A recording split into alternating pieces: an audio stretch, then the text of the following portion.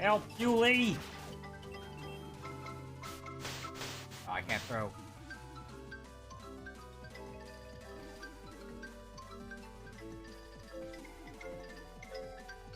Skull, skull, skull, skull, skull, skull, skull, skull, skull, skull, skull.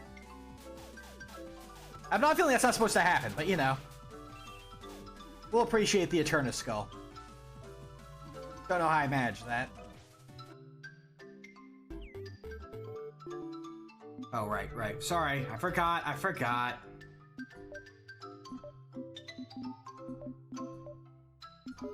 Enjoy the pie.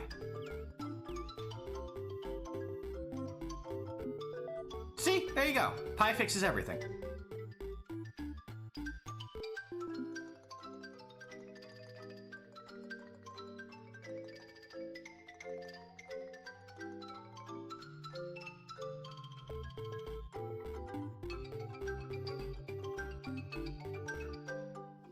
Is it a chair now? No, it's still a box. Yep, still a box. That's interesting. Yeah, right now. Very nice box. How this? Is this the box?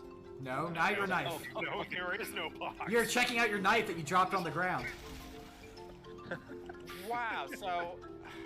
Wow. You've broken both taunts by putting the worst of both worlds into each other. Wow. Both worlds, actually. I'll just... There you go. The knife is floating! I hope one of y'all are recording. Yes, this. no, I am. Yeah, Prize is streaming all of this. Yes, I'm on. I'm live on stream, so yes, you get to. So we get to enjoy the knife walk. Oh God. Spy's walking his knife. His knife need to go out for a walk. How is this? This is the wad of money. Does that look normal?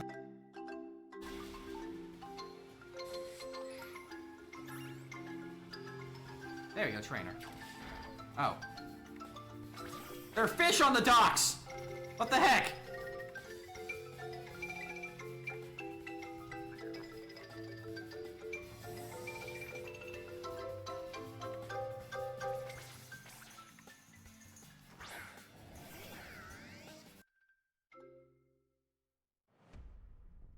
It's me, I'm the bug guy. Hello. This is my Cell voice. How are you doing? I'm Cell. My name starts with the letter C. Do you know the letter C, kids? Can you draw a C for me?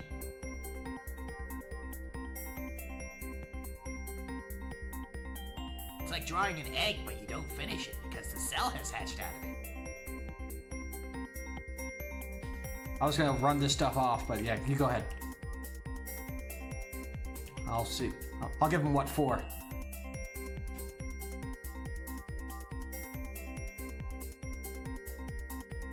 This may have been a bad idea.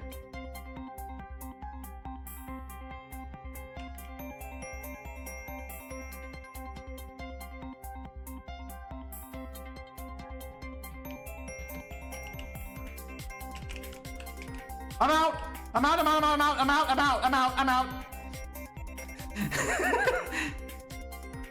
I saw him jump the ledge after you, and I was upstairs. I'm like, they're like, I'll give him what for? I no longer want to give him what for. Don't do this to me, I'm not a woman.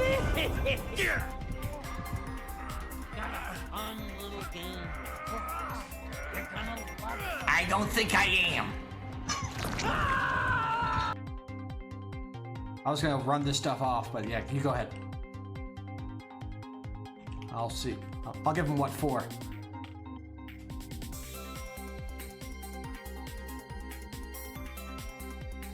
This may have been a bad idea.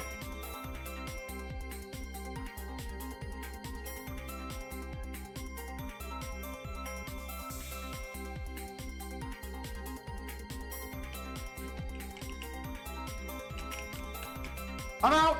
I'm out, I'm out, I'm out, I'm out, I'm out, I'm out, I'm out! I saw him jump the ledge after you, and I was upstairs. I'm like, they're like, I'll give him what for? I no longer want to give him what for.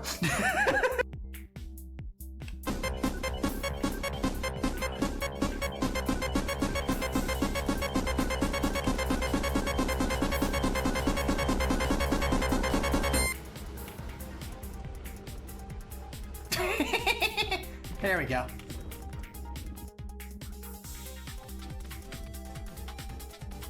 Look, guys, we have whales! What? No! It's me, I'm the bug guy. Hello. This is my Cell voice. How are you doing? I'm Cell. My name starts with the letter C. Do you know the letter C, kids? Can you draw a C for me?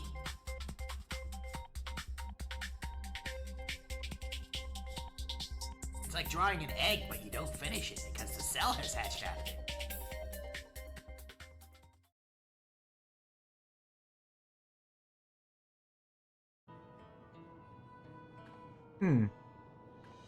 Not sure what I should get. Hey everyone. Ham. Messing around with my mask design again. I don't know. Whole idea behind it was I was always a fan of kind of... Well, the inspirations for the mask design were kind of a combination of Vega from Street Fighter, a Claw for those, you know... I guess that's the competitive term for them because their names are all mixed around. And Phanto from Doki Doki Mario 2. And I don't know. I always thought those were rad, but I don't know if I'm rad enough for it, and also just, I don't know. Decided to go with more of a kind of look. I don't know. Especially with how things have been lately. It just felt appropriate to finally move to a look like this. I don't know. There's still some fun stuff in here. If nothing else, I'm glad I've added eyebrows to everything. So there's consistency there. And made some more adjustments to some other emotes. Anyway. It's been a little bit since we played, huh? Things are still kind of tore up.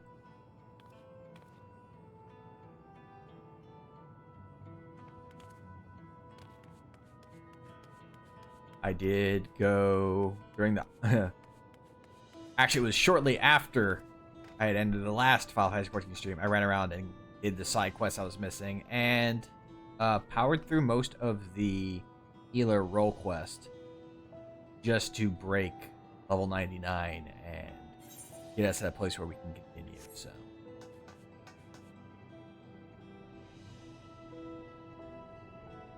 oh, these fantasies do seem kind of final. There's a lot of stuff torn up. Hey, Lily.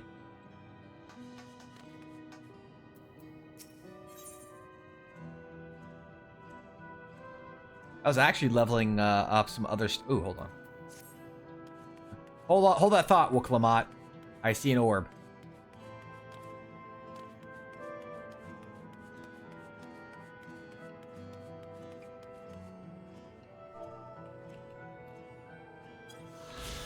There we go. Orb located.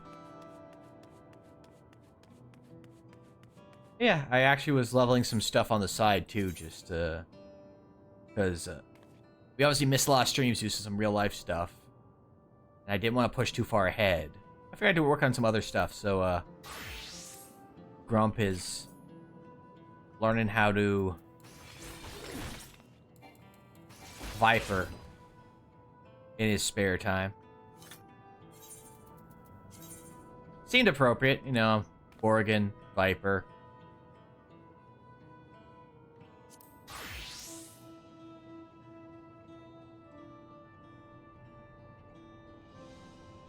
Pico's fun too, actually, but you know, gotta stick with my brand, you know. Right. Sorry, I can't use my hotkeys because they also do things on here, but yeah, no, a couple new emotes there. Yeah. Pick Mancer's also very fun. On my main character, I leveled both Viper and Pictomancer to 90. They are not towards cap yet. I'm going on them. I'm doing things in sets. So that character's already done with all the tanks. One job for each of the role quests. And then since they main samurai did monk next, and now it's currently working on Reaper and Dragoon to wrap up the strength-based accessories and kind of clean that up. And yeah, no, Pictomancer is powerful. Holy crap. I'm sure all the Black Mage mains are very upset. With, they're supposed to be the damaging spellcaster, and here comes Pictomancer like, nope. I have painted myself as the Chad and you as the Wojak, or whatever that meme is.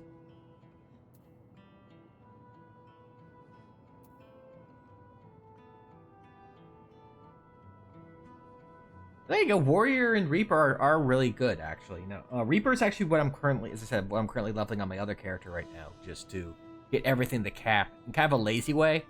I'm not like doing roulettes and stuff like that. It's really just the hunts for some nuts. And I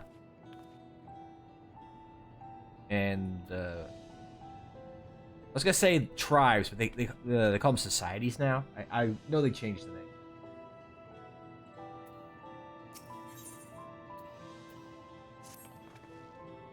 I've been thinking, by wearing regulators, the people of Alexandria had been spared the fear of death.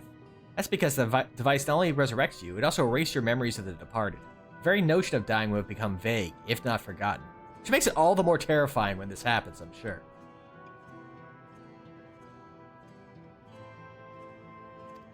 Be killed over and over. I can't imagine how traumatized the survivors must be. Even if they're not physically hurt, they would still need care. At times like this, the citizens need their queen to console them. But where is she gone? I don't know. There are other districts, so perhaps she's checking on them. In any case, it's too much for her to handle alone. Countless people will be distraught. We ought to provide them with what comfort we can. While Kakiwa and her crew tends to those with physical injuries, let's seek out those whose wounds are emotional. Understood. You and him want to concentrate on the true view, the rest of us will see to the other areas. Sounds like a plan.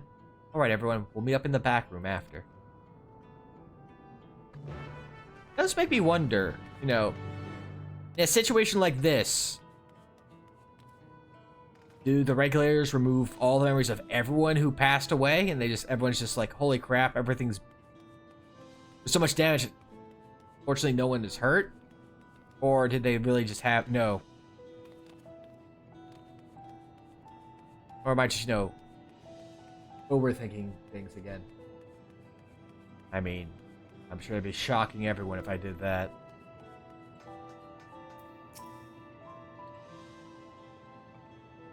And I'm a sage. I can actually heal people who are also... It's over? I'm still alive? Ah, thank goodness.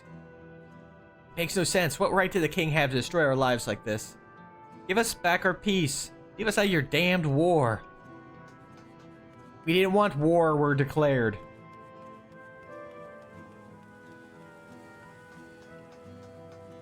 I'll eventually go in and do the all the role quests on this guy too. But I've also been using Reaper to actually, not Reaper, Viper, do some stuff I had been doing. Which is working through, at least getting to rank 2 Shared Fates in the Endwalker zones. Because I actually had not done that at all on this guy.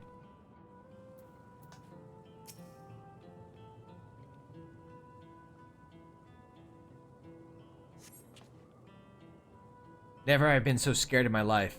I died in an accident before, but it was nothing compared to this. Be killed again and again and again. It was a living nightmare. And King Zarool Ja was behind it, you say? Since he suddenly appeared, he's done nothing good for us. Thinks only of war. Ordered more soldiers to be produced. Now he unleashes them on us. He's no king of mine. He's a murderer, and someone needs to make him pay.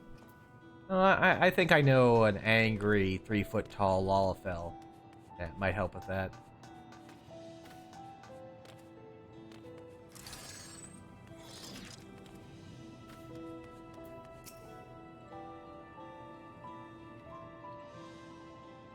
Sorry, foam.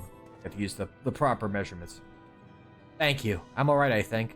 Say, you were fighting with Queen Sphene, weren't you? Are the rumors true, then? That Her Majesty isn't a living person? That her actual body's elsewhere, in the cloud or some such?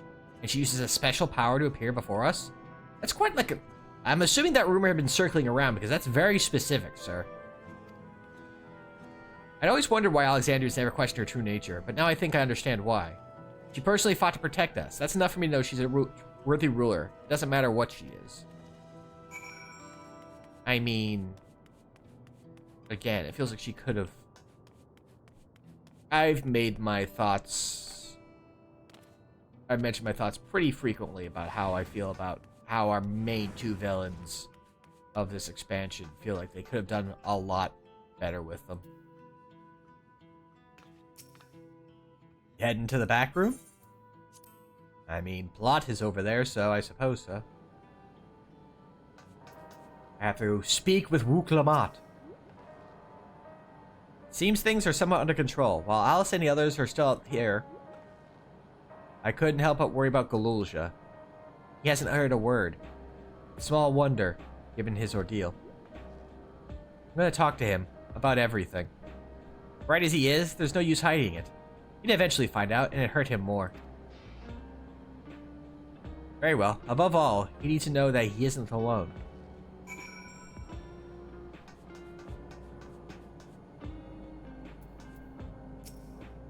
Hello, Zarool Ja. Small friend.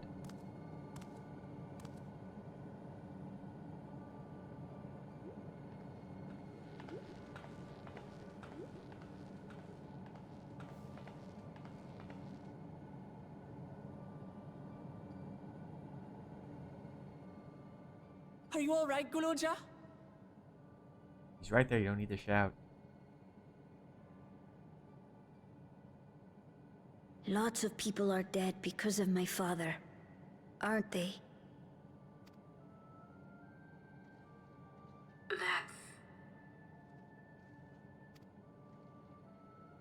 And Otis. He's gone too, isn't he? Yep, we lost a real one.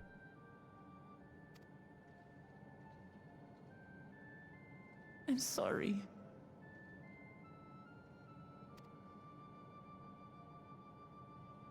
My father is a bad man. That's why you're going to kill him, aren't you?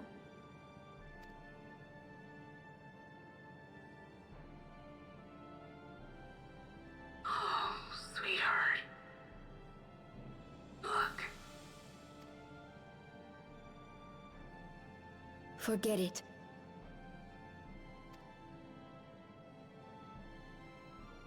I don't care anymore.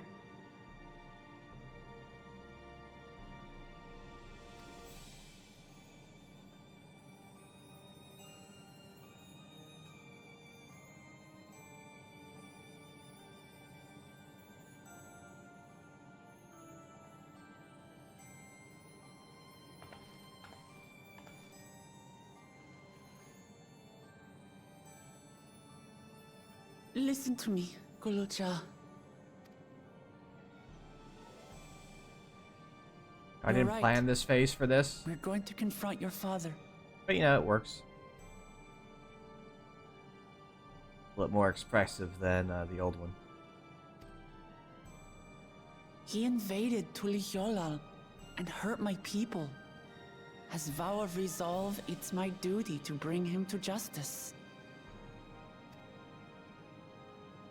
Don't you think of him as family anymore?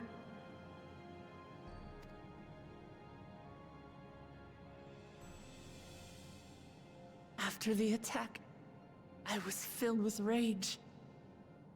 I told myself over and over that he's no brother of mine. But it isn't so simple. No matter what I feel or say, all those years I spent striving to live up to his example, they won't just disappear. No, it'd be... I keep touching back on it. Like, I mentioned a lot of things I felt adjustments that could have been made for Zarool Ja that might have made him work better in the early parts of the expansion.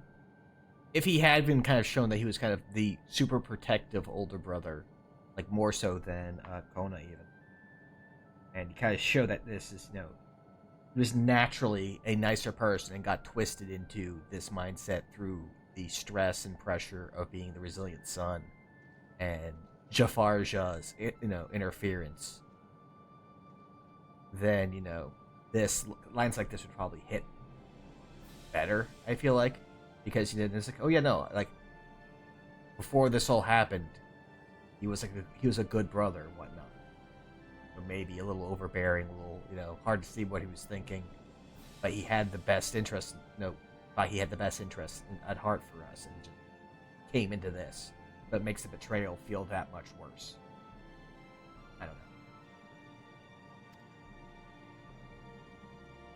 What's more, it's because we're family that we have to correct each other when someone goes astray.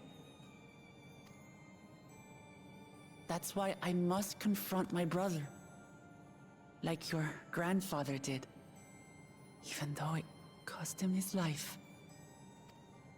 But Otis is gone now. If my father was gone too, then I'd have no one. What are you saying, Zarool Ja? Take a look around.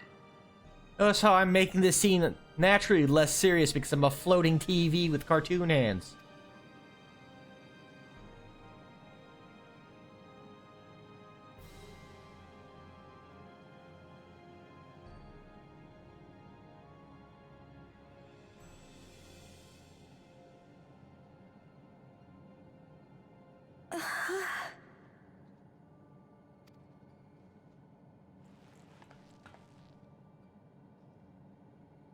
You have us, Zarool Ja. All of us. We'll be with you. Through thick and thin. You're not alone. You'll never be alone again.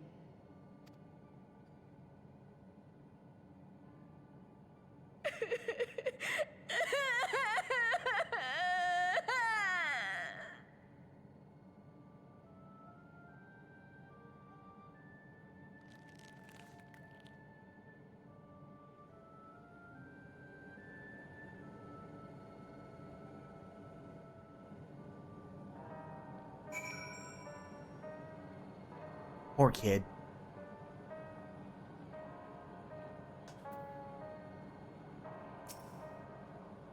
You should get some rest, Zarool Ja. You've been through a lot. I do feel a bit sleepy. There's a room in the back you can use. Would you take Zarool Ja there? I will, thank you.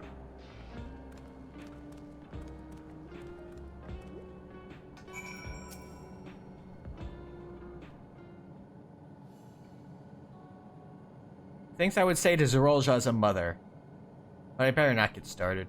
Instead, let me thank you. We couldn't have gotten through this without you and yours. Until the others return, you ought to take what rest you can as well. It isn't over yet, after all. You could head.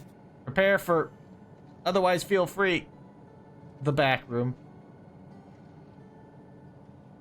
What's the image, you say? Is it still happening? Are you trying to watch, Spanish episodes of Dragon Ball ahead of schedule on my monitor? Well, it's an old worn thing. There's bound to be a few hitches. Nothing to worry about, though. We'll have a meeting to discuss our next move in a little while. So until then.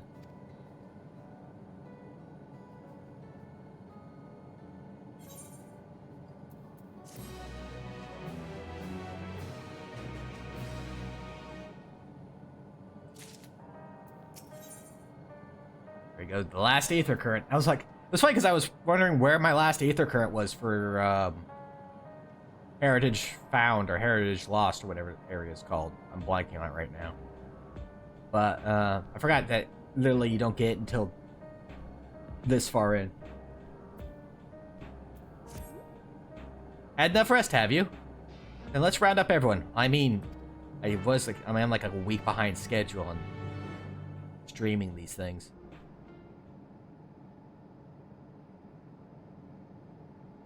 It's plenty of rest. Behold, the Cyber Ifa tree. Ifa?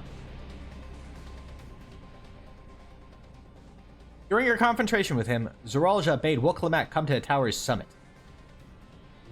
Problem is, the elevators have been locked down to the state of emergency. God, this music is still so good. We've been working to lift the access restrictions, but frankly, it's not looking promising. Are there any other ways we can get to Zarool Ja? We believe so.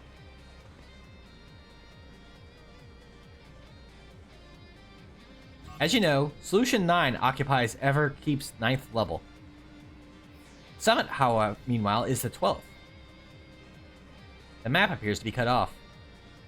While the King and Queen's residence is believed to be located there, the details are highly classified, hence the lack of map data. We do, however, have reliable intelligence concerning everything up to the 11th level.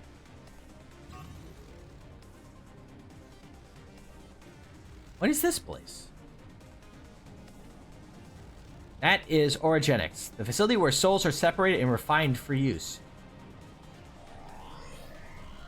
The process begins at the base with the extraction of souls from regulators and fiends. These souls are then transported up to the etheric separator, where they are cleansed of memories.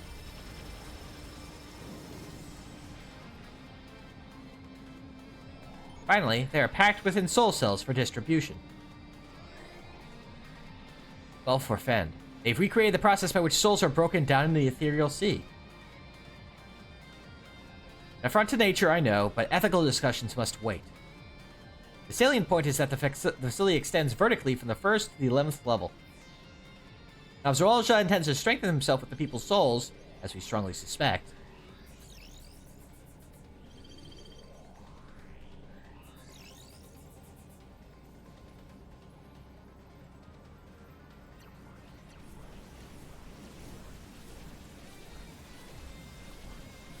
you'll play Marble Madness.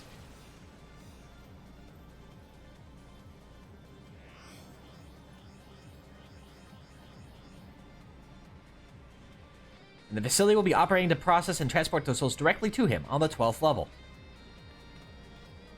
So in order to reach Zarool Ja, we make our way through Origenics. Precisely. As the facility sustains the Alexandrian way of life, security will be extremely tight. If you're willing to brave the route, we'll back you up as best we can. What say you? Punch emote. Goes without saying that we're going.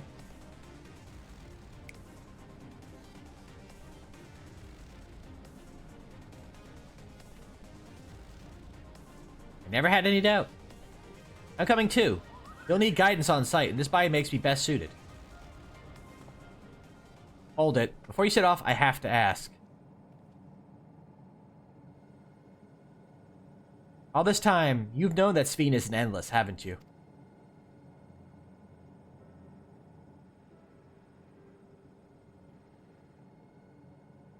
Yes, we have. Why didn't you tell us? Honestly, it didn't seem relevant to the matter at hand. More complicated to explain than it was worth, and a distraction from our efforts to deal with Zarool Ja. Speaking of which, we should get moving.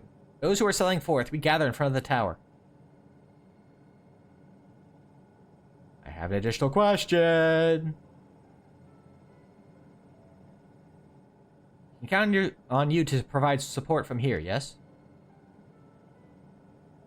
Of course. Maryville's no good, very bad, terrible, awful day.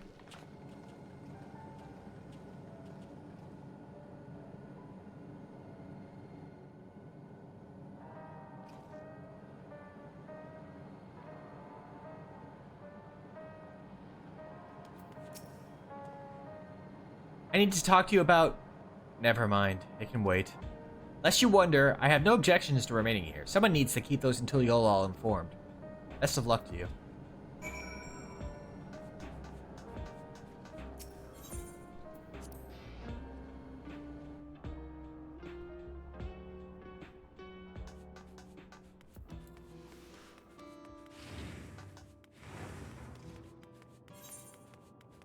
some new quests popped up. I'll need to clear out later. Heritage found. Okay, yeah. Heritage lost. The heritage lost and found. All present and accounted for? Excellent. You make for the summit in one push. This will be a grueling climb, so see to it you spare no preparation. Like learning to fly.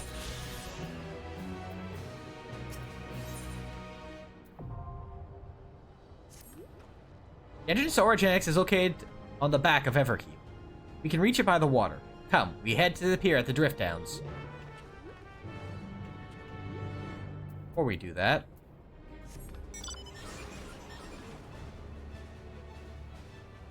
we have one bit of map to clear out, just so I don't forget to do it later.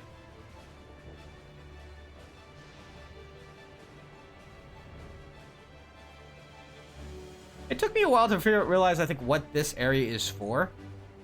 I believe this is the Stone Sea Sky area for this part of this expansion. I believe it happens up there.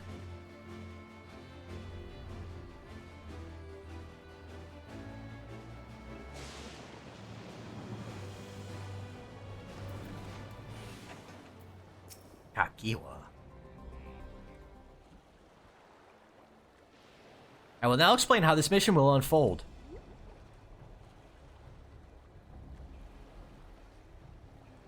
Origenics takes delivery at specific times. It's at one such time that we'll enter the facility above the hover cargo. It's like regular cargo, but it hovers. Elusa here will pilot the vehicle, so you only need to sit tight until we arrive at the entrance. We'll be hiding under a bunch of apples. Soul apples. Our friends in the back room will create a diversion so we can steal inside.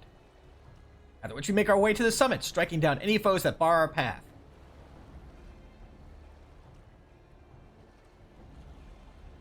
Easy, yes? Easy to say, perhaps, but we'll manage it one way or another. That we will. In anticipation of the unexpected, we should maintain contact with the support crew and adapt as necessary. Indeed, I shall use the communicator I borrowed from Shale to keep them informed at all times. I see everyone has a grasp of the details. Good. We set off very soon, so be ready.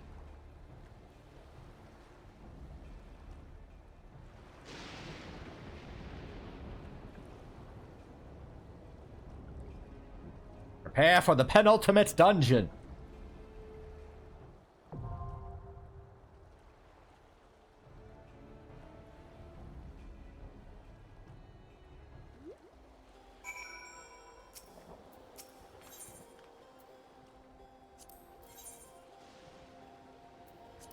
I stand ever ready. This seems like a good group. I could technically swap Graha with Wook, and that actually would be a very fun idea. So, I stand ever ready. Let's get to it. have her as a DPS just for laughs. Yeah, how she do as deeps.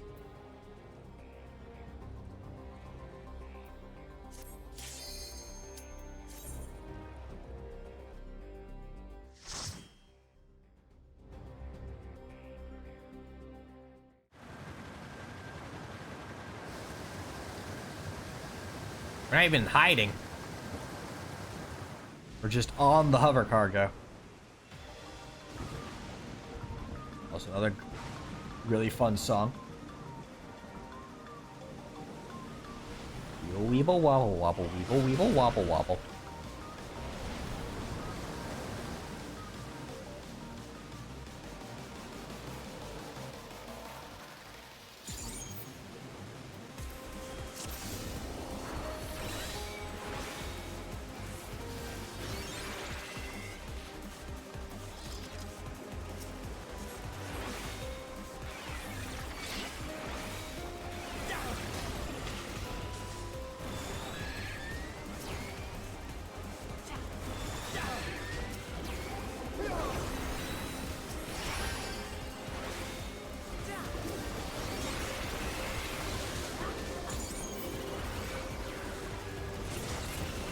Don't you look at me like that. I don't appreciate it, Mr. Eyeclops.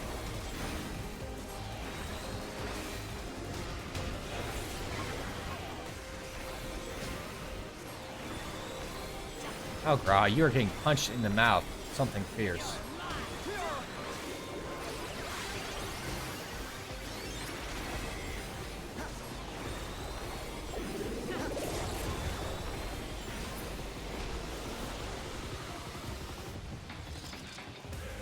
It doesn't help that I'm still wearing like a mishmash of low level gear. Ba, ba, da, da. Ba, da, da, da.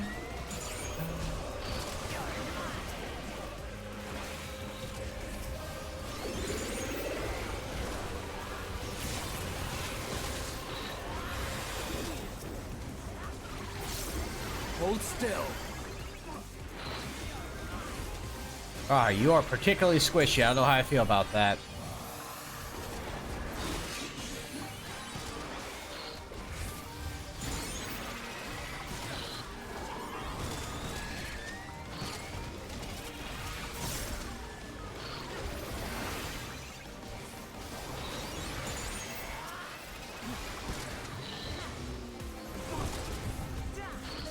Are you using your cooldowns consistently, Graha?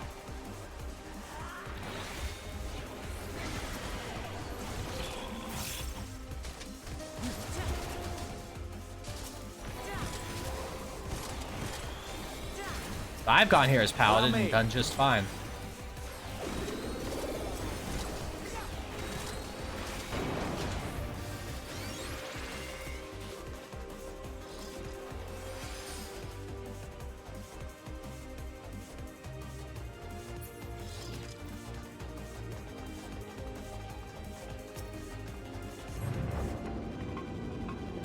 The diversion did the trick. Let's push straight to the middle level.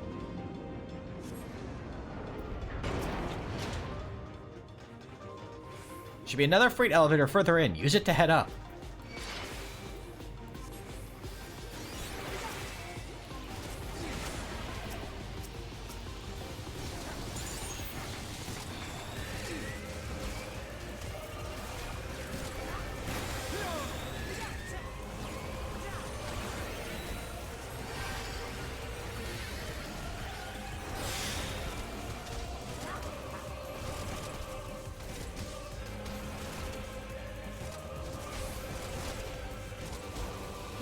I was thinking that having Wuklamot as a single target could be an interesting choice, because I was going to bring this set regardless. It was just whether we had a Black Mage, Graha, or...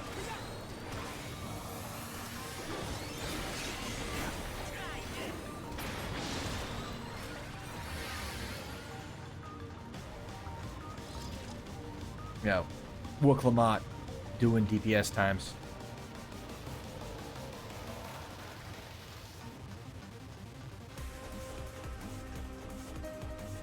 Got all them boxes of regulators.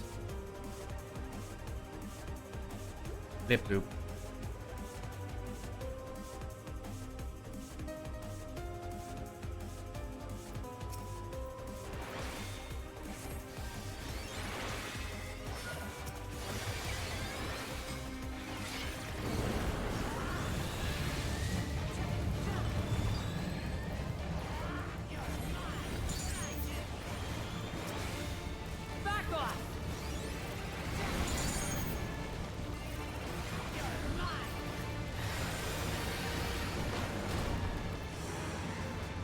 My favorite place to be for this?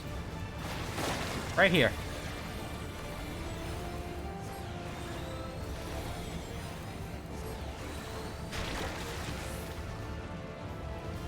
Easily see where you need to be.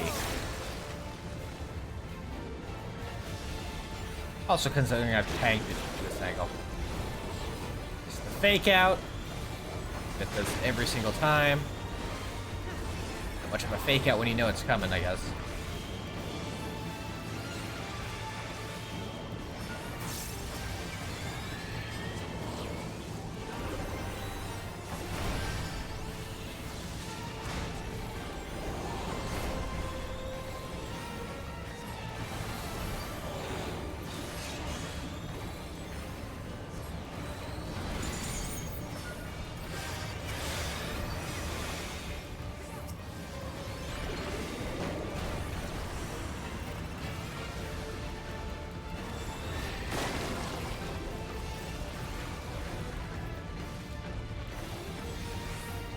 Honestly, the Gunk Guardian is not too difficult to understand how to handle.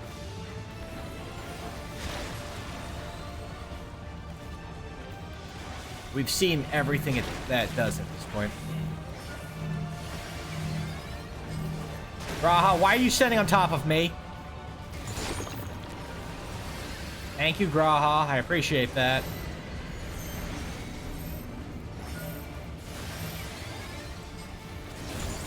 Something special for you.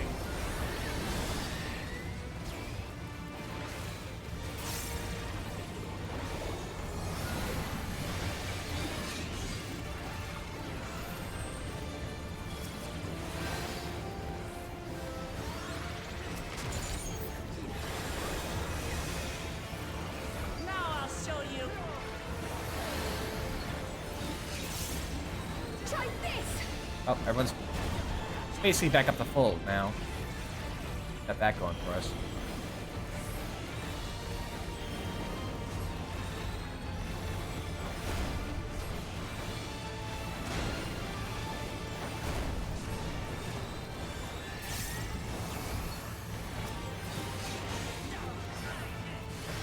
Hold still.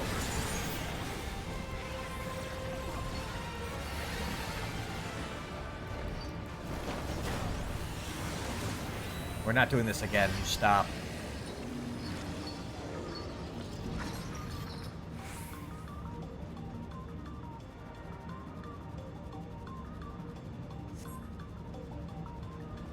Back to the rad music. Oh. Might help if I was on, looking at the right side.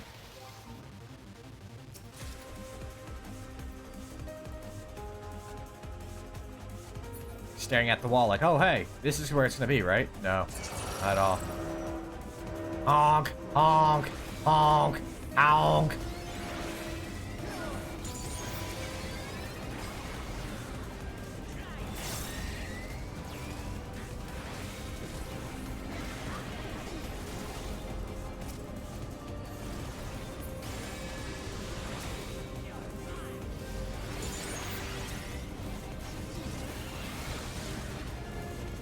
Raw, you take a lot of damage. I don't know how I feel about that. Am I being punished for not using Wook Lamont as my tank for this? Is this what the implication is?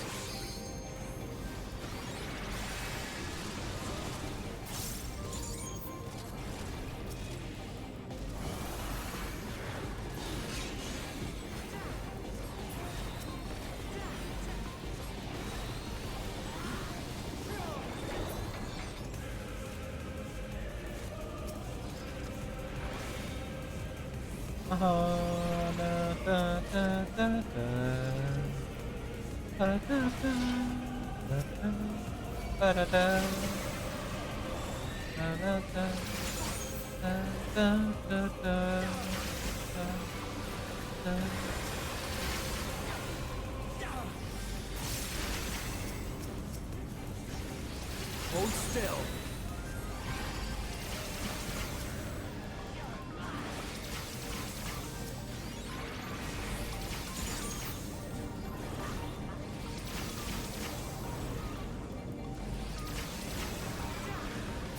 There we go.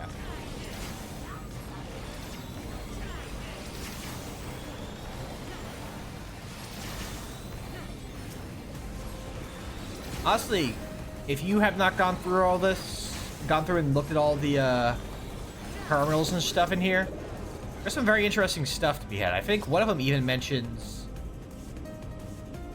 It just talks about the process, but I'm pretty sure one of them actually mentions what happened to... Yeah, there you go, Namika.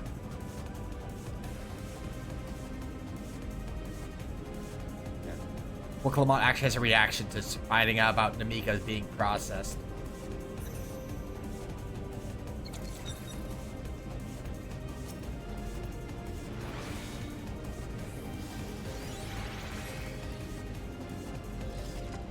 And also, as you get in deeper, you get to find out about all the experiments that Zarool Ja has been using, trying to, improve the process of using multiple souls at once.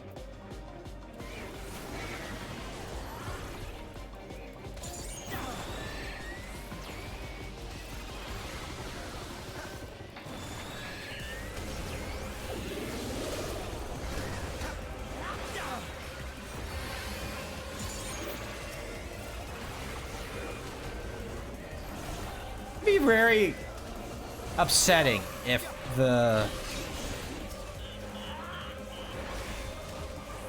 your partners here matched your eye level gear wise. So like, because I'm not as geared as I could be, they're similarly under-geared. I doubt they'd put that much detail into it. A little funny if that were the case.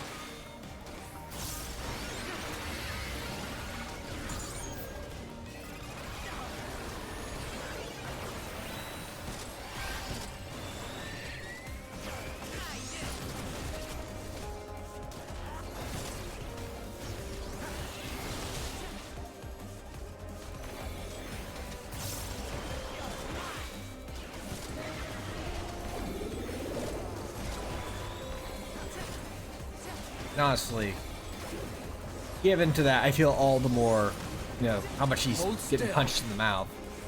Now I'll show you. I'm all the more certain that was a good idea. I'm not running ahead and trying to force multi-pulls. Like big wall-to-wall pulls, because A, I think he dropped dead. I don't think my healing is good enough to keep him up. And, you know, just the normal thing of, hey, he doesn't, you know, the other characters do not do AoE, so still take just as long, but be more dangerous.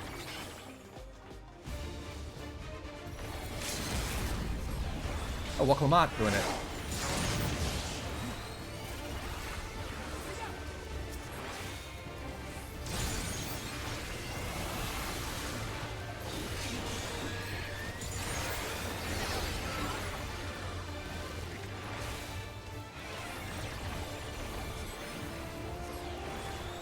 Yeah. I really have been liking the giant hand shows you which quadrant is going to be punched mechanic. Hold still. Of course, we can tell who's the fakes.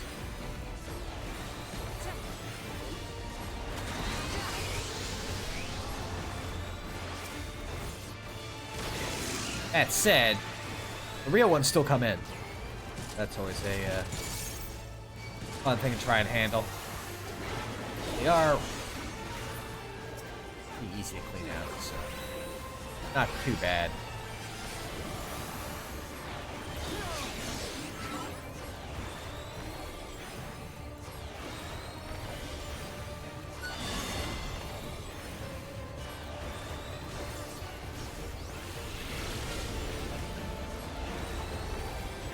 It's nice that they kind of gave you the idea of how this was going to work.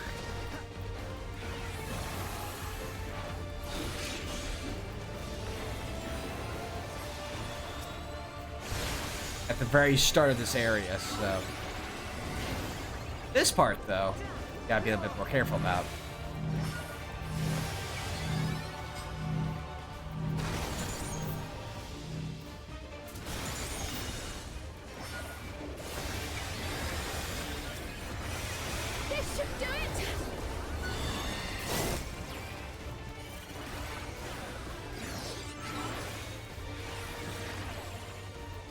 Of course, I must say, I really enjoy the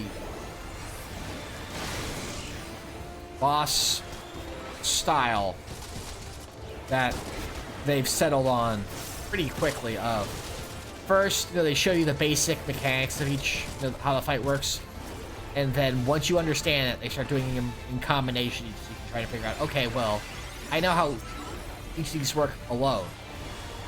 What do I do when they are combined?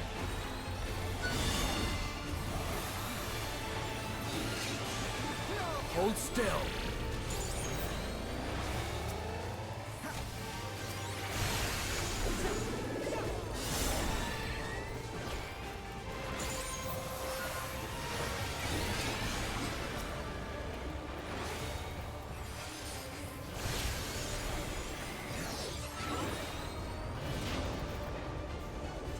Hold still. Avoid so I don't get smacked again.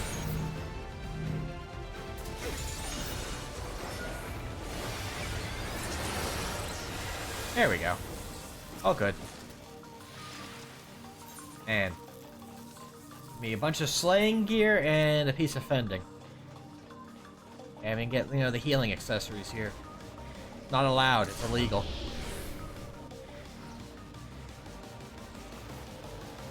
That was actually kind of an interesting decision, quote unquote, that the last dungeon gear you get access to is from the left side, this side, is 97. So the Vanguard is the last place you can get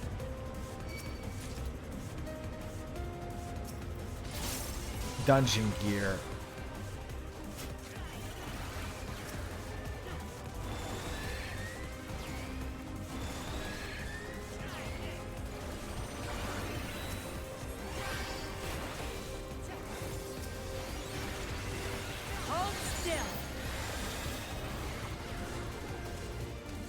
That, especially considering that you do get access to your artifact gear, but like I believe it's after you've already finished the game, or like finished the MSQ.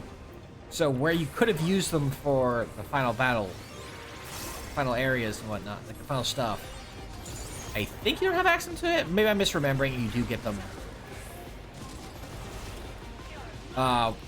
before we had and gain access to the final zone.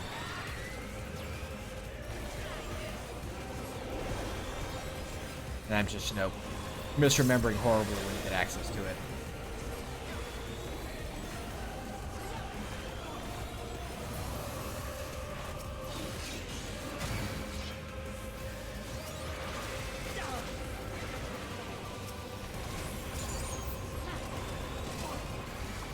All these weird little details like that I tend to actually remember.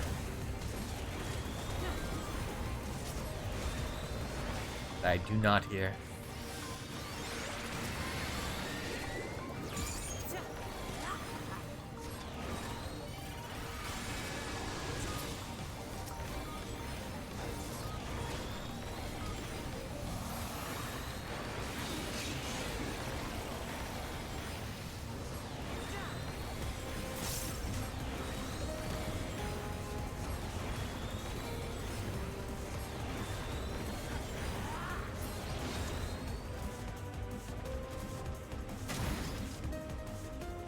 Got for me in this one. Ah, quick harm material. Causing harm faster.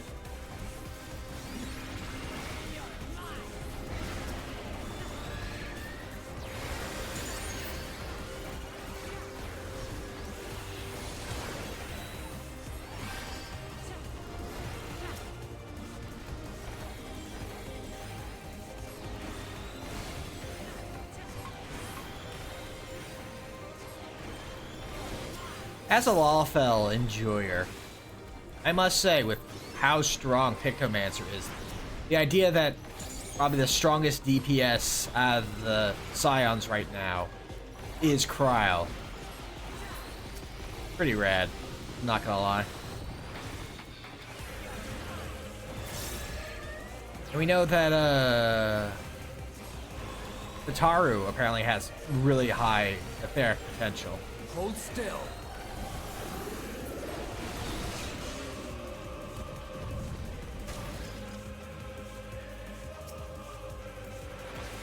Considering that her carbuncle is still around, even though she's quit being a arcanist. Was it 3 years now? This should have dissipated in a matter of days, and it's been sitting around for years at this point.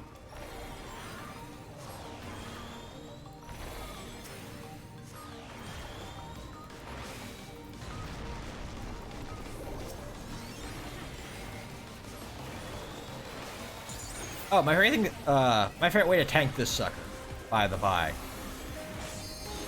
if folks want Hammy's tanking advice, is I just know knockback doesn't do much. So rather than, you know, do this running in and out that, you know, Graha is doing, which is natural for a trust member, is I just pull the turtle up against the wall and just tank knockback.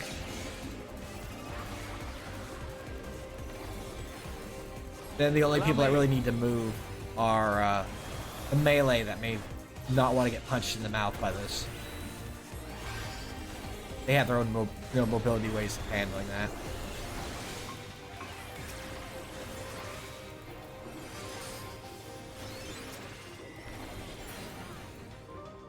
Also, fun fact, this is the amount you get for maximum nuts. I think it's like 2,500 or something like that. You want your own cyber turtle.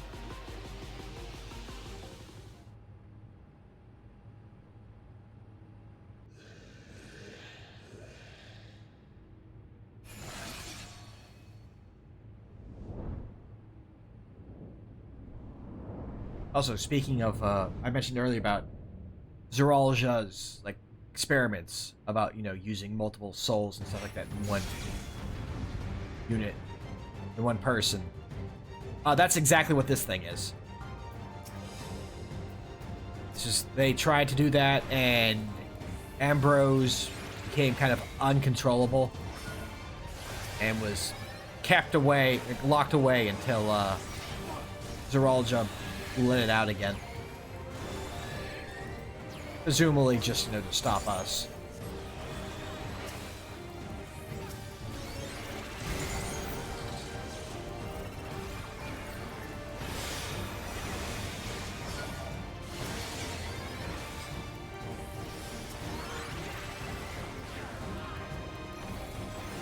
Big hit.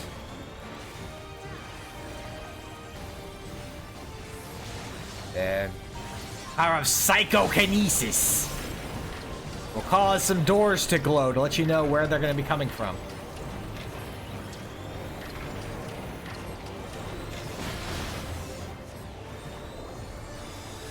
Leads to actual additional ads again.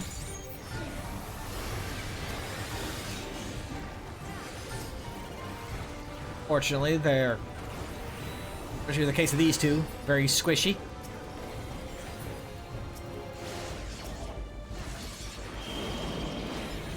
But right now, this is just, again, showing you the move. Where you stand doesn't matter, but is a thing you definitely will want to know.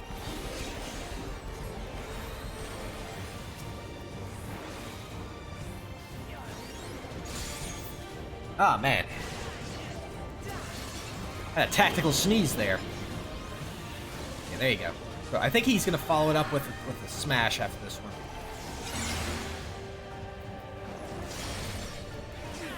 So you always want to be on the one that points behind them. It's kind of the safest one. Now this one, I found an interesting trick for it. So like, you see these dotted lines on the ground here? As a melee slash tank, if you want to know the safest place to stand to avoid these things, it's gonna be like right here. Just 2 dots off. You can stand right here and be completely safe.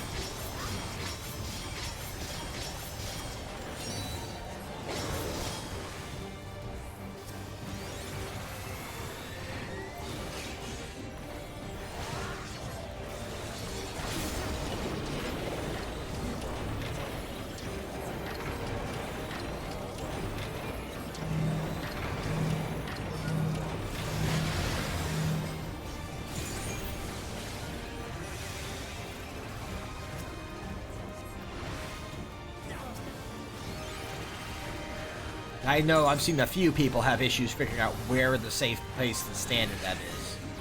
Especially as a melee or tank that wants to keep, you know, their damage uptime going.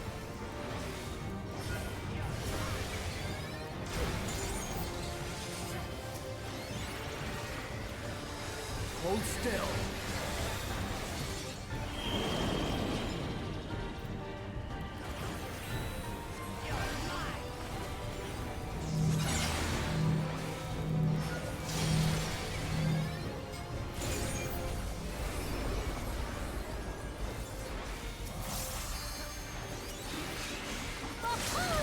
Still. Really, Crawl, you're taking the limit break here? You say so. Never boats your float.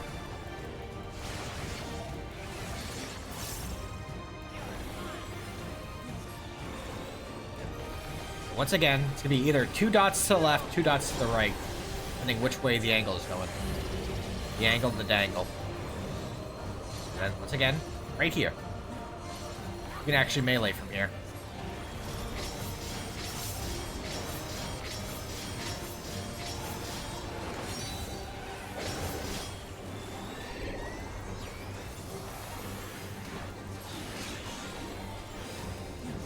Little hammy fun fact.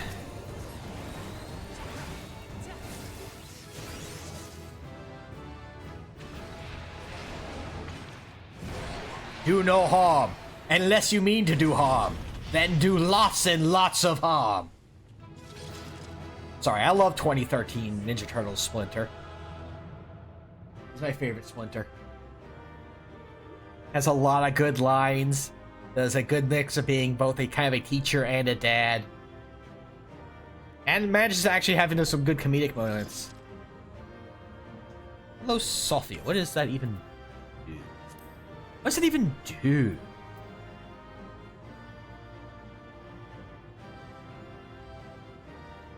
That's another kind of boosty thing. Interesting. Guess that's gonna go down here with you. And a spot for that.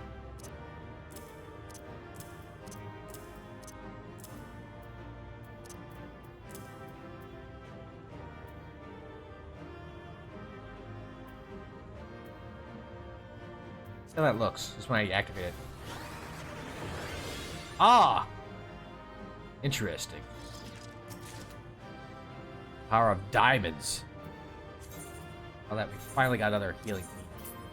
There you go. Goes out. Goes in. Ah! 666 in healing. Excellent.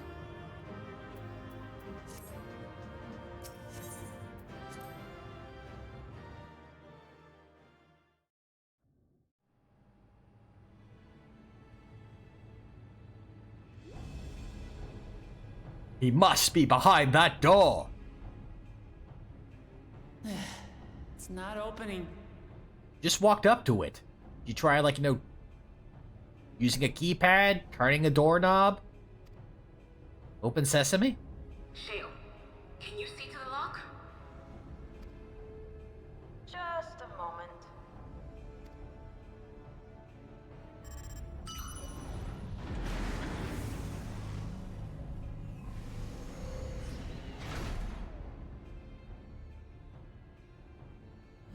Ever reliable. Follow the passage inside. I just met her. Elevator. It'll take you to the 11th level. Right. Let's keep moving.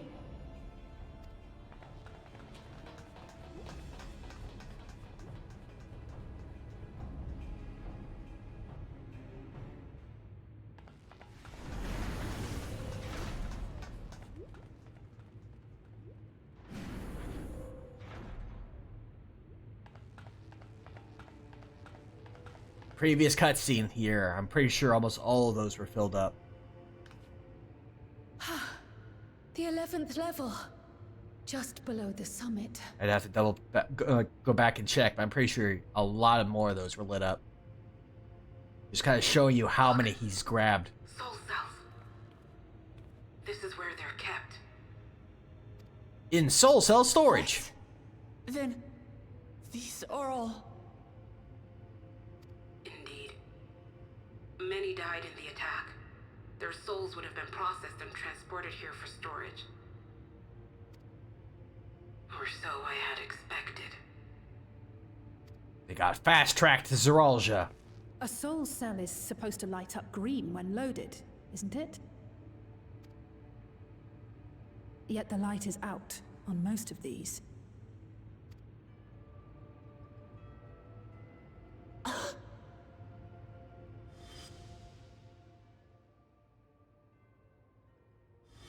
I found my slammer! Don't tell me he's already used them up. That's why he cut down one of his own. For the regulator.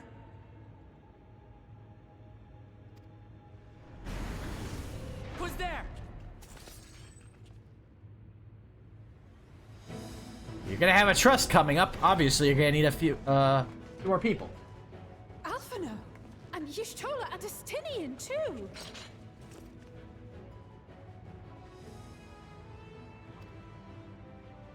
Lest you wonder, all is well in Taral. The enemy has withdrawn, freeing us up to come and lend you a hand. I mean, you need 8 people, right? The backroom crew gave us a briefing. No rest for the righteous as usual, eh? The idea of empowering oneself with souls is rather reminiscent of void-sent practices. I should be keen to learn more about the process. Why? After more pressing matters have been resolved. Why would you be interested in I Y'shtola? believe I speak for everyone when I say I'm glad you're here. As you'll have heard, the Alexandrians have suffered heavy casualties. We must stop Zarool Ja before it gets any worse.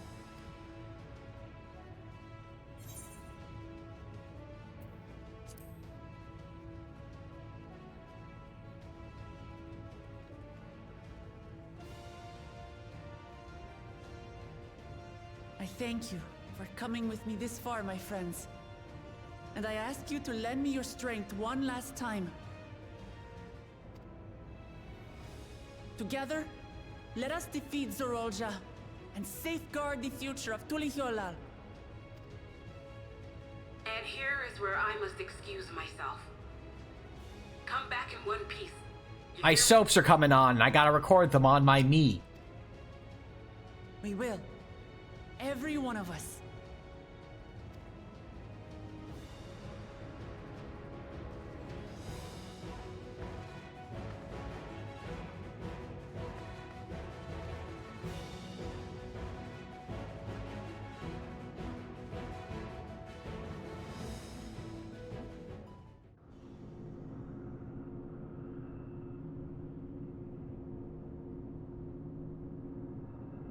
And could you imagine being on elevators this spacious? Because there's so many of them on Heidelin. I guess.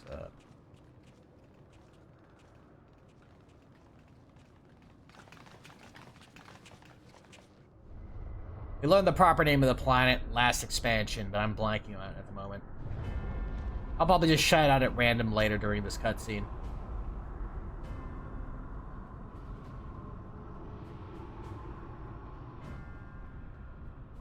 What in the world is that? It's a hole!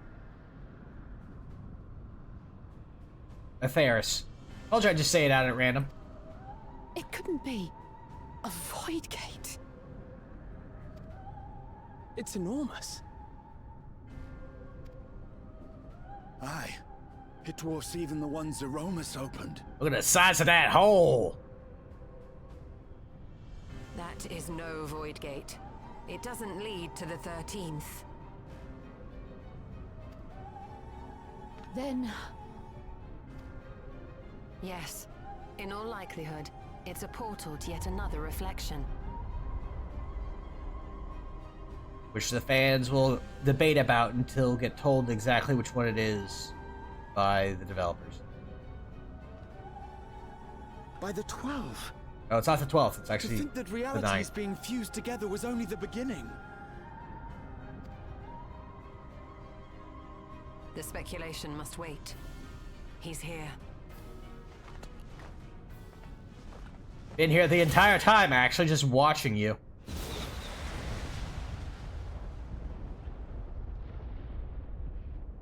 Sitting on his own variation of his dad's throne.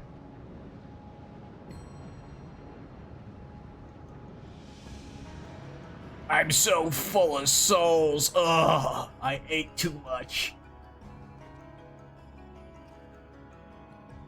Tummy hort. There is a limit to how much ether a living being can harbor while retaining its physical form. Zarool Ja has far exceeded that limit.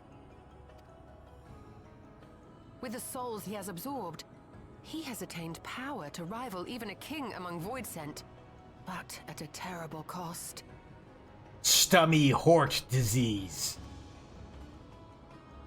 12 have mercy. Brother?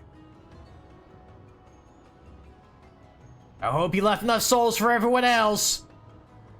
It ends here and now. Papa said to share.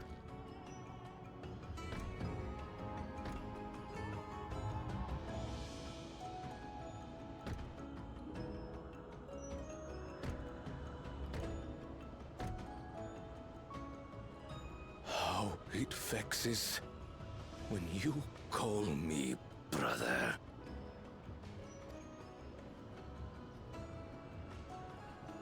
Brother, blood heir, resilient son. Who am I? What is my path? Why was I born? We get a lot of like his whole deal finally at basically your final fight with him. I feel like it could have helped a lot if some of this was peppered for us to pick up on, you know, a little more on the journey here. I think it's kind of a shame that they didn't. I am Wuklamat, vow of resolve of Tulihyolol. I know who you are. And you are Zarool Ja, king of resolve of Alexandria. She's saying that in response to him saying he's not sure who he is, so. For the last time, we fight. For duty. For blood. Ha ha ha. For You said everything. blood.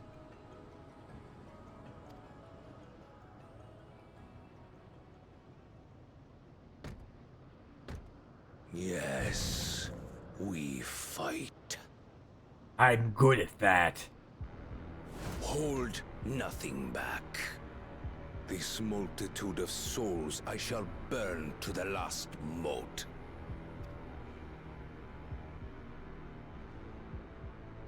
I will kill you and prove the miracle.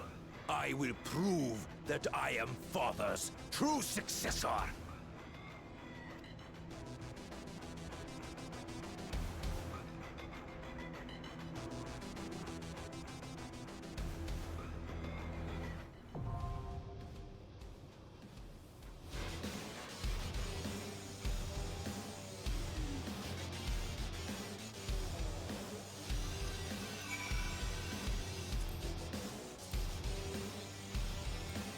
Hold on.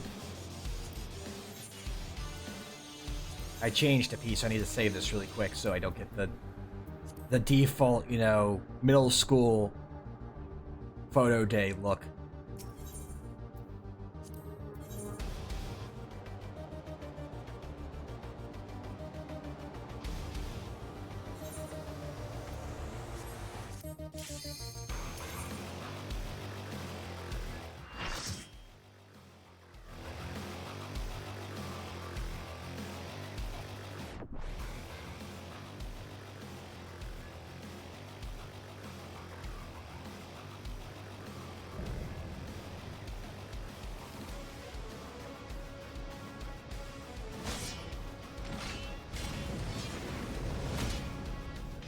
Come at me with your all.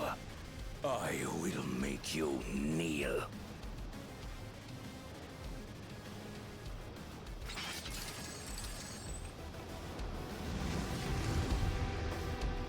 I'm gonna be looking for something in this fight because people mentioned at one point in it we see a background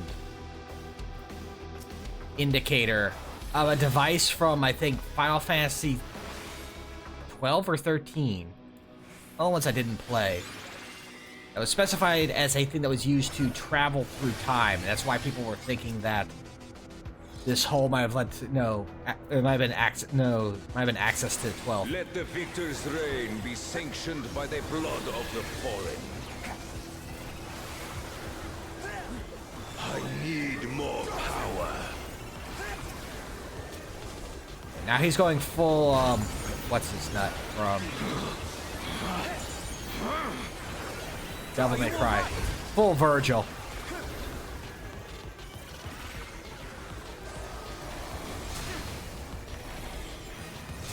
Not even hiding it anymore at this point.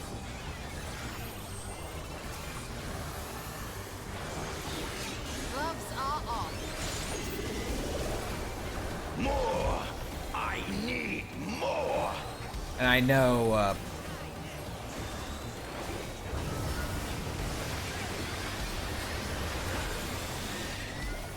visions are these? some of the folks I've listened to about this stuff have mentioned, you know, that Zarool Ja became far more interesting when he just kind of fell into my weakness given shape? just being Virgil.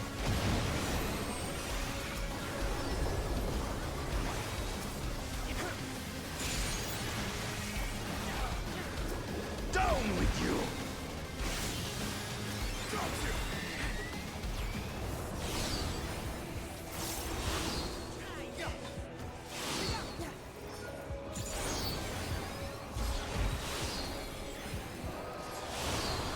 Aw, how nice of a... Ow. Estinian to be like, hey, Alphino, get out of there. You're about to get punched in the mouth. I forgot it came back out. No limits will find me!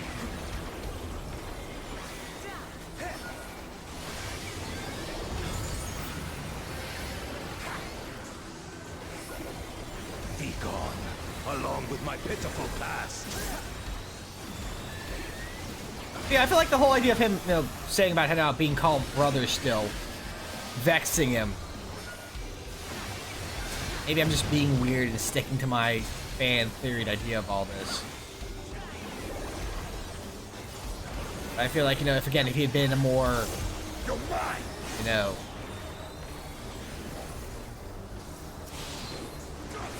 nuanced character, or, you know, it showed like he, or, you know, thinking into my whole idea of him, you know, having been a,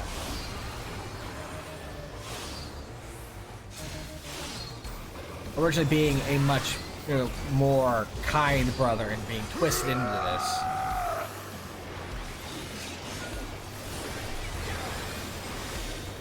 Try this!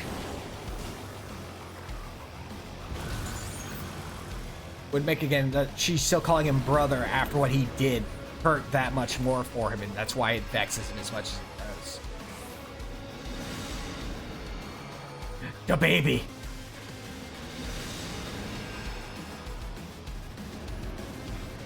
I am the worthy king!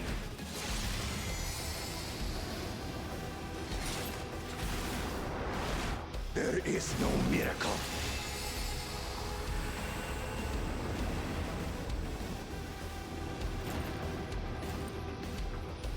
I choked you once, I choke you again!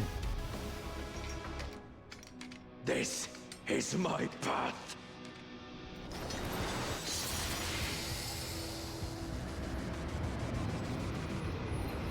I trust only in myself.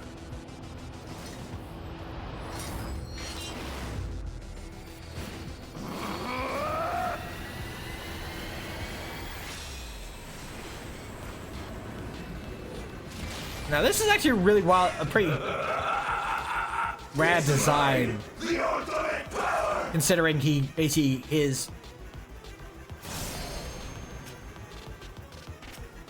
you know, truest form in his mind is a two-headed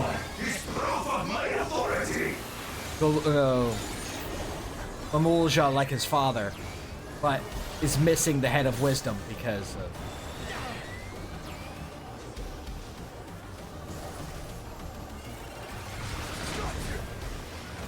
why'd you all just sit in there and take that?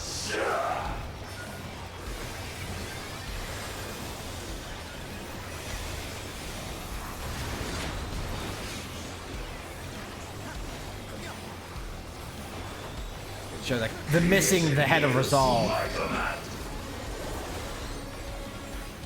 is a nice touch.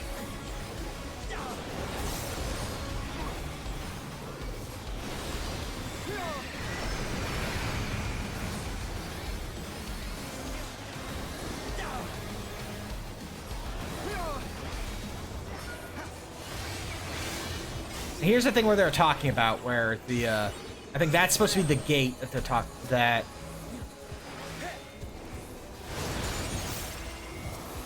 is supposed to be a time machine from one of those games I didn't play. They're using that for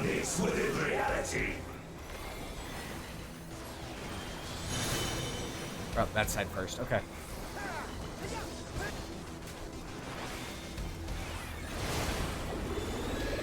Guys, please.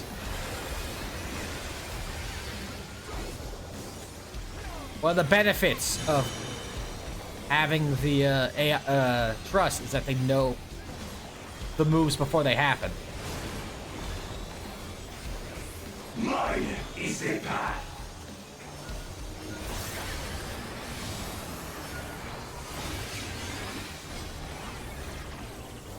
Yeah, this is the one that, again, like, it's pretty wild. You have to try to figure out where it all goes out. This will hurt. Here's safe.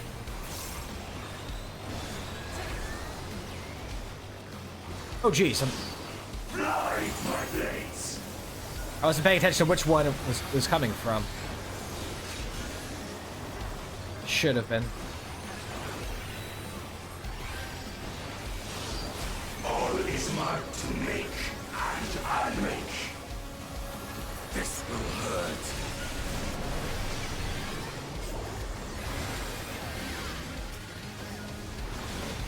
Blade.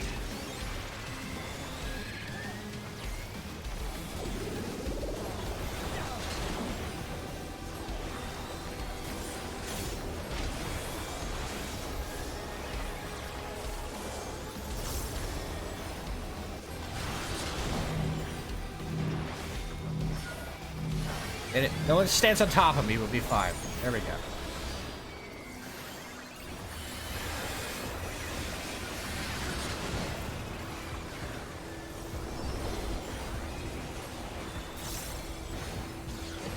Mine is the power. Oh, right, I got one will to live, so I'll survive a mechanic that I fail. I have you now.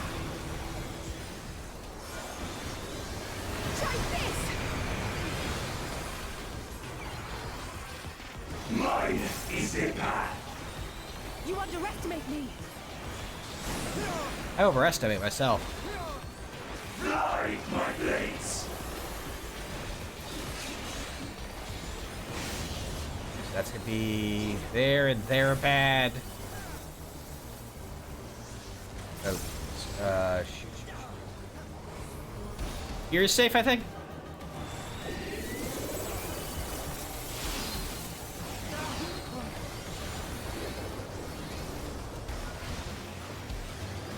And yeah, here again, I think. No mercy.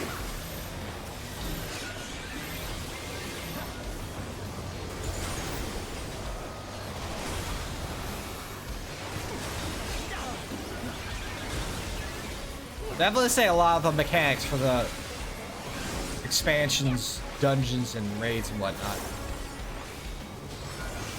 have definitely been very interesting. Hold still.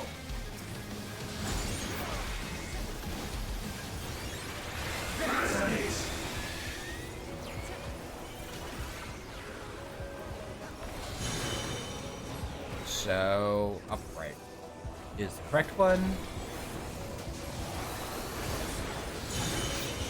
And just over to the left. There you go.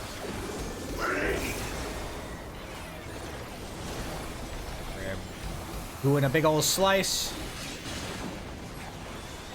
No mercy.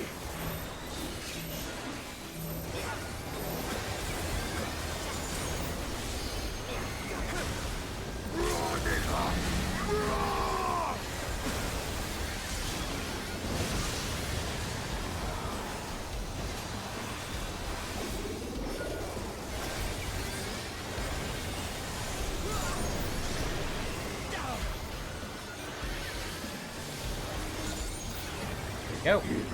Yes. Now it's just kind of on repeat until he falls down. You've seen everything he can do.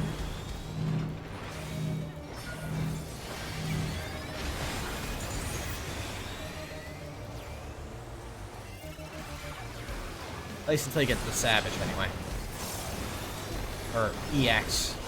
I guess the proper term for this one.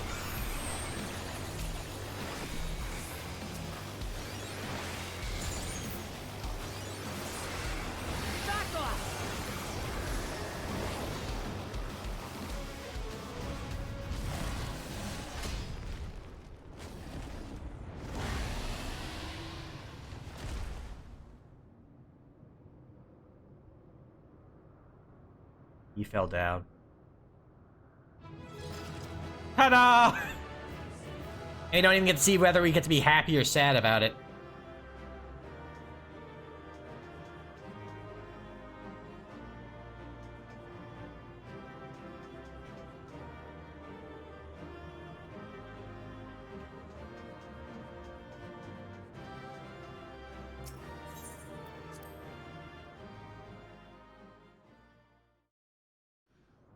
I usually don't do like EXs and stuff like that until way after the fact if they have something I want. So, I have actually not seen the EX version of this fight or Valley Garmanda.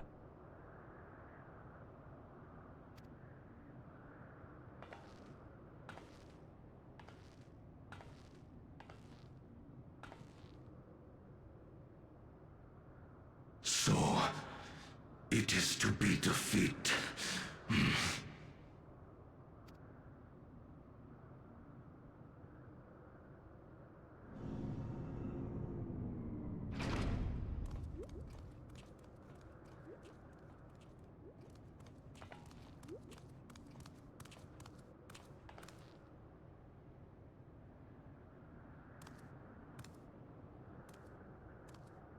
Father, is that you?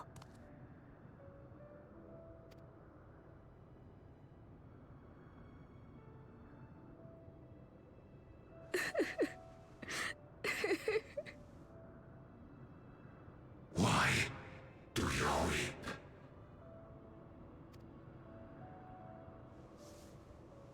Because it hurts. Because I don't understand why it had to be this way. Why don't I know you?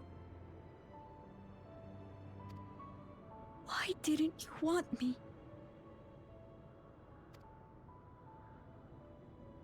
How could I be a father when my own spurned me?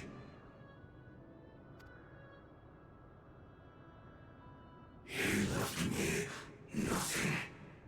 No throne. No legacy. Nothing. And so, I had nothing to leave you. Again, like, maybe this is me being super, you know, hopeful. But I feel like, again,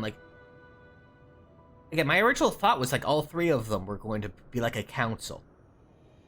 Even before, you know, it revealed that, you know, they did kind of do each, you know, Lamati and Kona being the head, you know, the vows of reason and resolve.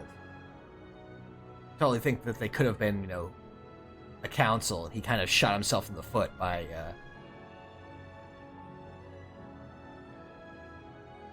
doing all this nonsense, which makes this kind of even more tragic, considering he probably could have had a place with them. He didn't try to carry everything on his own. Why does that matter? Couldn't you have just been there?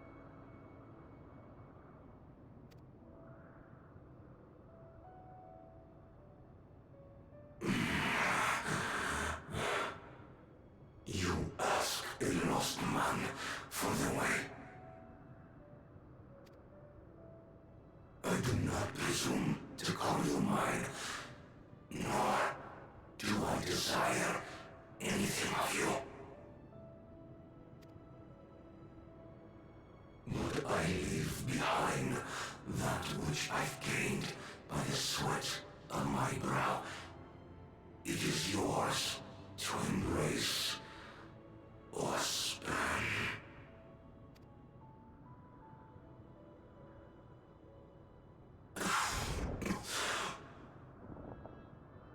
I walked a path of ruin.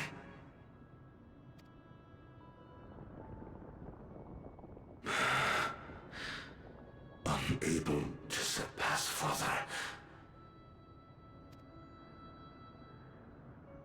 Or Ramachi. I think it means a lot that he still refers to her as Lamati. So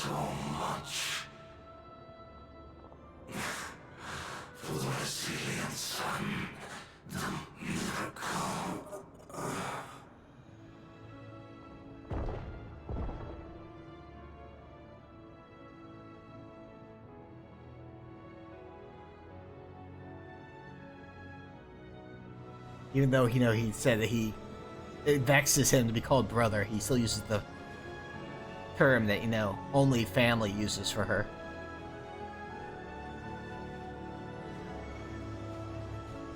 Family and those like family. Again, which I think kind of... It feeds into my fanfiction theory approach of how it could be adjusted.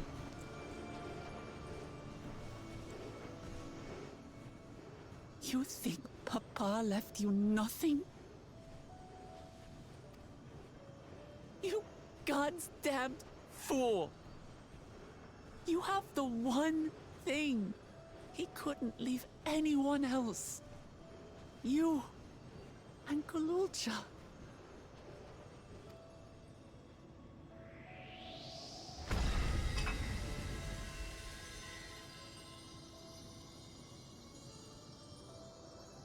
Here's the key.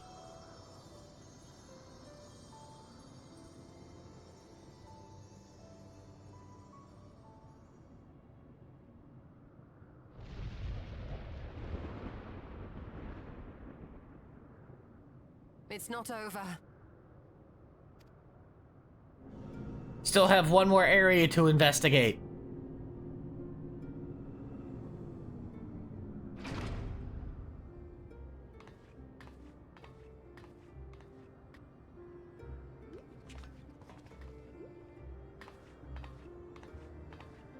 Well, I guess it's time for me to become the villain.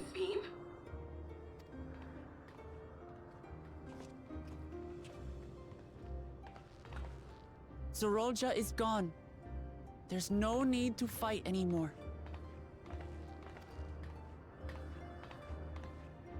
Sphene? Nope, sorry. Story dictates I become the final villain, so... Why are you here? I mean, this is my house.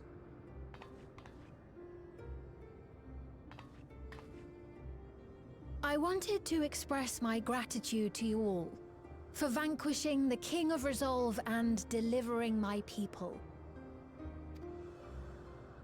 And to express my regret for what I've done to yours.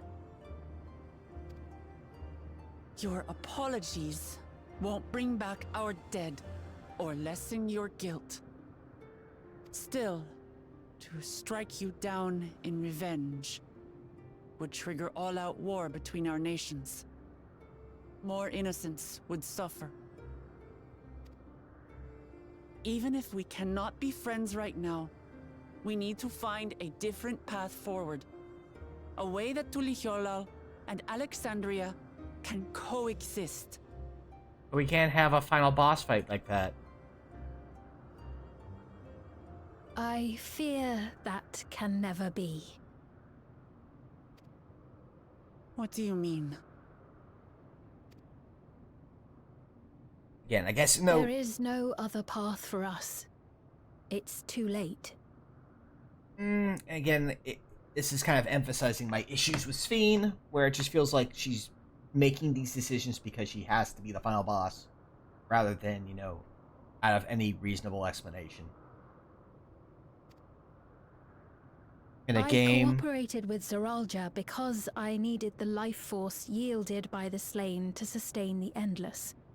In a expansion where all it's about, understanding people helps you, getting to know people breeds understanding and acceptance. To have not one but two of them be characters where you kind of, at least with Zarool Ja, you find out and you can kind of understand what he's going for at the end. Even though, it's still kind of, which some of that had been hinted at a lot sooner. Sphene, I never feel like I fully understand. But again, I'll also admit that it could be that, I'm just grasping it differently due to my own assumptions and understandings. Because I know a couple of people who said that they like how Sphene ended up. Which is, everyone has a right to their own opinions on this sort of stuff. But for me, it just feels like she's becoming the final boss. The king betrayed me, and with his army because defeated, she that needs to plan become the can final no boss. longer be realized.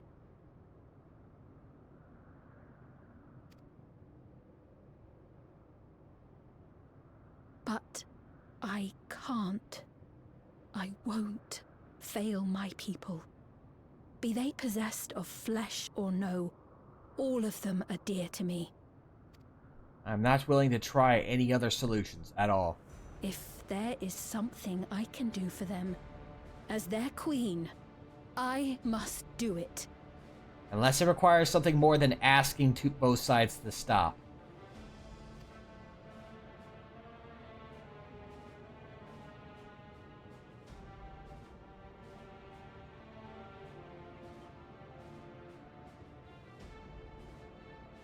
Hear me, Sphene. We appreciate your commitment to serving the Alexandrians and have endeavored to understand your beliefs. Be that as it may, you must know it's wrong to sacrifice our living to save your dead. I see. It's because you do not know them that you believe they're dead. And here's where we're going to get also to a little sticky point. But we'll get to that soon enough, actually. They're not. So long as they are remembered, they shall never die. You understand, don't you?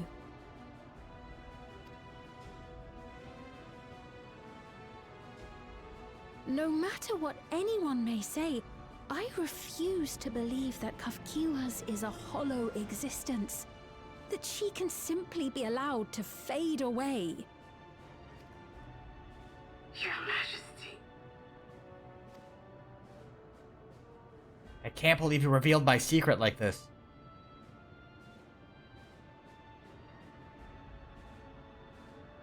I am the bearer of the memories of Queen Sphene of Alexandria, and my desire to protect my people transcends all others. Again, if it felt like she was actually doing things more frequently, try and actually protect her people and willing to, you know, make proper decisions other than, well, this is the only option I have, this is the only way we can go, and my way of trying to deal with anything, you know, that may conflict with it is just to ask nicely for them to stop. For them, I will do anything. No price is too high. Unless it involves considering alternatives.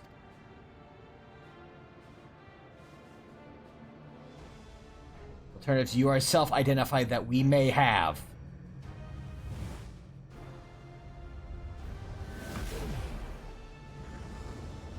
Yeah, we wouldn't have a final boss fight, would we? 7 hells.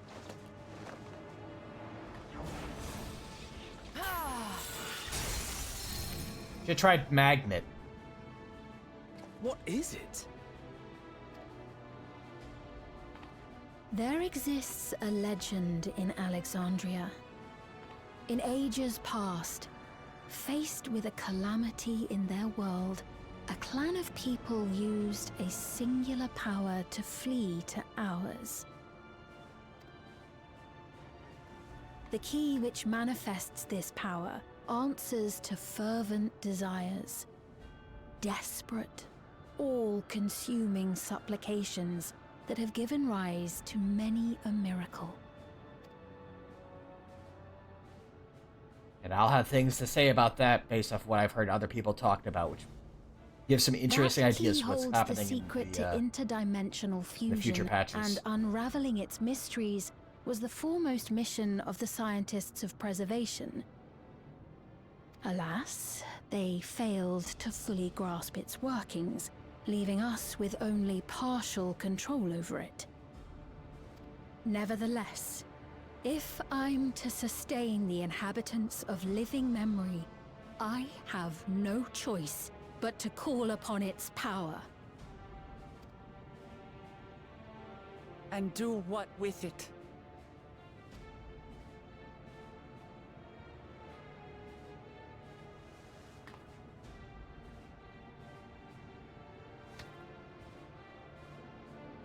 For hundreds of years I tried, but it was all to no avail.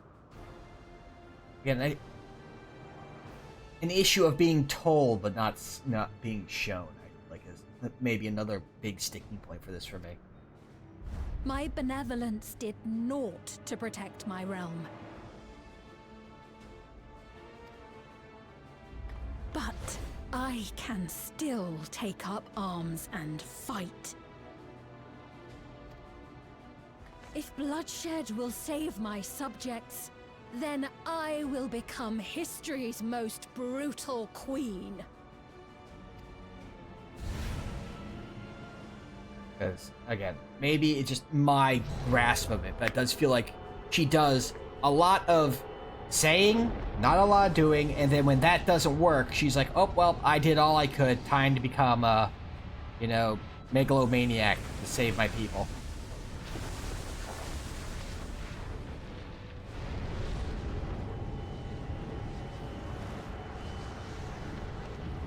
I guess what also doesn't help is that my thoughts on the Endless does make it seem a lot more hollow than others might in the same circumstance.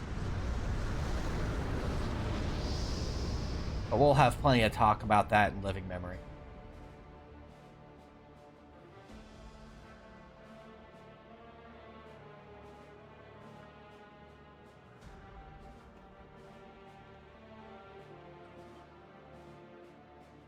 Oh, Sphene.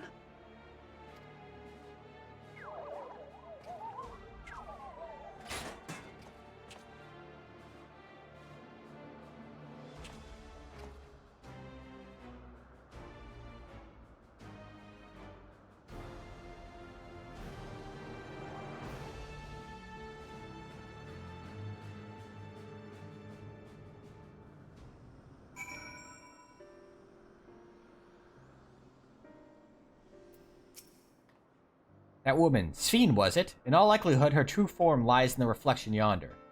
How to go after her now? Akiwa might know something, but her vessel ceased to function when the portal closed. Let's examine it. With luck, it will yield some much-needed clues. Also, I think this was another reason why I wasn't too sure about the idea about that being a, that the reflection that these guys, Alexandria's from, was being the 12th, because there was still a way open that the reflection still exists, and the 12th got merged with the source, so it couldn't have been the 12th unless it was active time antics happening, as we see that we had a direct link to thousands of years in the past when that happened on that reflect. Like, it's a lot of jumping through hoops, I feel like. Which can work, but just felt too complicated.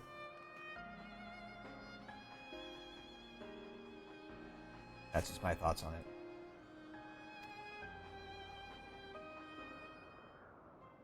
And that kind of got confirmed when it's like, no, it's actually the 9th. A realm that has not been visited yet.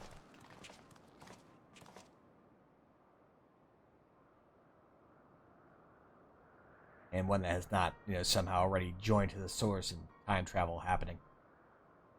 Akiwa said she operates her vessel from afar.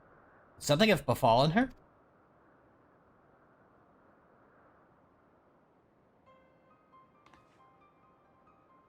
The words Sphene spoke to your mother, did they mean anything to you?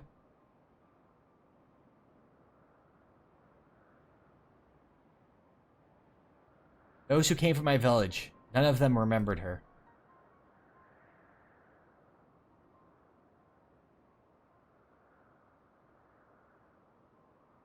It's the same as what we witnessed happen to those who knew Namika. And Kakiwa is... You know something, didn't you? Whatever it is, please tell me.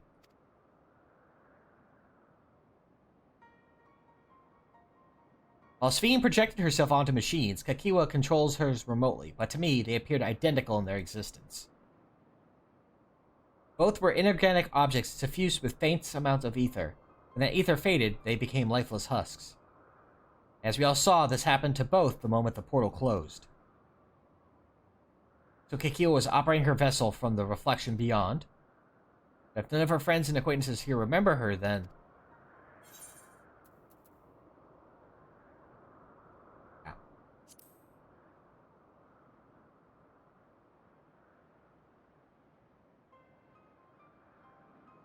The Endless. Those who are recreated from memories of the departed. So here's where going to be a big sticking point that I think makes trying to save the Endless, to kind of keep them alive, seem off to me. I guess I'll just kind of mention it here, since, you know, we have a serious moment about this.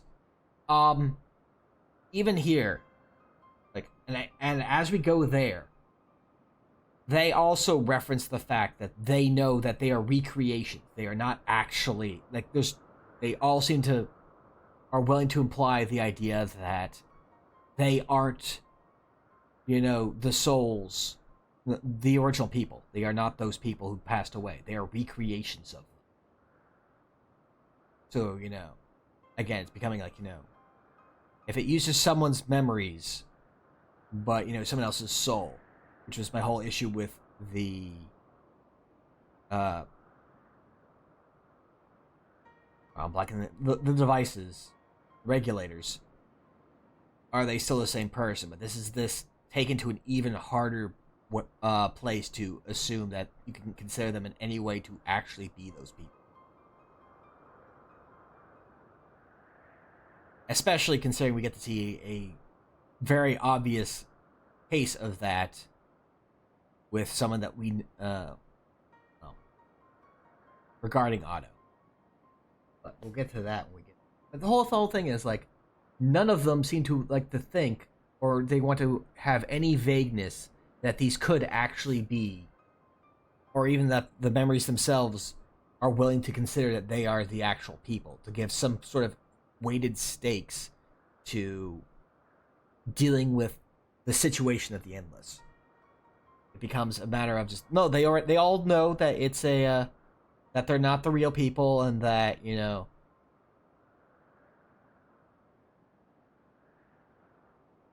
and they're all fine with the decisions that get made. It really kind of kills a lot of the stakes and makes Sphene's desperation and willingness to go to the extent that she's going to keep them alive, when they themselves, A, know they're not the originals, and B, are completely fine with, you know, letting go. It just makes her whole thing feel less impactful, I guess. Say it. All this time, my mother was dead. She fooled us all. Sphene, for one, does not seem to think of them in that way. No, she loves them like she does all her citizens, and she'll do anything to protect them. Such as plundering Aether from the source. Alas, Zarool Ja had his own agenda and spoiled the plan. Now she possesses the key, which she could target other reflections without our interference. Reflection whose people have no idea what she's willing to do. But the people of the source are not the only ones in danger. We must stop her. We have to go where Sphene has gone. I want to talk to her again, and perhaps we'll find Kakiwa as well. With the gate closed, we'll need to find an alternate means of passage. I will look into it. Thank you. Let's begin by investigating this place. There may be clues relating to what lies beyond. Let me help. I'll do whatever you need me to. Anything at all. Of course, my friend. Your knowledge and expertise would be most welcome.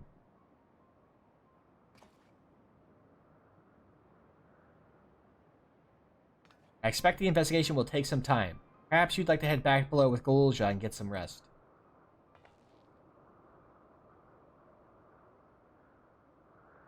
It's not a bad idea. We do need to share these developments with those in the back rooms as well.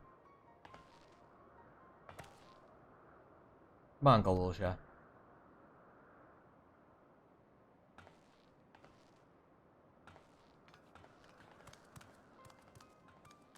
I guess, again, like, due to the fact that a lot of this could be just personal opinion and thought about this, and also just the issues with the whole thing in my mind, I am more hard-pressed to think about how you could tweak Sphene to make her work better in reaching this decision. than I was able to do with Zarool Ja.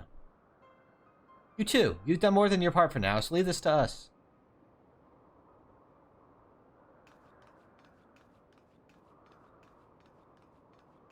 I guess that kind of is what irks me the most, is like, I can't think of a way to solve my issues with Sphene.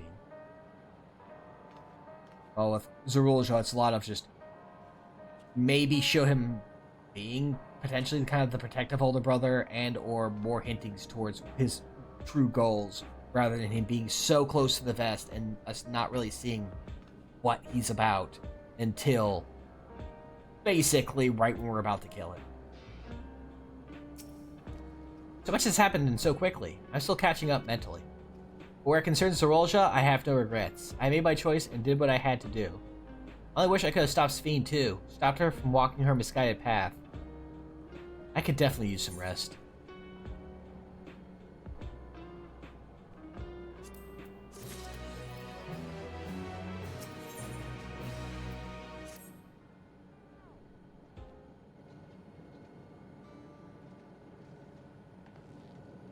I'm really sorry, but we're not sure what happened to Kakiwa. The others are trying to learn what they can. Oh, Kakiwa. We'd known that such a day would come, but I wish we could have at least said goodbye. You already knew then, that she was already gone. We did. We all did. Kakiwa forbade us from saying anything. She wanted to tell you herself when the time was right. I expect she was torn over how to reveal the truth to Aaronville. I see.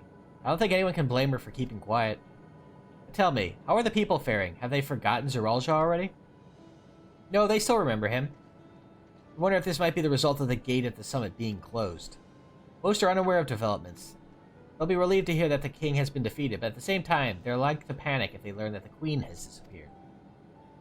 Right now, Geode is making contact with the various government bodies, but it's probably be best to keep it all under wraps for a time. Agreed. Once we resolve matters, I'll explain everything to people. I consider it my duty. As for Zarool Ja's mechanical army, what's become of them now that he's gone? Ah, yes, about that.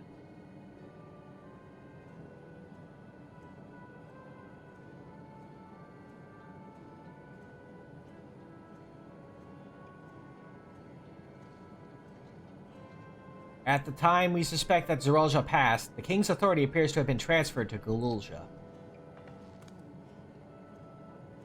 The wee king! You mean to say Zarool Ja is the new king? While a coronation is required to make it official, for the moment the system recognizes him as his father's successor. But I don't want this. I don't want to be king.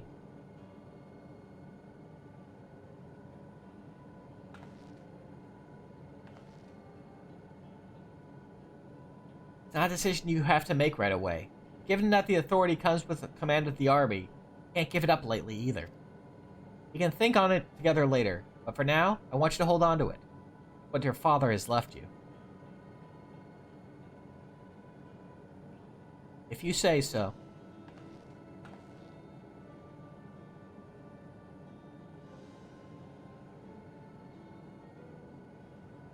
Are you alright, Lama T?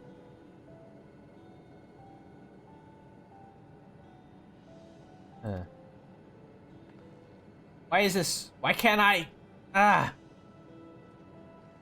Yeah. Hitting her, no. Everything that just happened.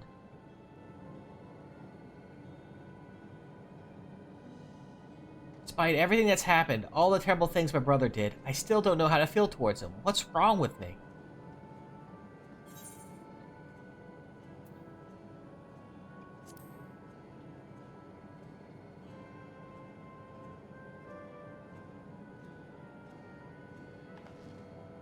Think so?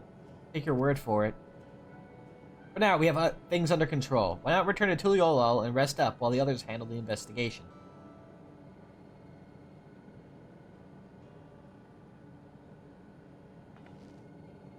No, I think I'll do that. It'll be good to see how things are at home and catch up with Kona.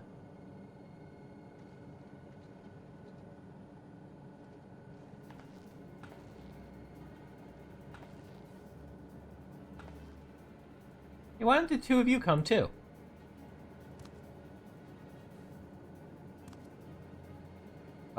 would everyone hate me? Of course not. They might be a little unsure at first, but I'll set them straight. Besides, I want to introduce you to Kona as new family. Really? Really? That is, if you're fine with it. I am.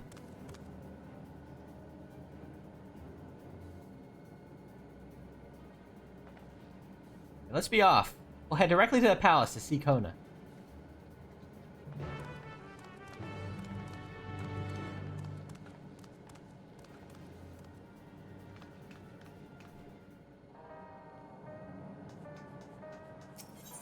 Before we do that, I do want to check one thing, because I'm usually so bad about this.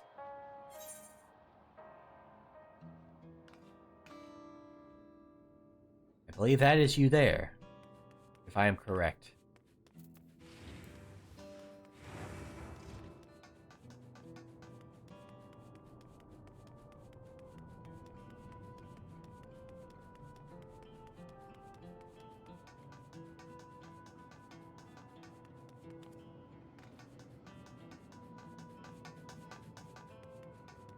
There he is. The corn servant.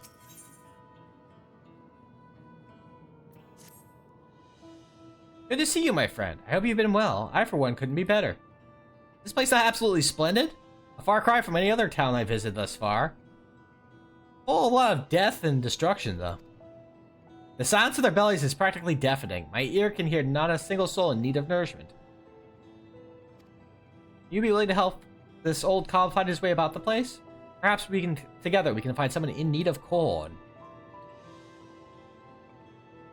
I know I could count on you. If you have any preparations to make, pray take your time. I shall remain here ready and waiting.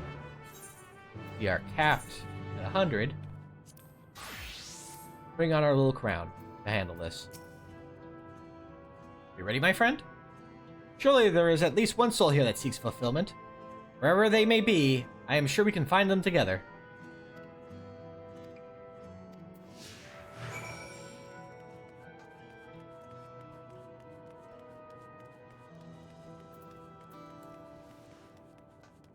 They did say there was one side quest that we'd always show on stream, and it is the Corn Servant.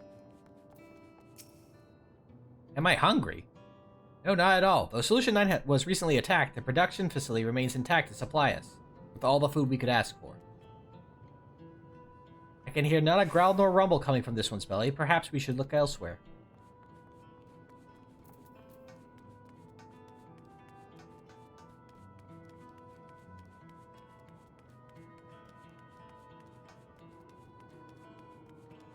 Yes, it's very funny that the corn server's like, man, this place is so neat looking. You know, and you talk to him and like it's like this. You know. Post, you know, self-afflicted genocide.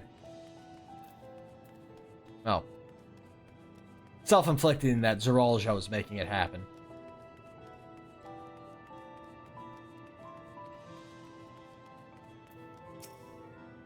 Am I feeling peckish? That's a rather curious thing to ask about.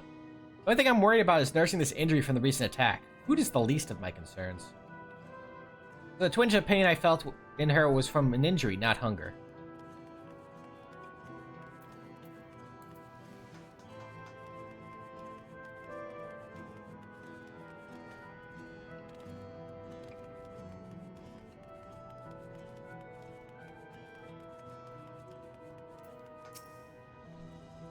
Do I look hungry to you? No, I don't need food.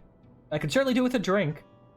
But I wouldn't do for an energy drink right about now. Just one that I could easily keep working all day. We were close, but not quite right. Let's keep searching.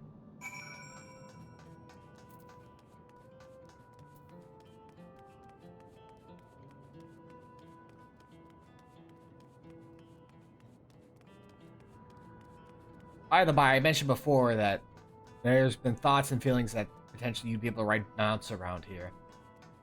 And I think the fact that there's literally this is a like bike shop, automotive shop right here.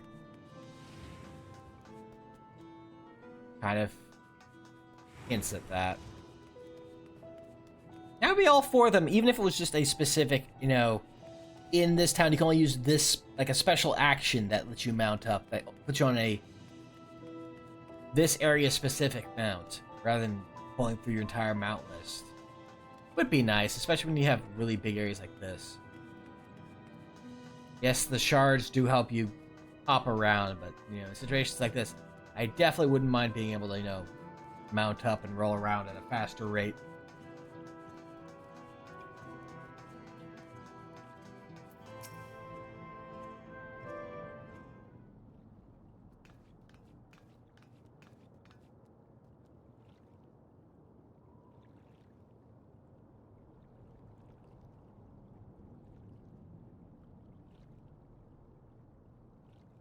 Want to know if I'm feeling hungry? I suppose you could say I do. A strange thing to say in a place like this, where most if not all our needs are easily met. I wouldn't normally ask this of someone I don't know, but might I speak candidly about something? It's not every day someone takes an interest in my problems. I'm not sure why, but recently, I haven't been able to taste anything, no matter what I eat. Because of that, I've been gradually losing interest in food. I realize I have to eat for the sake of my health. Now it's become a chore I'd rather avoid altogether. How terrible. Life without flavor is no life at all. But how am I to help her? I got it! First, I grind corn into powder, work it into a dough, then use heat to make thin shells. Then we mix together several extra ingredients, layer them into shells, and there! Most tantalizing of tacos. Surely this will reawaken her taste buds. We once again return to taco.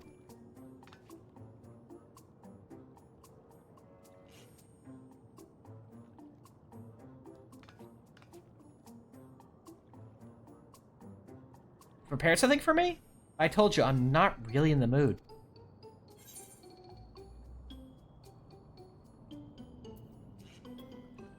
This dish was cooked by the great corn servant.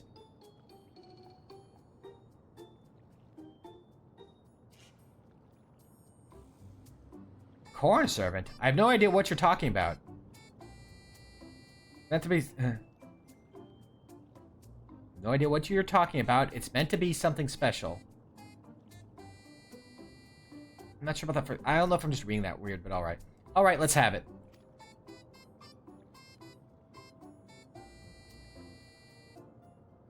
Certainly has an interesting smell.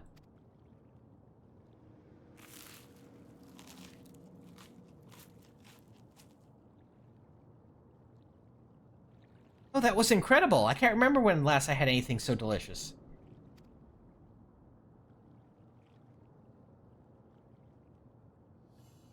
It was someone who used to make these for me when I was younger, I think. It was their specialty. I wish I could remember who, but I'm afraid that memory is lost to me. Like as not, they're in the cloud now. Something tells me they were quite near and dear to my heart, but it's all blank now. I'm not sad about it, but I do feel a strange, lingering sense of loss. It's hard to explain. The feeling grew over time. Before I knew it, my sense of taste was gone. But this food, this texture, the smell, the taste, takes me back to my youth. Thank you, traveler. I've been reminded of something very precious that would have remained lost if not for you. I promise to do better about eating from now on.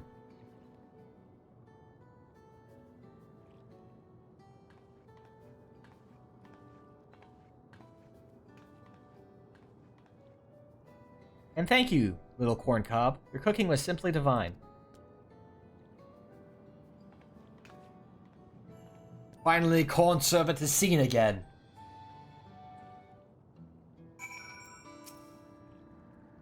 Just when all hope seemed lost, corn has prevailed once again. It was immediately shocking to discover that even in a world where no one goes hungry, there could be such terrible discontent. With a little corn and know-how, we rekindled the memories of happier times in her. It does my cob good to see you all go to plan. What's more, she was able to see me. The power of corn and happiness, no doubt. I've seen a great deal on my travels thus far, and helped no few people find satiation. There's still much of Tyrol I've yet to see, and more bellies in need of nourishment. I wish you well, my friend. May your belly ever be full, and your days filled with happiness. Have a small me as a memento.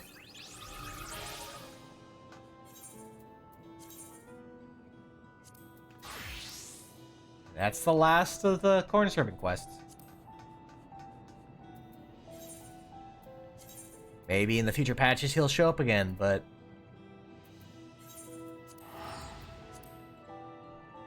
now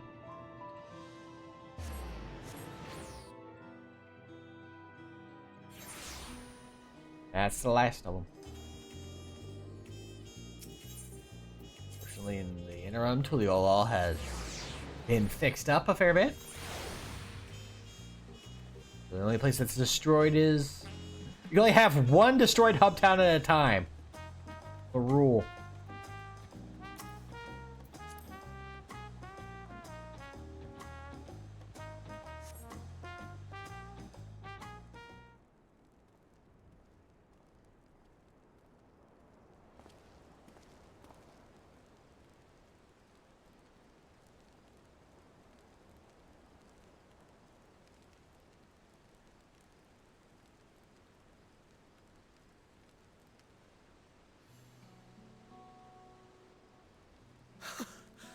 You are returned! Quick, jump down like Wuklamot. Wait there! I'm coming down! You can jump. Oh.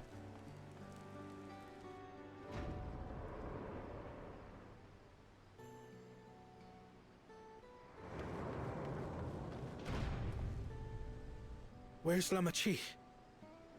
What happened inside the dome? A lot.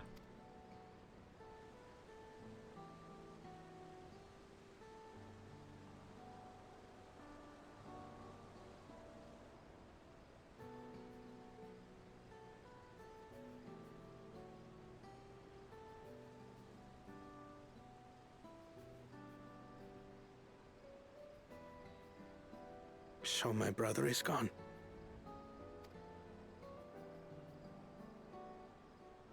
Yet the danger remains. And you must soon sally forth unto an unknown reality. Hey, Kona!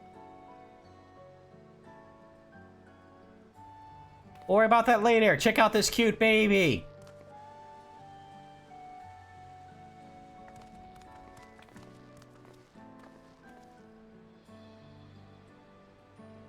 Lamachi, is this boy perhaps...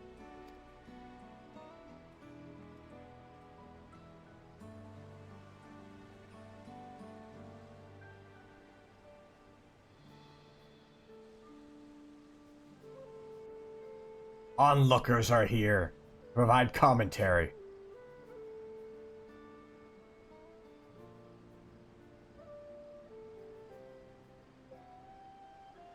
This is Zarool Ja's son, Mamool Ja.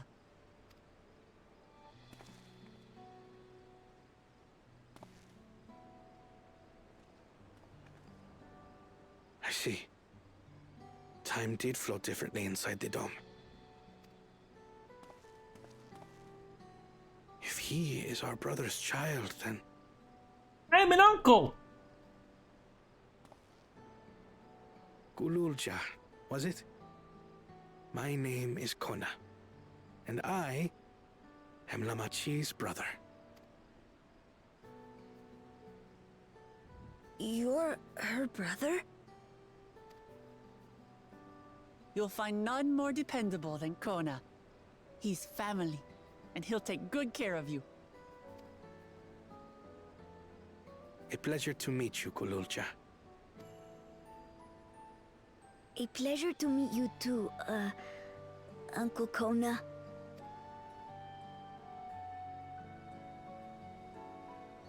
Well, I suppose I am your uncle. But simply Kona will do.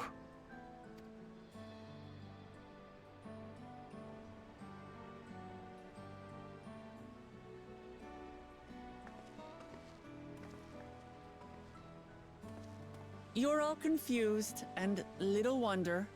Rest assured, all will be explained in due course. But for now, I want to make one thing clear. Zarool Ja is a good baby, and if you do anything mean to him, I will punch you in the mouth. Zarool Ja is his own person. He had no part in his father's crimes. If you have anger towards Zarool Ja you need to express, Kona and I will gladly hear you. But you will treat Zarool Ja as you would any child, with kindness.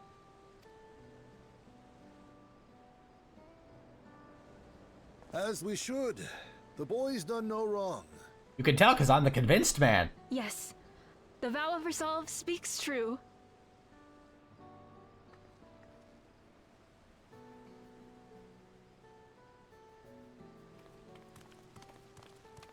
So, will you tell me what happened? Grahatia has given me a summary, but I would hear your detailed account. Can we walk while we chat? I want to see how things are in the city. In that case, let us make our way to Bright Plume Post. Our soldiers remain on high alert, but if the threat of invasion has passed, I will bid them take a well-earned rest. Also, I like saying the word plume.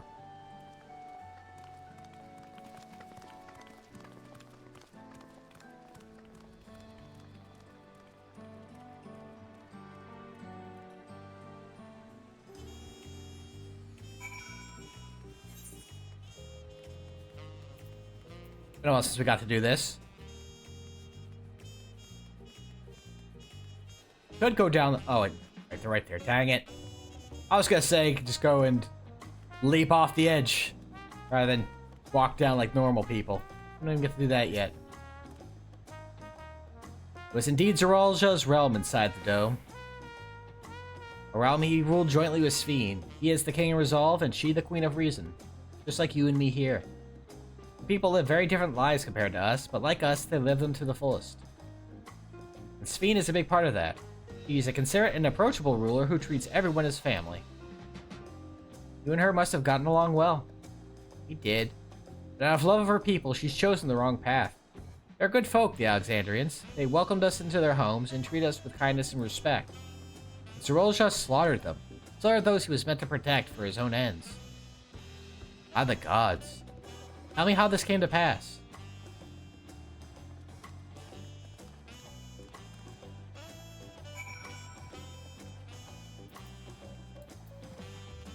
Aw.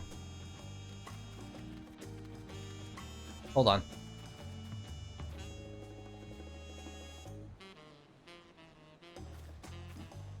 Can you giggle for me? Come on. I want to hear a happy child. There we go. Thank you.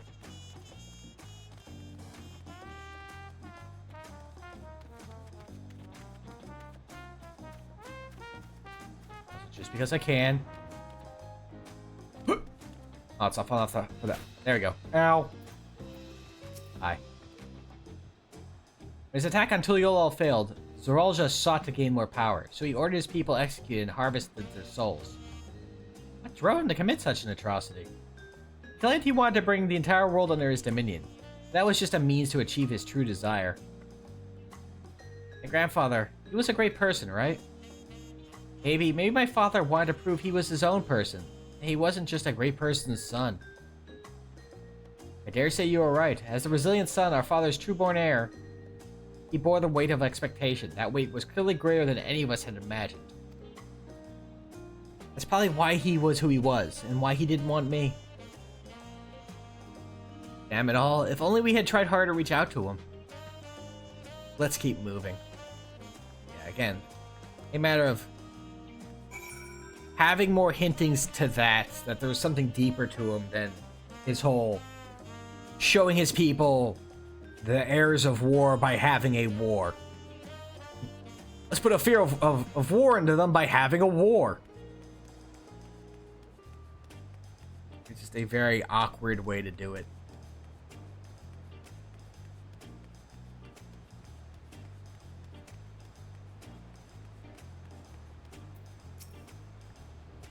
Zarool Ja had become unimaginably powerful. It's only with Gagandri's help that we managed to defeat him. And now I have a responsibility to the people of Alexandria, and above all, to Zarool Ja. I promised, didn't I? I want us to become family. It isn't like only... and it isn't only out of obligation. Since I've gotten to know you, I've come to really like you. You may not be my nephew by blood, but we're family to the end. We'll always be there to help each other, isn't that right? Right. You too. After everything we've been through, we're as good as family. What? What do you mean, what? More family you have, the merrier, don't you think? Come on, let's head into the barracks. I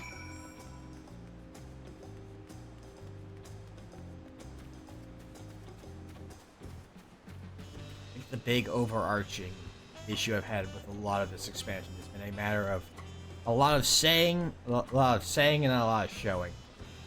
I think that brings a lot of hindrance. That kind of hinders the story a lot.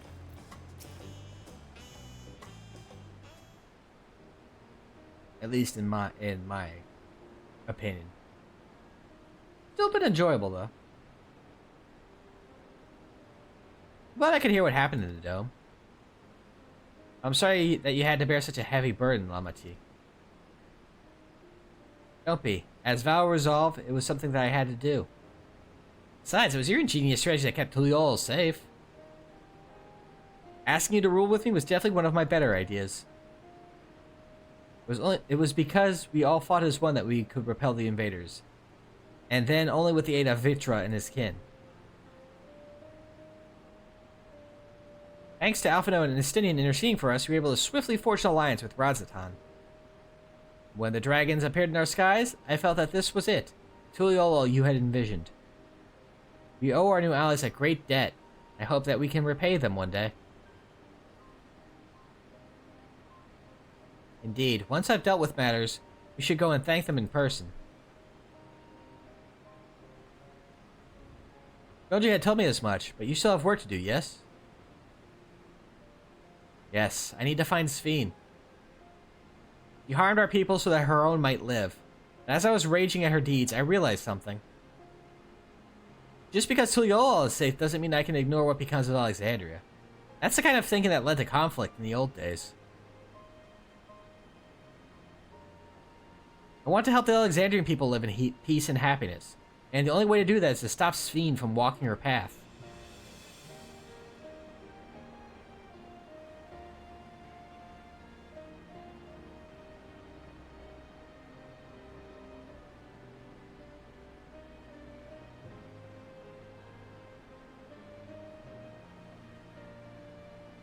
Very well, Lamati. Just promise me you will take care. I promise, Kona.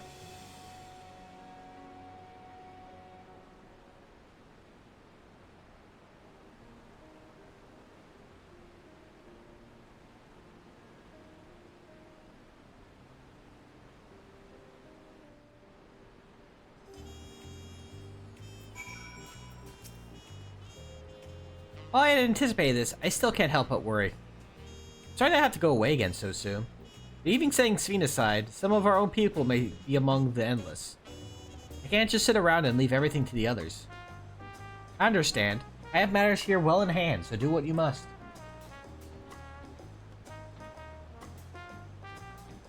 All you've done for us, for our nation and our family, I fear I can never express sufficient gratitude, but thank you, from the bottom of my heart.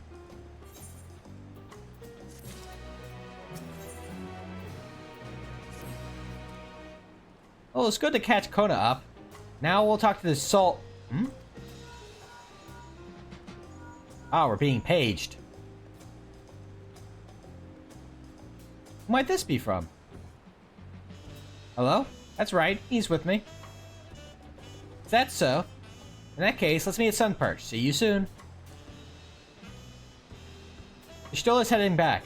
I dare to hope she's found a way to pursue Sphene. You all want to go ahead on to Sunperch, I'll pay our soldiers a quick call.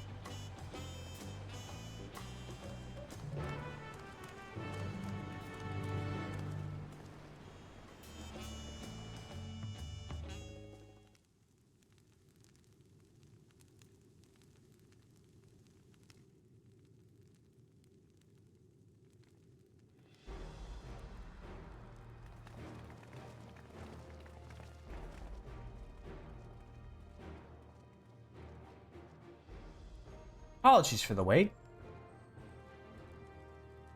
You're all here, then that means... Aye.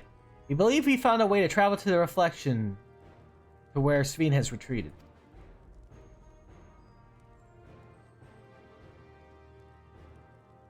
I was busy providing aid in Solution 9, so I haven't heard the details myself. Did you start from the beginning, Y'shtola? For Sphene's own words, the gate atop Everkeep was opened and closed by the power of interdimensional fusion. And it was the artifact known as the Key that allowed her to control it. According to Kettenram, the Key was brought with me to the source 20 years ago. It was then kept here in the palace until it was theft by Zarool Ja, who used it in Usulani to fuse a portion of our world with this reflection. Following Zarool Ja's demise, Sphene claimed the key and disappeared through the gate. Where exactly did that gate lead? To seek the answer, we took another look at orogenics and made a startling discovery. As you all know, there should have been one more level at the summit of Everkeep. The 12th level, the King of Resolve's royal abode. Right, but when you actually went there, you saw that it didn't exist. There was just a rad chair. Curious, we analyzed Orogenics logs to see where the memories of the departed were being sent. But where should it be but through the gate to the missing 12th level? That level alone must have lain outside the fused region, and so was left behind.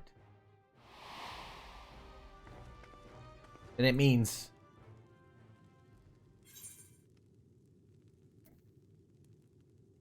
have him say it. If you don't want to say it yourself. Indeed. It's Sphene's homeworld, and she has returned there to join the memories of her departed citizens. As the key lies with her on the other side, we haven't the means to reopen the gate. Forgive me. I thought we already knew she had gone home, or at least it seemed obvious to me. What I want to know is, how do we pursue Sphene if the gate here is closed? Use another gate, and it just so happens we know where one is. Skydeep Cenote. Aye, all evidence suggests that the gate there leads to the world whence the Alexandrians and I came. Assuming that's true, how can we open it? That is what we shall find out, using the code in this earring. The earring is relevant again! Hooray! As you'll recall, Kral's earring is in fact a data storage device. Analysis of it yielded a code, something used to control a contraption, and a very large one at that. Given the circumstances of Kral's arrival in the source, we believe that said contraption is the gate to the Golden City. This is merely an educated guess, but we're quite hopeful that it will work.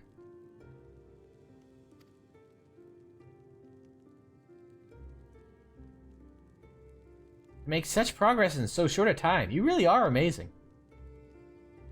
You couldn't have done it alone. The credit must go to the members of Oblivion for acquiring the information we needed. Gale especially.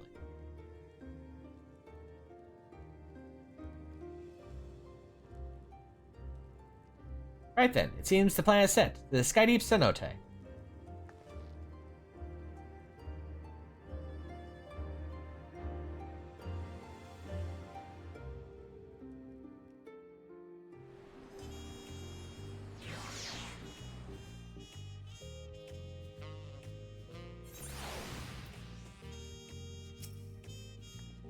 Begging your pardon, but I might have a moment air setting forth. Okay, so we do get it now.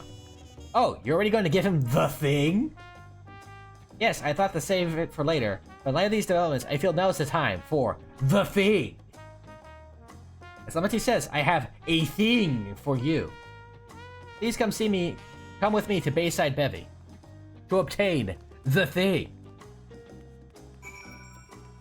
Did you get that thing I sent you?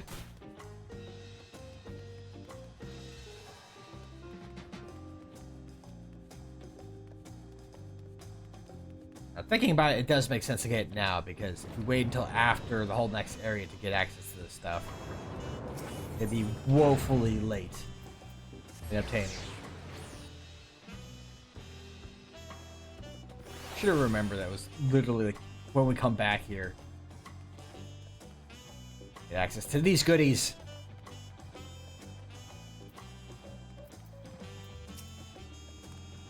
Fuel is safe in no small part to your valor. As a token of our appreciation, I have commissioned special equipment for you. While as inadequate as an expression of gratitude, I pray it will serve you well in your coming mission. It apparently incorporates foreign technology. Leave it to Conan to request such a thing, eh? But Wasanta yonder has the equipment in his keeping. Just say the word and he will bring it out.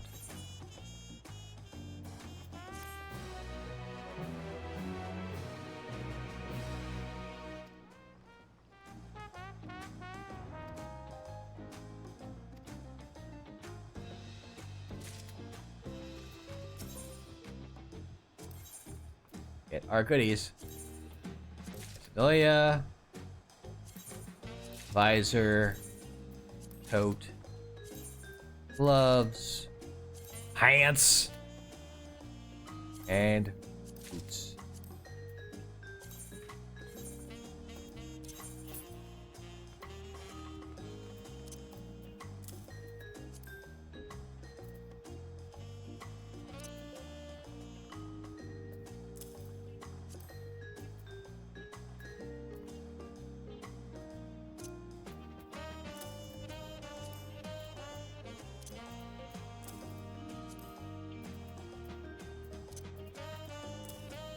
See how it looks, and then we'll obviously be putting our glam on over it, I feel like.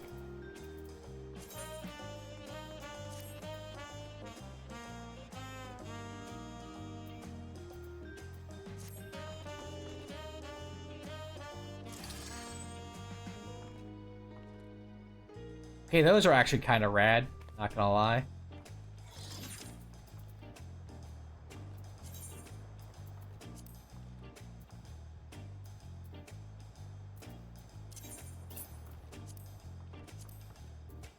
I want to try something first. Put this on. Put this on. I want to see how...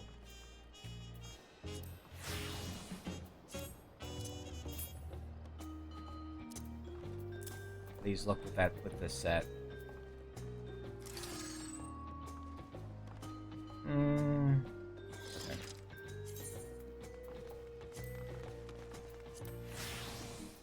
Good, stick with this.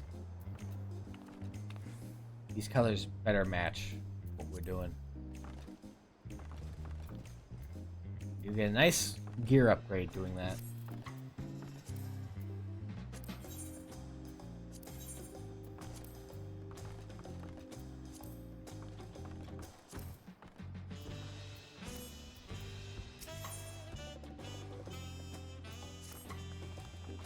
The new shiny gear, I reckon you're ready for anything.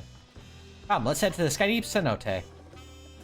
Access to the area is presently restricted per my orders, so I shall accompany you.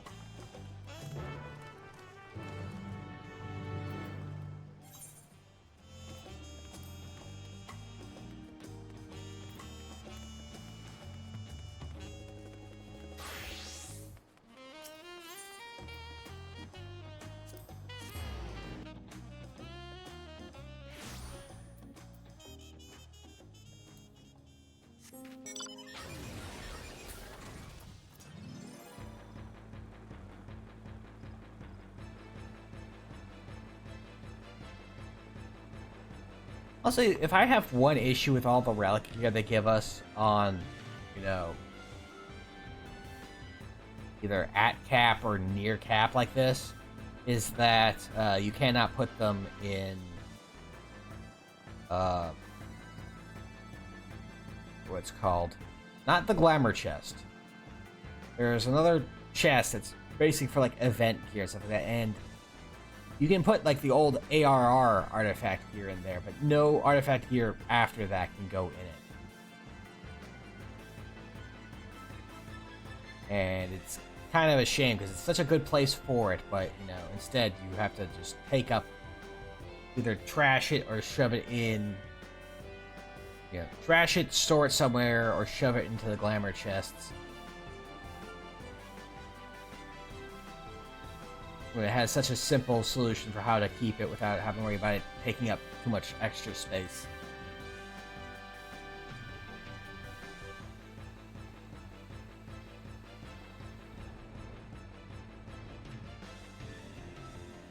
Imposing beast is still here. For some reason, don't have flying yet. I suppose it's possible.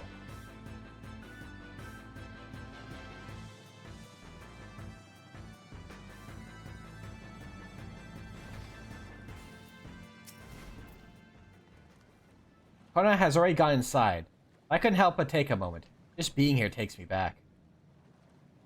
It wasn't even that long ago that we visited for the rite. So much has happened since then. Truly, guided by my grandfather's letter, I crossed the seas in search of answers. What awaits us on the road ahead, I know not. I shall walk it to the end with you all. Come on, let's go.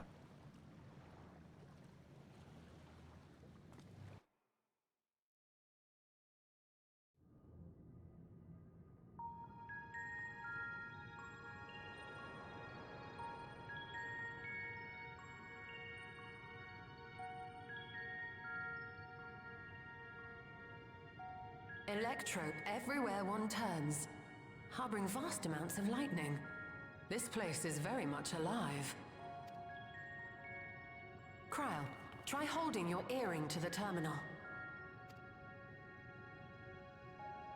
Try plugging it in and then flipping it upside down and trying again.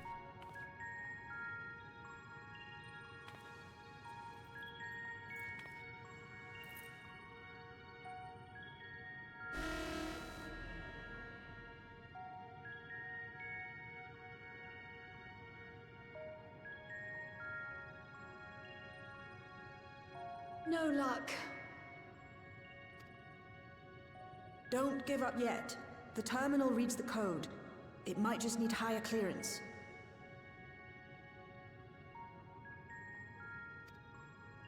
Zarool Ja, would you give it a try? Me? I watched someone hit this point, To you, then the gate ought to open. and they were kind of wondering, it was kind of weird that Cryle, you know, considering what we find out later, that it's a bit weird that the earring itself isn't enough to open the gate, considering why it was left with Cryle. But considering everything that happens, it's also easy to assume, okay, well, after, you know, since they, as we know, her parents ended up defecting and joining up and starting up Oblivion, that those who were in charge of the gate would, you know, change the access codes or, you know, increase the security level, so it needed a higher level of access to keep people from being able to just open it. It kind of makes sense, though it is a bit a shame that Cryle once again gets, you know, pushed to the side a bit here.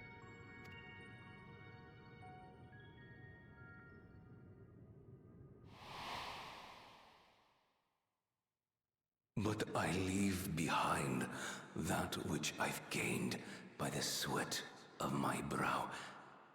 It is yours to embrace or spurn.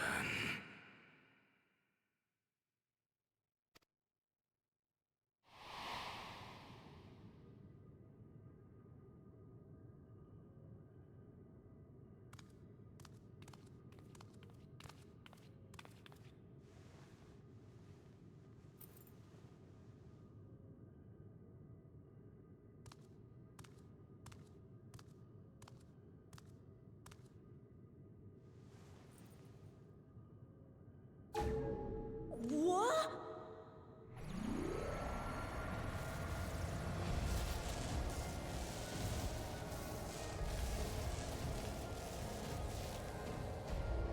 I'm glad my eyes are covered. Everyone else is going to be blinded a little bit.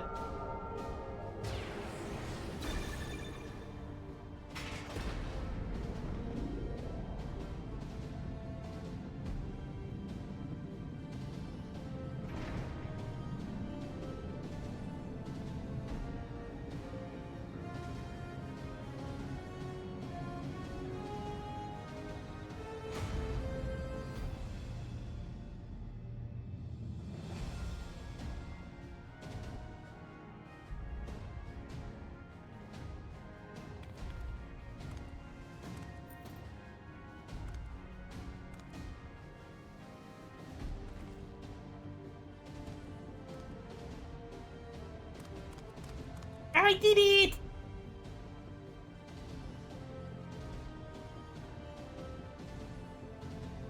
Hooray! The earring. It really was.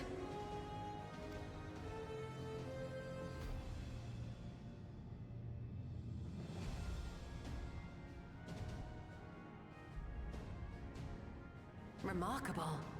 A void gate is forced open with a blast of ether, and thus appears as a tear in the fabric of reality.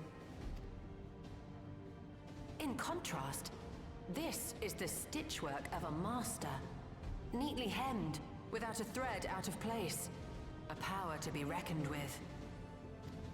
I will replicate this as soon as possible.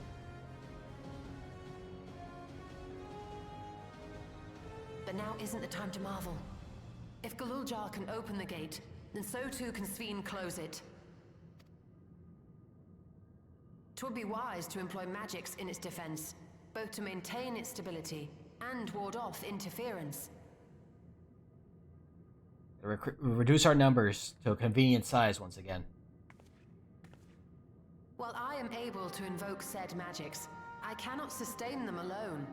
I require another to channel with me, and in unison. For that role, I do humbly volunteer myself.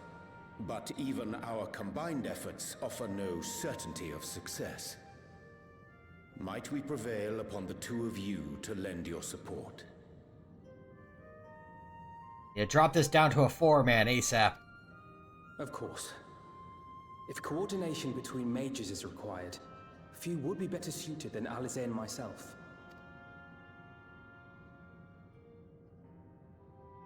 Shall I remain as well?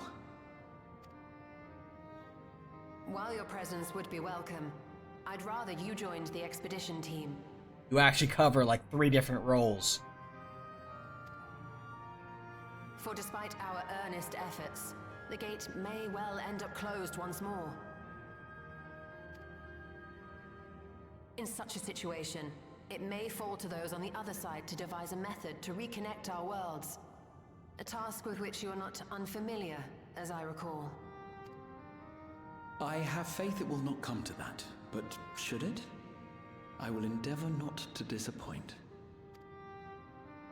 So, assuming Wooklamart, Kryl, and Erenville are a given for this foray,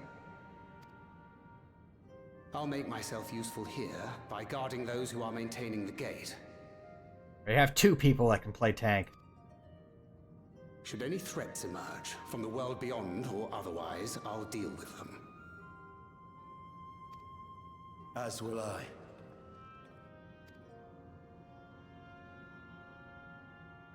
Which leaves you free to head in there and do what you do best. Violence.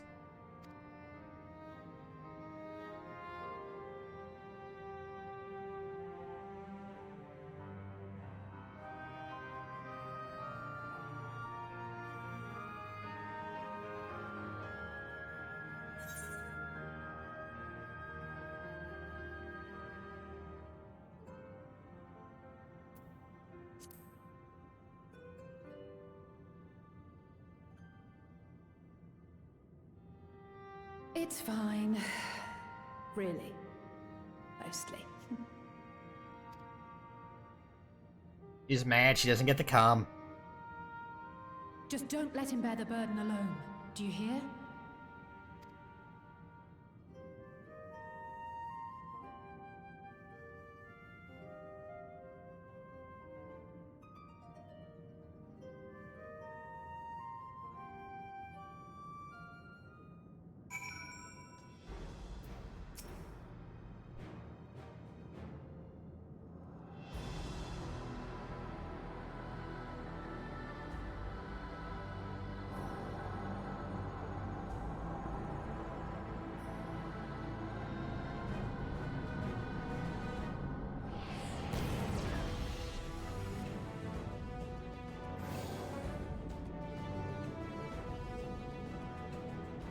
Tis done. Whenever you're ready. We'll protect the portal. Keep it open no matter what.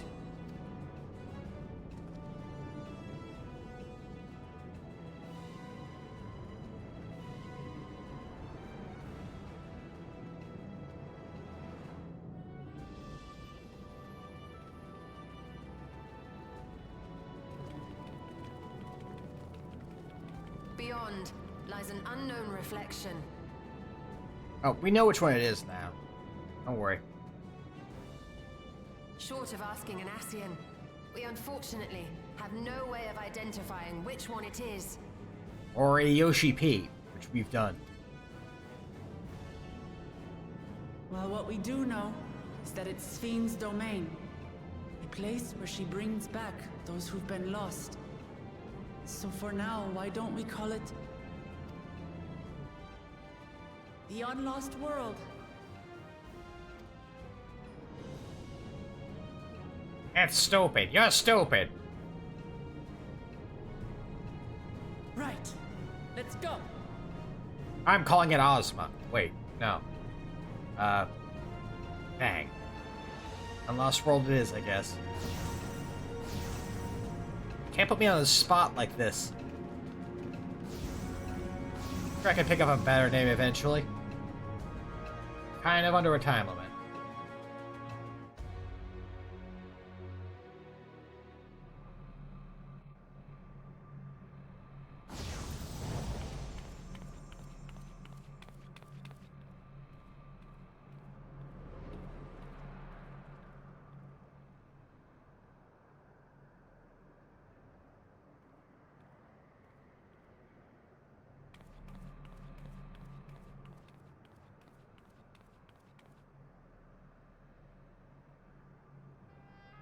How to describe the sheer amazement we felt when we emerged on the other side of the portal?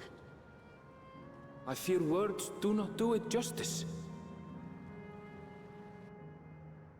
Before us was a vibrant world where the memories of the departed abided and reveled in bygone days. Living memory, or so the Endless called it.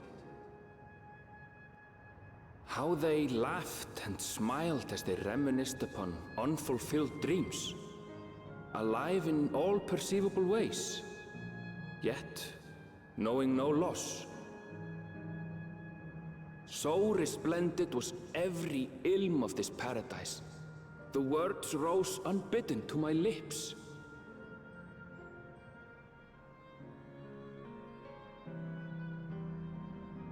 All this time, it was here. The city of gold. Well, here is still a hard place to get to, Aaronville. It's a completely different reflection. But yeah, so the reason that some people say that they can understand why Sphene is willing to protect this is because effectively, Sphene created heaven. Or spirit, these, if you consider these, the Endless as, the souls of those who have passed, she has guaranteed them a heaven because she has one. Which is a very strong point to make if, again, as I mentioned a bit briefly, after the Zarool Ja situation, Zarool Ja fight, that it seems like almost all of them immediately are willing to point out the fact that they know that they're not the original people. So they are recreations getting to enjoy this heaven rather than originals. Because they are just generated from memories put into, given form through soul energy. Whether that is enough to consider them the same could be an interesting question, but the fact that they immediately go, oh no, we're not actually, kind of makes that not sit as cleanly in my mind. But again, personal thought on that more than anything else.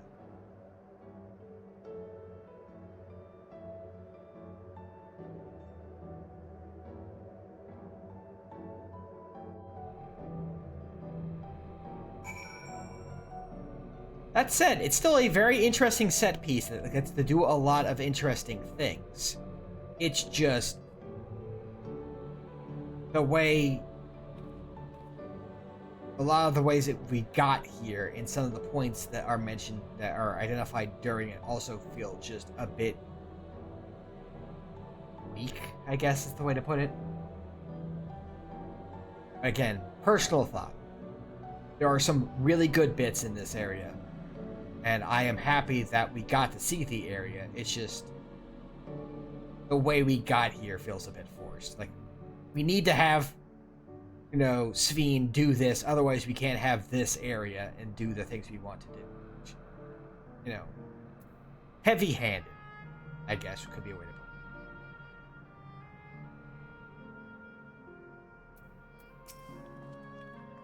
it. Amazing! Absolutely amazing! We've literally stepped into Yakui legend. Whichever reflection this may be, the 9th, it would seem the barrier between here and the source is thin in Yaktel. That'll explain the Yakui's visions and the location of the gate. Hey, Aaronville, that volcano over there, you don't suppose it's real, is it? An actual volcano spewing forth lava in the middle of the city? I'd like to see that. Hey, you never know. Look, there's a path down. Let's see where it goes.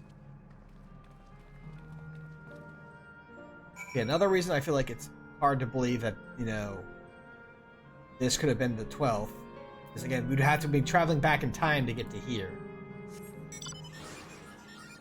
And there's also the issue that this is not like a small confined area. This, again, is kind of like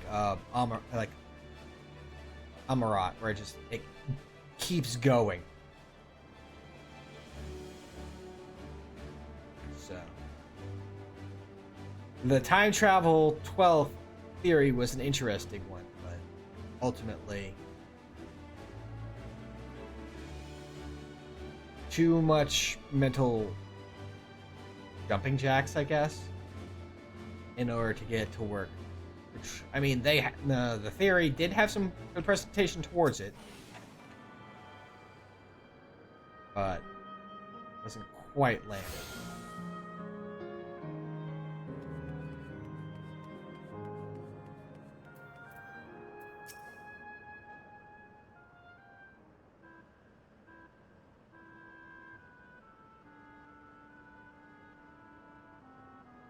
It's strange. Though I've never been to this place before, it somehow makes me feel nostalgic. Unlike Everkeep with all its advanced technology, here it's brick and stone. It's like we traveled to the past. The difference may be more superficial than you think. Take a good look at the buildings around us. There's electrope everywhere, along with myriad contraptions. Like how Sphene projects her image onto soldiers, I believe this city's appearance is artificial. This aetheryte is identical to the one in Everkeep, is it not? This suggests this place is Alexandrian. That would seem a fair assumption. In light of all this, could it be the city is Everkeep's missing 12th level? Welcome, friends, welcome!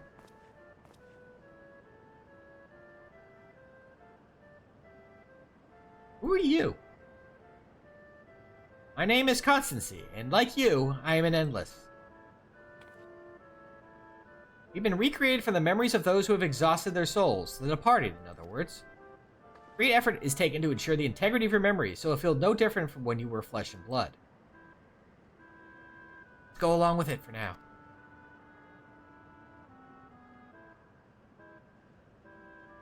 I am a caretaker here at Living Memory, City of the Endless. It is my pleasure to provide guidance to newcomers such as your good selves. City of the Endless. At a glance, there seems to be many different facilities. What kind of place is this? Simply put, it's a recreational attraction. The city is divided into 4 areas, each of which captures scenery that once defined our continent. In this way, we ensure that what is lost is not forgotten. All precious memories endure forevermore. In Everkeep's earliest days, this place was used by the living, but was made a haven for the Endless hundreds of years later. Putting a pause there, I'm actually surprised that, you know, maybe it just makes sense to me and doesn't really work in the context of what they're trying to do here, that a better way of dealing with the whole death situation and not, you know, dealing with the whole thing where they just don't remember that people are dead is, you know, if this is supposed to be kind of that heaven analog, you know, saying that they went to a better place but it's a place that, you know, the living could come and visit. They had the way open. So maybe they'd need special permission. But they'll just get the idea that, no, so they'd still keep the memories of their family members, but rather than believe that they die, literally doing the whole idea of, you know, oh no, they went to the farm. They got sent to a farm where they're living happy and healthily. They have a bunch of friends. They can eat all their favorite food. Kind of doing that. And then memories, you have this whole situation of not remembering who your parents are and having all these weird disconnects. But then if you did that, the reveal of Kakiwa being an endless would be a lot harder to pull off because you wouldn't have the whole situation of, oh yeah, no one remembers her. Like no one remembered, you know,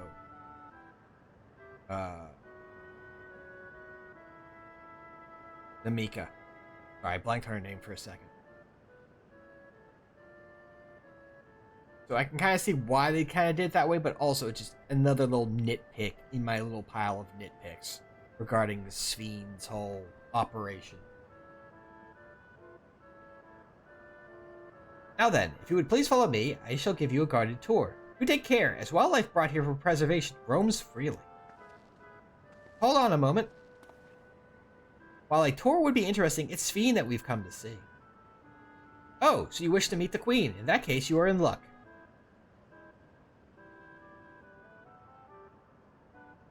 It was just announced that Her Majesty will be entering into a slumber. But there is still time. If you try calling to her before the Meso Terminal at the center of the city, she will likely appear. And that's the giant, like, female figure that I think someone mentions at some point. I think one of the Yakui mentioned in their, in the dreams. I think it's mentioned somewhere. It was funny because when they talked about a giant figure, I initially had thought, like, you know, the Amaratin, like, you know, the ancients. But no, they mean even bigger because it's just a building with a person etched into it. Anyway, I'm not sure how things work around here, but let's head to this Meso Terminal. Alright, thanks, Constancy. We'll take you up on your tour next time. I shall look forward to it. Good luck seeking out Her Majesty.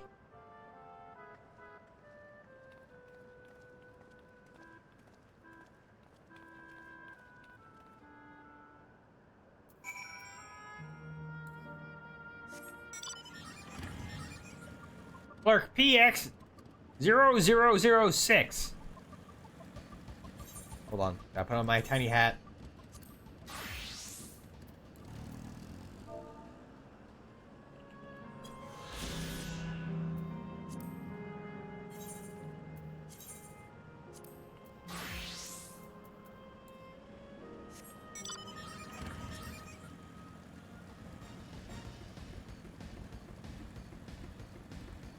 One point of note, I remember someone else when they got here, they just point out that the path leading up to the Meso Terminal is a bunch of cool S's. As you can tell, this place is rad.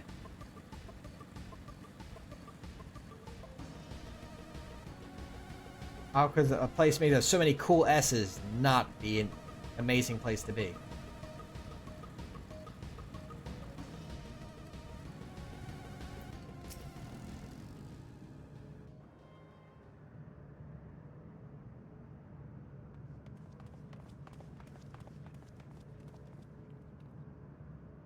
Sphene? Are you there? Can you hear me near you?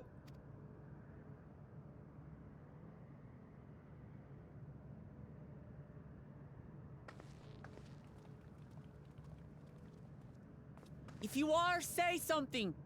We need to talk.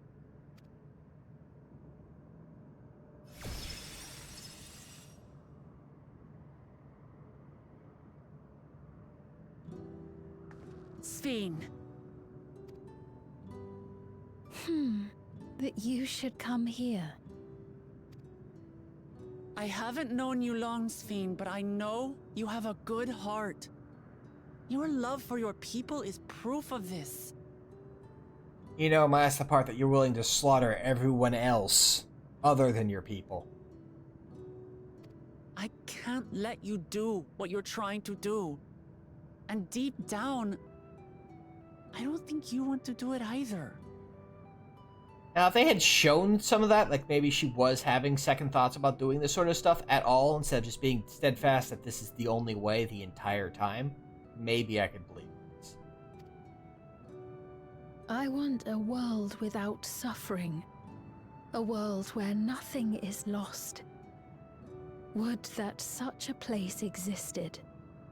But the endless only grow in number, and ever more life forces needed to sustain them. Because apparently the endless can only be kept alive using, the souls of the living. No alternative option is available. Within the barrier, we have managed to curb the cycle of rebirth these few hundred years. But we've reached the limit.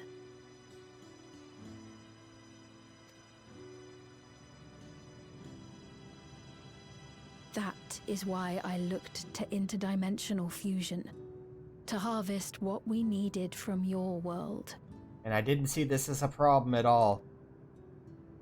From your people. And with the key, we will have it.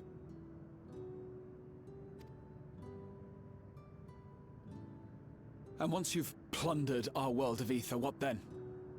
Will you do the same to others? All men eventually die. If you make endless of everyone, you will never have enough ether to sustain them. You but prolong the inevitable. Sphene, if you would nevertheless persist in this folly, we must stand against you. Hold on, where's her response to that point? Where that very valid point that Graha is saying is, hey, this will keep happening. You will run out of ether eventually. It's not... You can't keep this up forever. As you were saying, as the endless grow, so does the cost. Eventually, you'll run out of ether. For we too have people we cannot lose. Places to which our hearts belong. What's your response to that?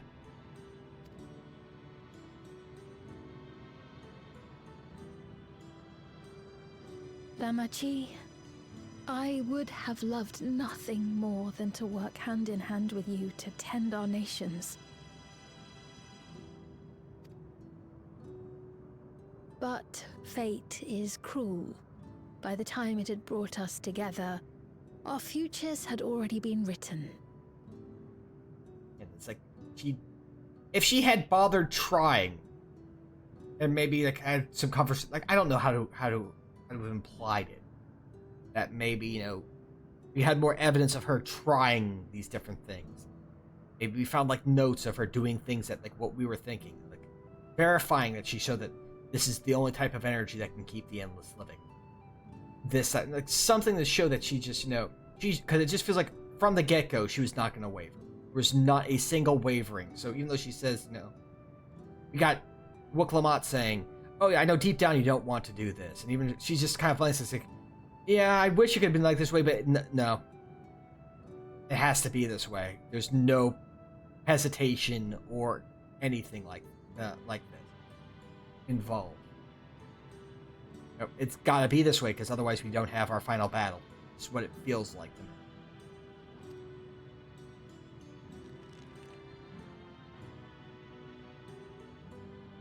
The kind and gentle Queen Sphene was too weak to serve her people, and so she will serve them no more. So she goes to this decision. So basically, again, maybe this is just my read of it, but it feels like she did nothing and decided, well, I tried everything. I tried all the nothing I could do, so the next step is to, just delete my Sphene personality, because that was holding me back. Despite the fact we will see later that, what the actual, we learn more later about what the actual Sphene can and was willing to do to help her people, which seems a lot more than what we see this Sphene doing. I will erase all memories of the living Sphene, She who has cursed me with this soft and powerless nature. I don't understand this decision. Other than I need to be a boss Freed from fight. conscience, I shall become a ruler that can protect Alexandria. A devourer of worlds. When two nations cannot protect their own without doing harm to the other, there can only be one resolution. It is a hard truth. But one you understand, don't you?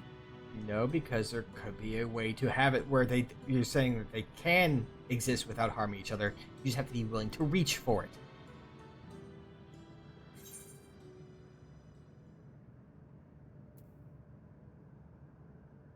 Seriously, this is not inevitable.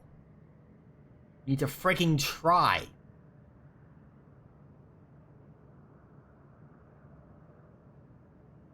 Or at least have more evidence showing that you tried. I'm afraid we're out of time. The process has begun, and it cannot be stopped. I will become the sorry, hold on. I will become a final boss fight, whether you like it or not.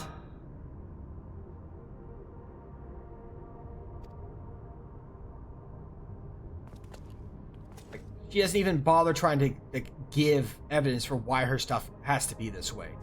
She just says it does, and then just either Mesoterminal memory deletion in progress.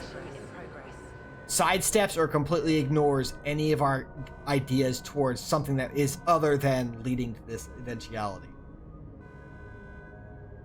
Mesoterminal memory deletion in progress. Upon completion, interdimensional fusion will commence. Sphene!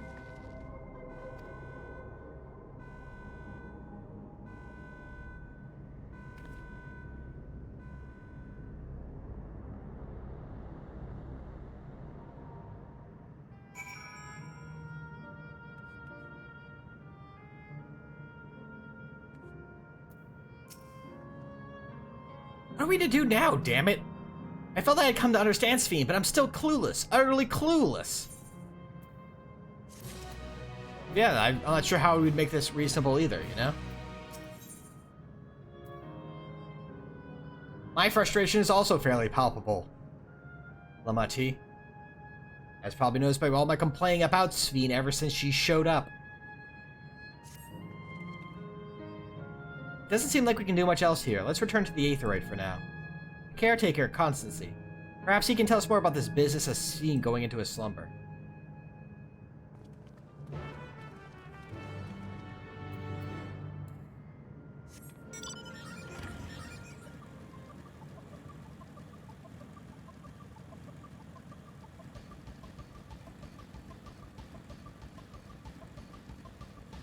Yeah, I just feel like she doesn't even try. I guess I feel like I'm repeating myself a lot, but I think it's the best way I can put it. I just feel like she didn't try, gave up, and then tried, you know, did the littlest amount she could, said, oops, I tried, well, gotta delete my personality now, because that's obviously the thing that's holding me back. Not just any attempt, no, any willingness to actually try doing anything different, or having any evidence shown that she had tried to do anything different. And then just completely ignoring a very valid point by Graha that, you know, hey, you know, you can't keep this up forever. You're gonna keep, you know, raiding each another reflection after reflection, and then you're going to run out of ether. Especially if you keep adding more people into the masses into the endless.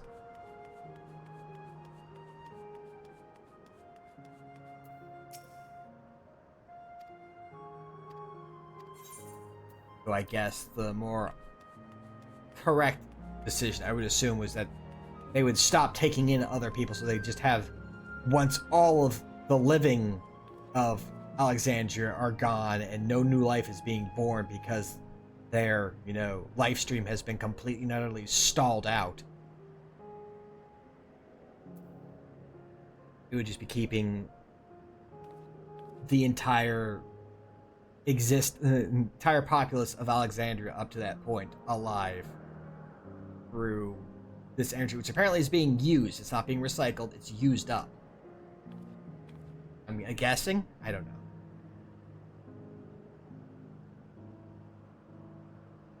Like, even if she like had explained that, it's like, no, like once we hit a certain point, we would we'd be able to sustain coast at this value forever. I've done the calculations or something like that.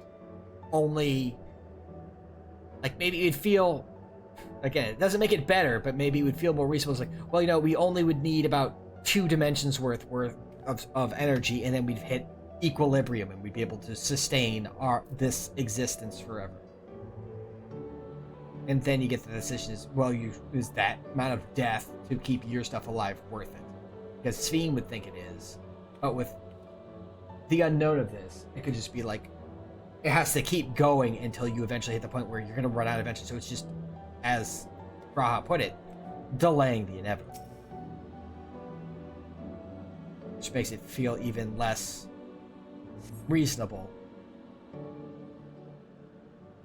that you're basically willing to kill entire dimensions just to have your select few live a little bit long. Not even your select few, replicas of your select few, because it's not them. Because they've made a point of saying it's not them. It's replicas of them using their memories.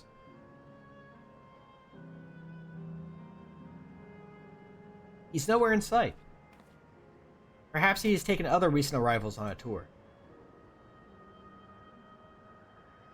Looking for someone, are you? Yes, he was just here earlier, a fellow named Constancy.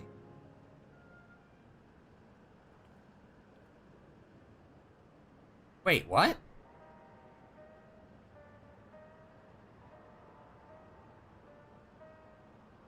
Hello, everyone. You made it here, as I knew you would. Is that who I think it is?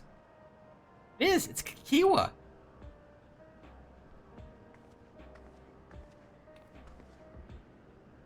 Another. This is the first time some of you are seeing me in the proverbial flesh, isn't it? Use your eyes, then. She who was controlling the unassuming machine was a ravishing Shatona maiden. That was a bit much, wasn't it? Ignore me.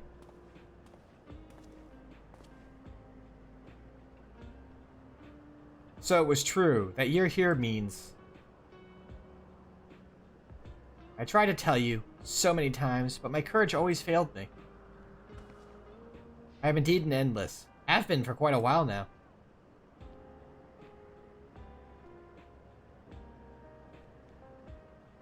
Aaronville.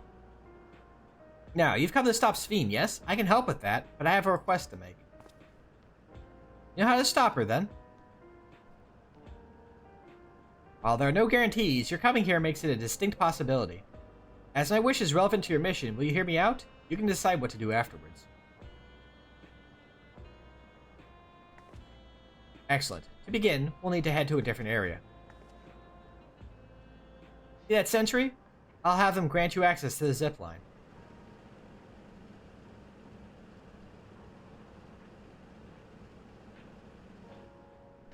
Zipline? What's that? It's a line that zips. A fun little mode of transport. They don't see much use, though, as we analysts can teleport freely within living memory. This particular line will take you to a zone called Canal Town. I'll be waiting for you there.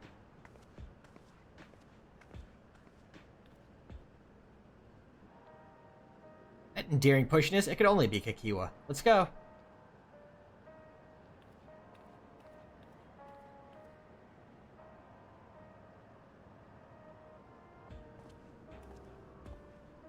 Aaronville not enjoying any of this.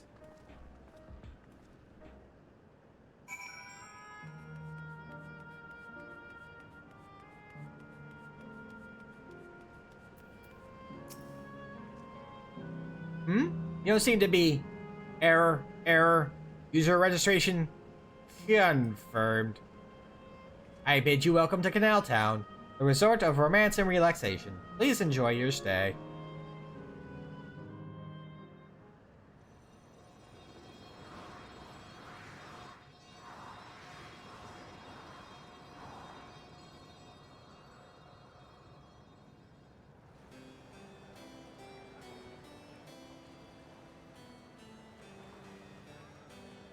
Also, that this area probably has one of my favorite enemy names in the expansion as well. Specifically, it's in this zone. What a charming place.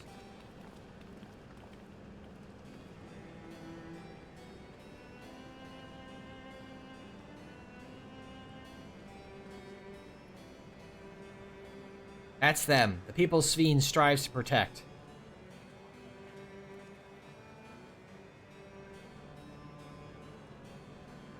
They look happy.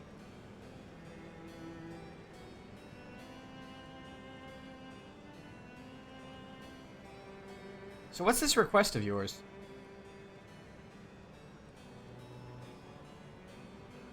I want you to erase us. Erase the Endless. What?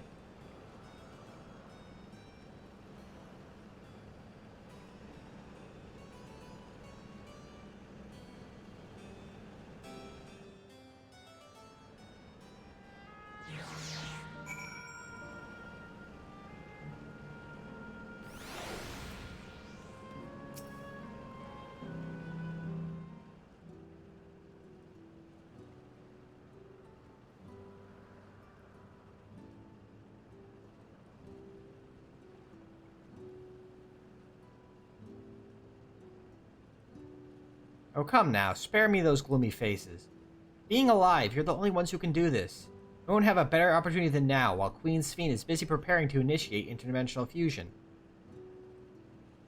It's wrong to sacrifice others to sustain the Endless. This I firmly believe. But talking to you now, you seem as real as any of us. If you need an answer right away, I don't know if I can give it. Is there a reason we need to act so soon? Remember, as you just said, it's wrong to sacrifice others to sustain us. Remember, we need life force. Other forms of Aether don't cut it. In the beginning, we managed with the Aether of those who died in the barrier, but as our numbers grew, there began to be a shortage. That's why Queen Sphene looked to the other sources. Even the Aether I am composed of may have come from the victims of the attack on Tuliolol.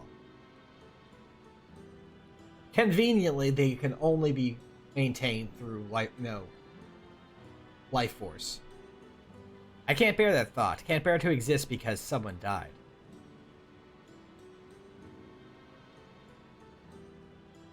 We'd probably feel the same way if we were in your shoes, but what exactly are you asking us to do? In each zone, there is an enormous data storage device called a terminal. That is where our memories are kept.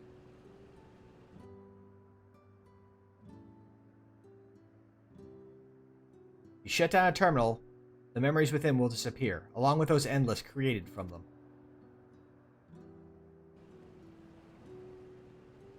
Does this need to be done now? Can't we stop Sphene first and then take it from there? It's precisely in order to stop Sphene that it must be done now.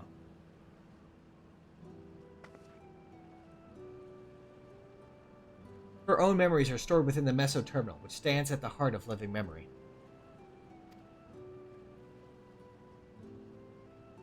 As you would expect, the terminal's defenses are extremely tight. It has moments of vulnerability, such as when it has just finished calculations, which we can exploit to shut it down from within. While we wait for that opening, we erase the Endless. Once we are gone, Sphene will no longer have a reason to plunder Aether from other worlds. Sphene simply allow us to shut down the terminals? In preparation for fusion, the Meso Terminal is currently performing massive calculations while gathering energy. Even if the system notices us, it cannot easily suspend the process. Rather than doing so, I believe it will attempt to accelerate the timetable and bridge worlds before the plan can be thwarted. It wouldn't be a decision Sphene would wish to make, but she would be able to save those who are stored in the Meso Terminal at least. There's a sense in your strategy and in resolving to stop Sphene. We had anticipated it might come to this, but to actually talk about erasing the Endless is difficult. You didn't feel any guilt. No matter how lifelike we may seem, we Endless are but facsimiles crafted from memories. Again, here we go. This is the whole thing where they immediately kind of soften the blow, and by going, well, no, don't worry about it. It's not actually, we're not actually the people. We are copies. If they made it more nebulous rather than out and out saying that, because, like, even thinking about it, like, maybe I'm just waxing poetic tonight, for whatever reason. This whole system is replacing the whole process that the life stream does. But with the life stream, again, you know, the memories fade into the ether and eventually fade away. So basically, we are kind of causing that to happen here. But I guess this would even include any strong memories that would have normally stuck with certain particularly powerful souls. So I don't know. I'm like, I had a thought there about the whole situation of what happens when they, you know, if they turn these off again, what happens to those memories. That's, you know, considering that you have a similar sort of situation in the live stream, but then I realized, yes, actually it is almost a lot like the live stream in that rather than being maintained forever, they fade away and dissolve into the etheric sea unless, you know, certain strong memories are stuck to the soul. This is technically a more efficient version of that because apparently the souls don't maintain any of those lingering bits. So by disabling the terminals, you are literally just completing the process of the life stream of letting the memories and thoughts, you know, the personalities, which would have otherwise faded away into the life stream, happen just more abruptly. That were overdue to fade away.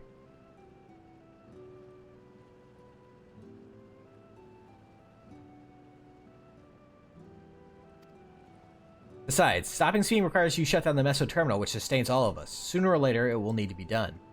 If we are to be erased, then let it be before any more people come to harm. Living, breathing people with futures they deserve to experience.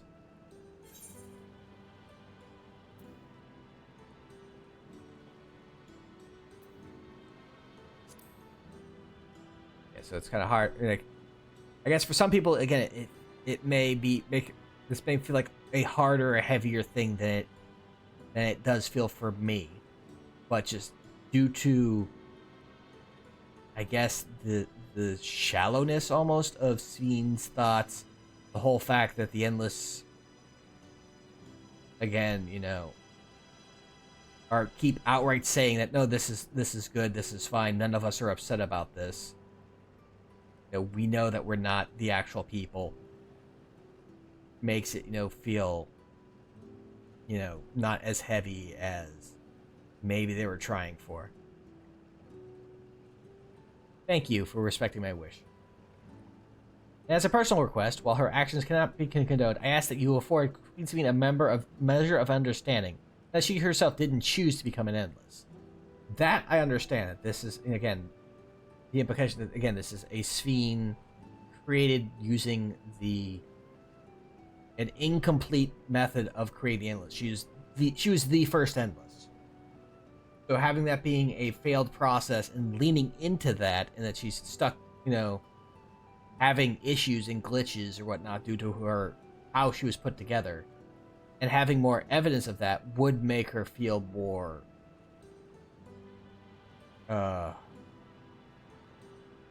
what's the term? Not apologetic. I'm blanking on the adjective. Because of course I am. But, lamentable maybe? But again, just the way she was how she's been presented, how my various issues with her, and just that whole feeling of her, the combination of a lot of telling and not showing, the feeling that kind of leads from that. It feels like she didn't really try anything, or at least we don't get any implications that she's tried anything other than she said, "I tried."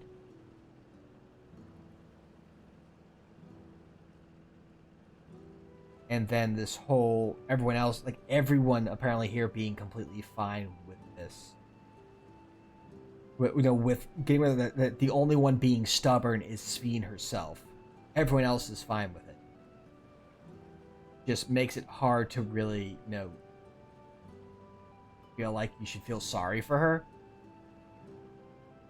And that, that what she's doing seems understandable, because it doesn't, and I don't.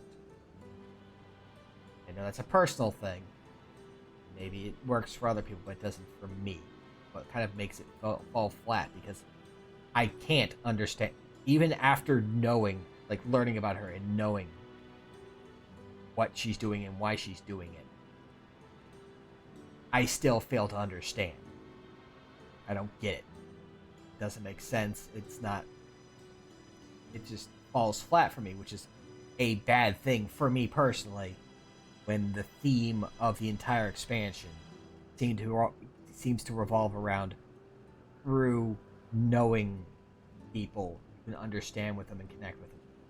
And having that fail, decently enough already with Zarool Ja, but heavily with your final boss, for me, is probably the biggest failing of this expansion. Everything else I've been fine with. Again, like, I enjoyed the first half. The whole situation with Alexandria is an interesting one, given kind of a darker mirror of Tuliolal through Alexandria because of Zarool Ja. But again, they're just like bits and pieces I feel like could have been done better. And unfortunately, one of those parts, and what makes it suck so much, I guess, in my mind, is one of the parts that I feel needs fixing is your main villains. That's problematic. It was preservation that made the choice for her. She is powerless to resist her purpose. What do you mean? Sphene, is an ideal that preservation brought to life. See, like, this is a point that I've seen people like, and I guess it does make some degree of sense. Like, I'm not saying that, like, again, this could all just be a lot of personal opinion and thought superimposed over something that otherwise could be very reasonable if I was willing to be more flexible in my thinking. The idea is that she isn't even the regular Sphene. She's an idealized version of Sphene that will do whatever it takes for her people. But again, it just feels like she isn't doing whatever it takes, because we get told she does, but we never see it. Like, the most we see is her, again, asking Zarool Ja, hey, can we stop? Asking Woklamat, hey, can you guys stop? But even then, she was still planning to move forward and take the lives of everyone on the source to power her endless. She was not thinking of any alternative plans. The only alternative she was making is, okay, maybe I take a few more of the people of the source into Alexandria and keep them as part of my collection before continuing on as normal. Not even a single thought or lingering attempt to try and think of an alternative that maybe would allow things to continue, but also not involve killing everyone else, which still would feel like is outside the ideal of Sphene. If she is supposed to be this great and loving and caring queen, like everyone seems to keep implying that she was, the idealized version would be even more so of that, and therefore would be more willing to try and find alternatives and do things to try and solve the problem, rather than just be like, nope, this is all I got.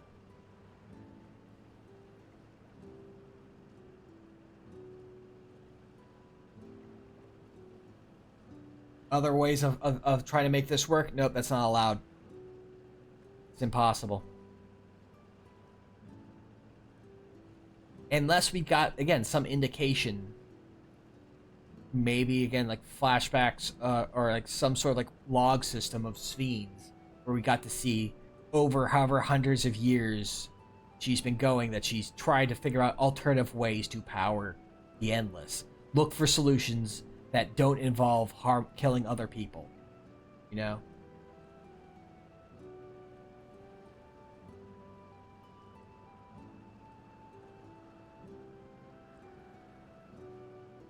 I don't know. Harnessing the love the living Sphene bore for her people, they brought forth an eternal queen whose primary directive is to preserve the endless. As you know, the endless consume ether. Sphene was compelled to find ways to procure it, and that compulsion has driven her to resort to interdimensional fusion. Rather than seeking, again, I guess, this is kind of saying that this is the only way and there was no other way to do it, but we have no implication that they ever tried checking anything else out. I don't know. Again, that's my big sticking point here is, unlike Zarool Ja, where I feel like there are things that come to mind readily to make it more reasonable, because you can kind of see where he, his reasoning. You can kind of understand him at the end, and it just becomes a matter of, could we have seen some of this sooner? Sphene, I just don't know how to solve, and I think that's what makes it fall flatter for me, because I can't think of a way to make, maybe, and again, this is maybe my failing of thinking of a way that to fix her, to make her work in a way that works for me. This would be, it's a very selfish way to look at things, but it is how it is. What? Are you telling me the original Sphene wouldn't have chosen this? I would hope not. What the Queen might have done, only she herself would know.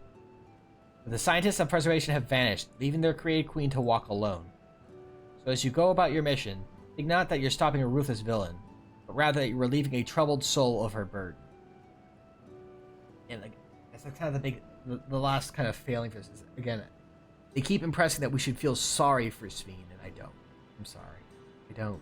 And that makes this, I think a lot of this works on the implication that you should be feeling sorry for her. I don't. And that kind of makes it fall flat for me. Which, again, I know is a personal thing.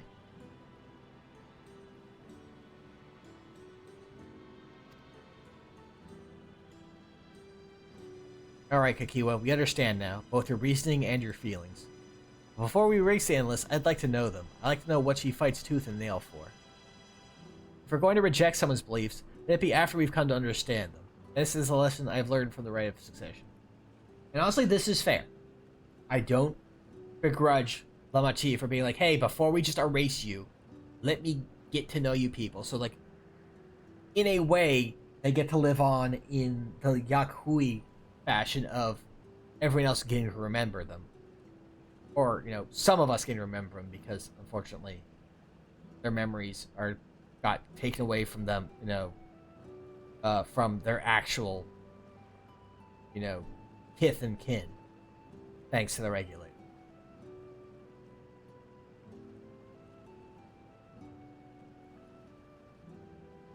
Like, I'm surprised there wasn't a point at some point of trying to go, okay, can we return, while we're deleting all these memories, can we return people the memories of the people that else, but I guess that would also cause, being hit with all of that after what just happened may be a bit too much, so maybe that would actually be a terrible idea.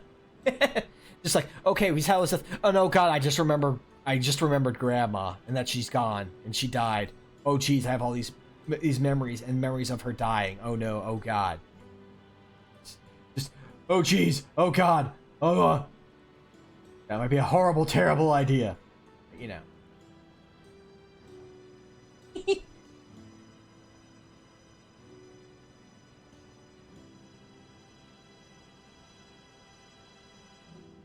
again, like, I guess as I think more, I guess in the confines of the plot that they've set for themselves, some of these things have to be in the way that they are to make the story unfold the way that the storytellers want it to go.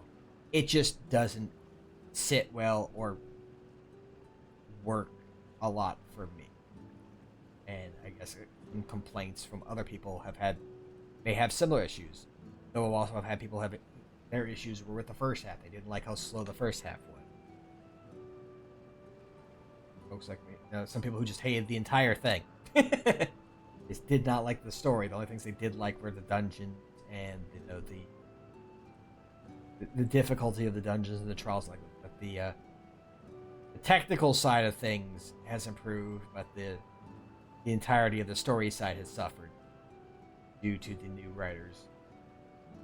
Or the writers are more used to writing side quests as opposed to a full comprehensive story to the degree that we've gotten used to through the likes of Shadowbringers and Endwalker.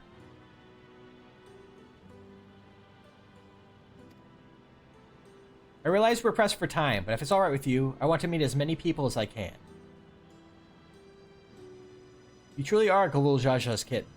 Well, the calculations will take a while still. It should be fine if we do this as we proceed to the terminals. I'm with you. We may not be able to learn everything, but it would nevertheless be meaningful if we could glimpse the hearts of those who inhabit this place before we set them free.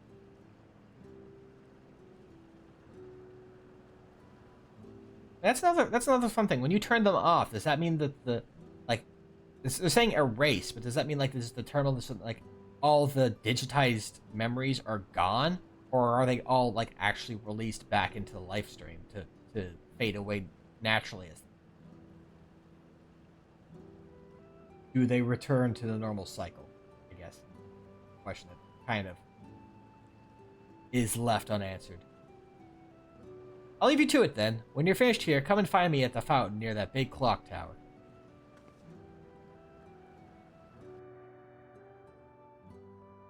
That one right there.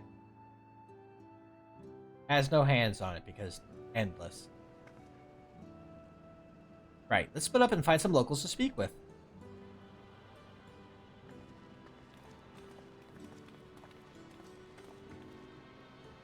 It really is a lovely place. You should run along and enjoy it while you can.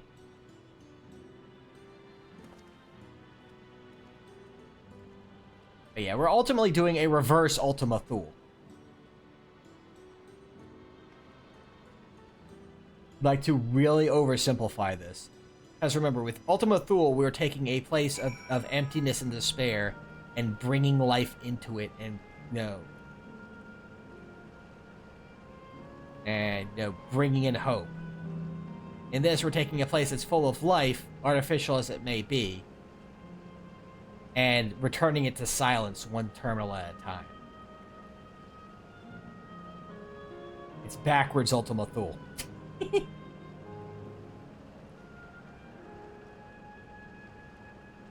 Which is an interesting approach. Especially on the tail end of Endwalker. You sell stuff? No. Okay. It says you're a clerk. Maybe you sold stuff.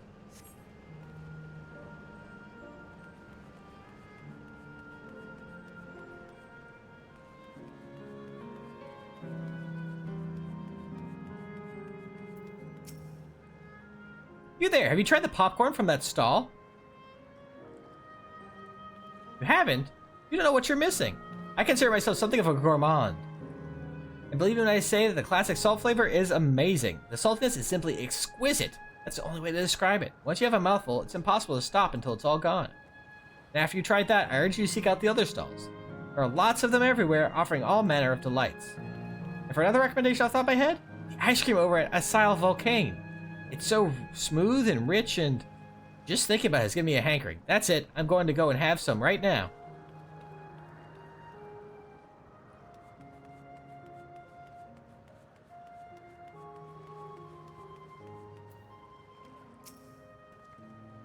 Hello there. Taking the sights of Canal Town too, are you? Both my wife and I just adore this place. We'd become estranged in life, she and I, but being here gave us a chance to reconcile. I'm gonna be more grateful for a chance to spend these blessed little moments together again. I have no more regrets. Whether Her Majesty's plan succeeds or no, I can rest with peace in my heart. Well, we shall continue on our way. We hope to see you again. Till next time. Again, like, things like that isn't interesting. Like, that's actually one of the big things I think that works well here is we gain a second chance to say things and do things that we didn't get a chance to do when people were still alive. There's something powerful there. I think, again, like, that's one of the strong points of this area. Because, again, like, since, and I played this to the end, so, and I've been speaking with a foreknowledge of things that have come up, and made no small point that I will speak on spoilers as they come to, be relevant here. But, like, we get to see that because a lot of these areas are getting to see someone that's someone involved, in the group, had taken away from them too soon. They never got to connect with, or they didn't get to say something that they should have. And the funny thing is, as I was saying before, is it's a surprise that they didn't, like, this isn't a natural thing that the Alexandrians don't get to do. Because they aren't allowed to come here. They don't even remember that these people exist. Be an interesting approach if instead of just not remembering them, again, the whole idea of, oh, the dog isn't dead. He went to a farm upstate where he's nice and happy. You get to. It's just that instead of that, you actually get to visit the dog to continue that stretched comparison. And being able to go and talk with them is like, okay, you can't stay here because of some reason or another. Like, keep it vague. Like, oh, hey, but you could still like reach out to them. You could talk to them, and that way, even though they may, that would be another way of avoiding the death. But then the citizens of Alexandria would still also be able to have that closure and know that, hey, that they're out here, that they're somewhere, that there's still a lot. Like, that would also be a way of them avoiding the idea of death, because, oh no, Grandma didn't die. She went, she went to this special home where she gets to be comfortable for however long. You don't have to worry, and death is unknown to them through this whole other method.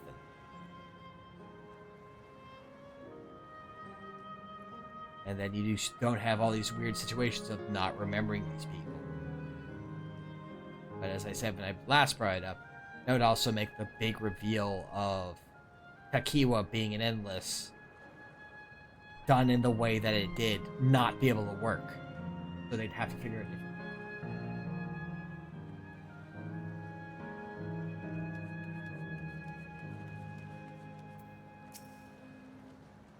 Well now, I don't believe I've seen you around before. A newcomer, I take it? That's wonderful here, let me tell you. I just bumped into a dear friend in life. We've been whiling away the hours reminiscing. It might have been more like days, actually. You don't get a sense of time here. By the way, did you hear the announcement earlier? As much as I love this place, I wonder if Queen Sphene can really sustain us forever. I suppose there's no use worrying about such things. Anyway, thanks to you, we found a break in our conversation. We'll go and ride the gondola next.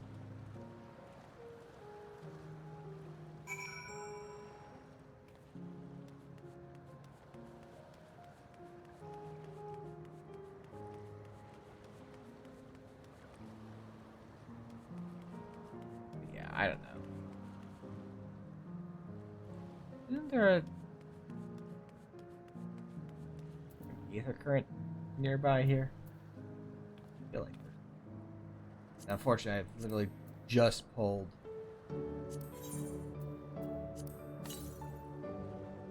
Oh, it's further. I think it's probably on like a bridge further over here. I'm seeing stuff up. Yeah, I had just pulled the ether compass off my bars because of my new ability. The Diamond of Power.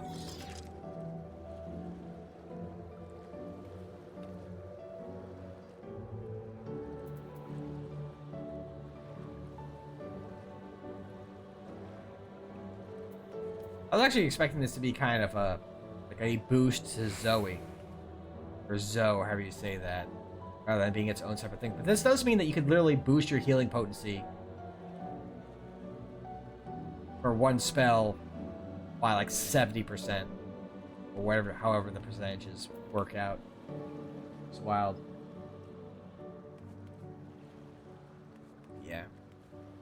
I guess I'm also kind of delaying a bit because we're getting close to 4 hours. I don't want to get too in-depth on this area. So I figured we'd tackle it all in the next stream, next 14 stream, and hopefully wrap this all up. But,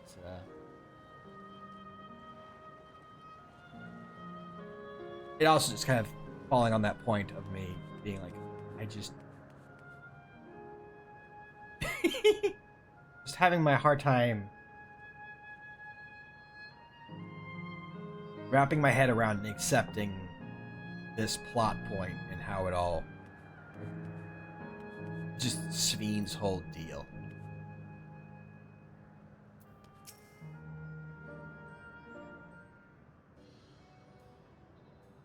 Welcome, welcome. Have a browse and let me know when you're ready to order. You're here on that lady's recommendation as well, I take it?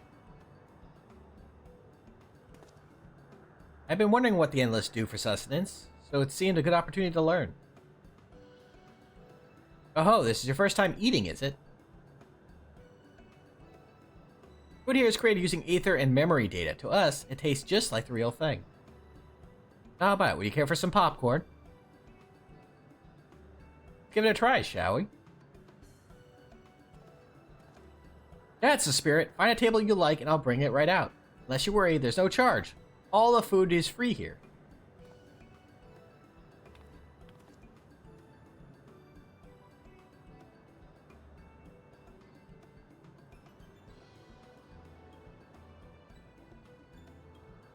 Food created with memory data. How will this taste to the living, I wonder?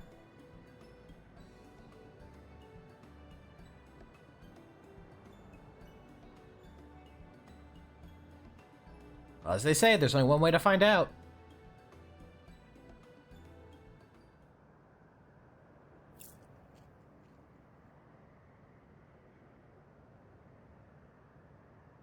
While it has texture, you can detect no taste whatsoever.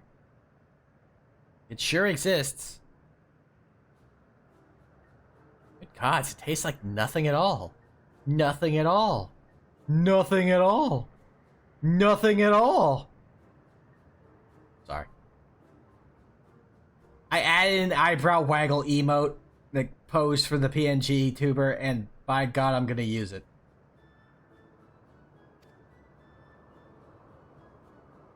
Also, does anyone else find it creepy? Like, again, just like in Solution 9, we have everyone standing around patiently to see a response for how you feel about the food.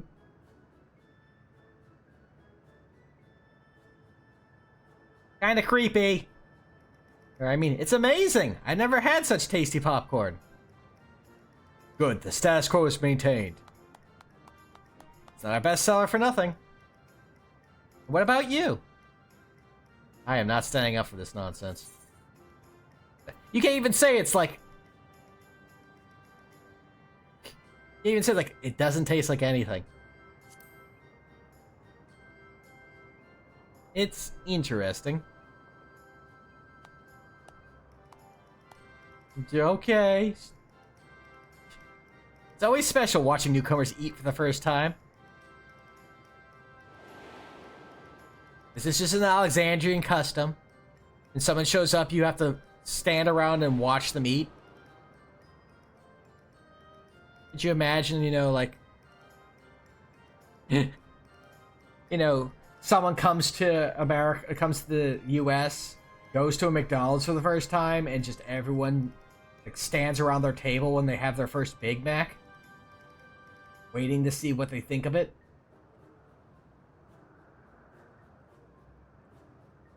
Kind of weird, isn't it? Am I the only one who thinks that's kind of weird? It's just like the people of Everkeep. Their communal spirit, their delighted smiles, exactly the same. Thank you for your custom. Come again anytime.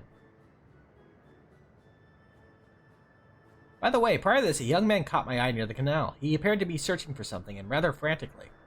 You perchance see him too? No?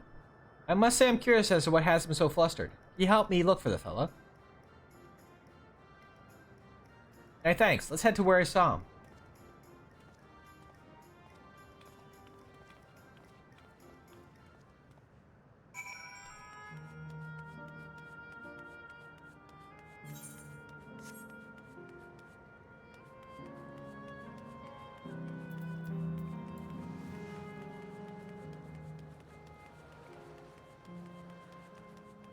You're probably an air current, like, on one of the bridges way over there. If I'm remembering correctly. It would seem he's no longer in the vicinity. Let us keep looking. Whatever it is that troubles him, perhaps we can be of assistance.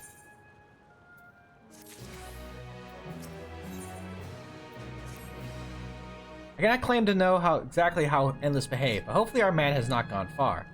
Let's split up to search for him. He is an Eldite with fair hair. In other words, he's an Elves.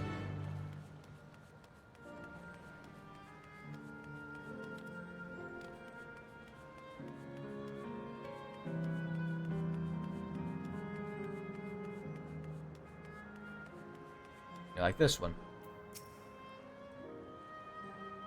God, strike me down. We reunite after 100 years, and what should happen? Yes? My apologies, but I'm in some haste. If you have something to say, please make it brief. Your friend noticed that I seem troubled, so you've been looking for me? What kind of souls you are? I lost something important. The engagement ring intended for my beloved. A lanky, monkey-like fiend stole it from me. After running hither and thither, I managed to locate the beast in yonder square, but I'm uncertain how I should take the ring back. Once, I might have considered fighting for it, but given the shortage of ether, the danger is simply too great. If I were to be struck down and my essence dispersed, I'm not like to be remade for a long time. I cannot risk that, not after my beloved has finally been given form again after 100 years. Though it pains me to do so, I shall give up on the ring. I thank you for your kind concern.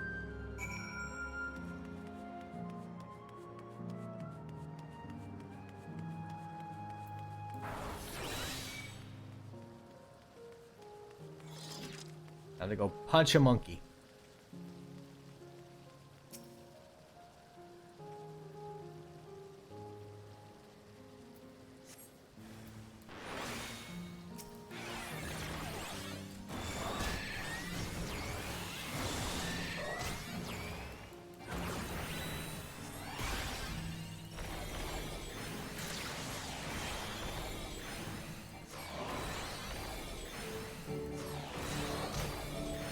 Where'd you get that club?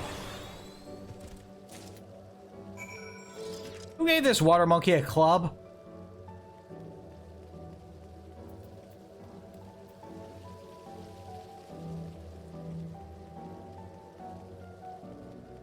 Semi-poor, no. Oh, 'tis you again. Was there something else? The ring.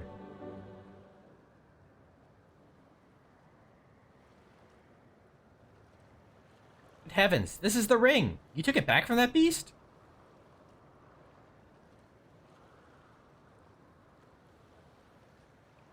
Thank you. Thank you ever so much.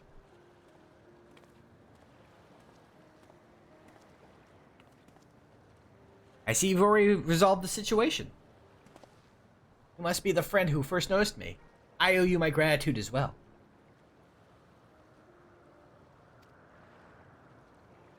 My name is Euclase. I was planning to propose to my beloved with the ring, and thanks to you, I can do just that. Oh well, this is cause to rejoice indeed. The two of you meet here. No, we were sweethearts in life, but I died young, and she only followed me decades later. Even then, our reunion wasn't yet to be. The ether shortage means not everyone can be recreated. I had to wait until but recently to see her again. A reunion beyond death. Such a thing would be possible here, I suppose.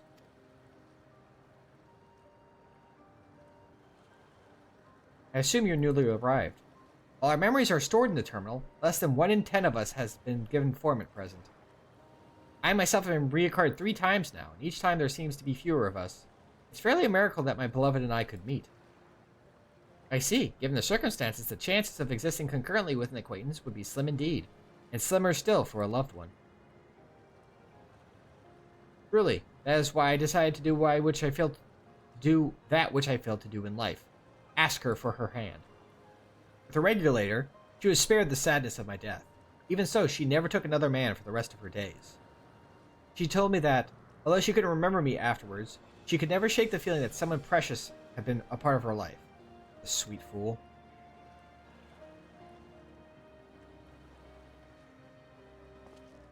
The ring represents a yearning I have long carried, though I know full well it is only a construct, like these bodies of ours. Again, they keep kind of undercutting the power of what this place could be for.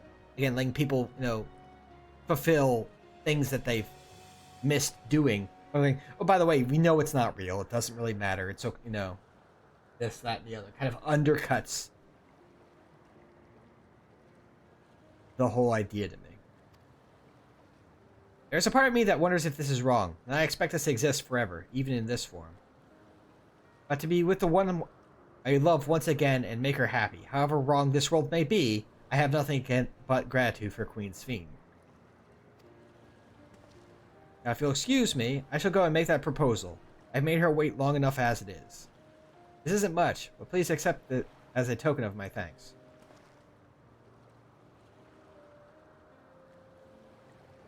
Tickets? For the gondola. To ensure the order is preserved, we must observe the proper way of doing things even here. It's very much like Queen Sphene to make it so, is it not? Take care, my friends, and see to it you have no regrets.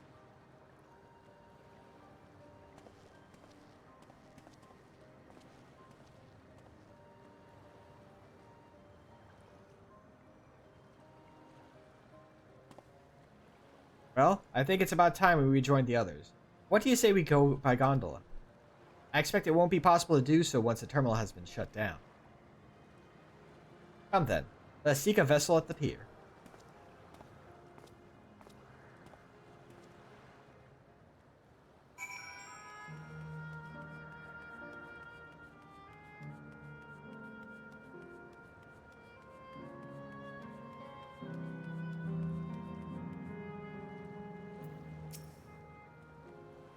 You can push off at any time. Mind the gap when you board.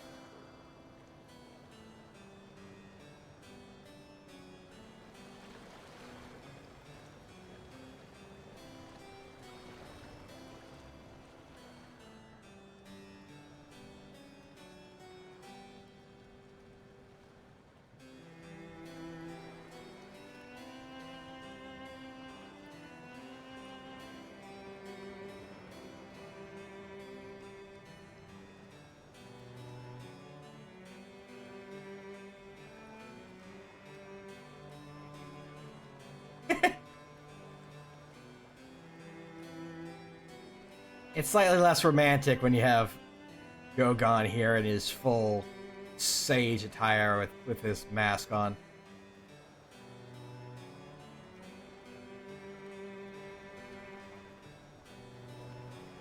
Do you remember what I said to you before all this? That life is a series of journeys, that you must be true to yourself, for indeed, there's no telling what awaits. I don't know about you, but I certainly didn't expect to behold such sights. The future is as fluid as the water beneath us, truly. Tell me, my friend, have you ever wished to be reunited with someone who has passed away? Like, this is a good point.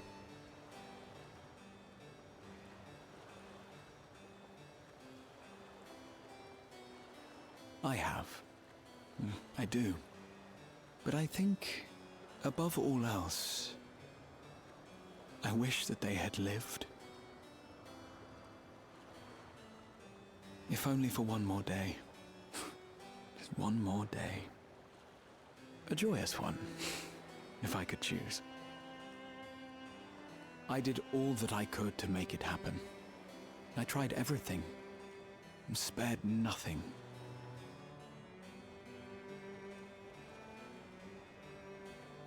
In that manner, I was able to keep some few souls out of harm's way, but so many were beyond my power to save.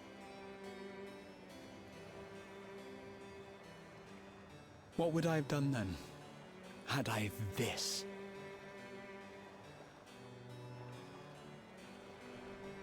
And you?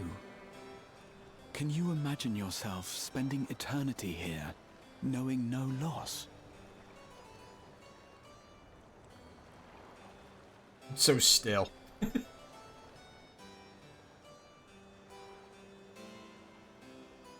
Again, like, that's why I was saying, like, it may, I'd understand it more if, again, there's more implication that these were those people. Like, that, with the memories, even with another soul, it's basically still them, instead of them frequently saying, no, we're not actually the real people. We're manifestations. We're replicas, we're copies, we're not the real thing. And then the idea of, yeah, of being able to, if the people of Alexandria were able to come here, even if it was for short periods of time, and get to do what Graha is saying. You know, being able to come in and see, oh, hey, you know, my grandpa got hurt in a farming accident. And I didn't get to tell him I was sorry that I, you know, put his dentures in my sock puppet for my puppet show.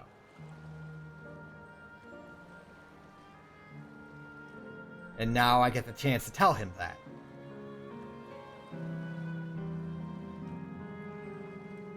But instead, you don't even remember, you know, you remember you took someone's dentures and you feel really bad about it, but you can't remember who it is. And you don't get to actually do anything about it until years upon years later when you're dead. And you also join into this situation. So I guess it still happens, it's just horribly, horribly delayed. Also, I mentioned there's my favorite enemy name of the expansion is here. This is a wild detour just because I saw it. There it is.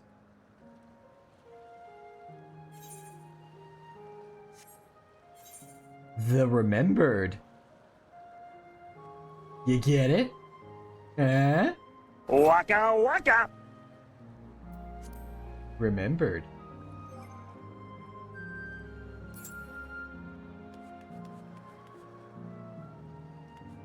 But yeah, like if they were being more nebulous like that, I think this place would work a bit better.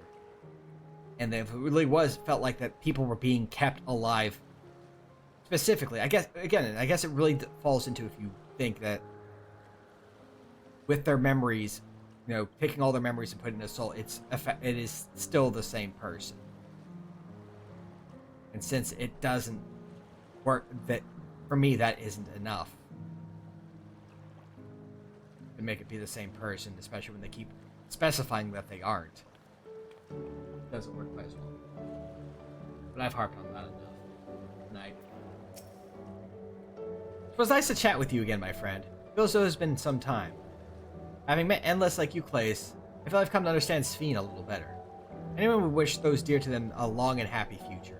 She bears the burden of this desire for all her subjects. Yet, as Krall said, we too have people we cannot lose. Come, we can get to the fountain via yonder bridge. I guess we'll just finish up this first area and help you wrap up. Oh, there's an angry TV after me! There's an angry TV after me! Farewell, angry TV.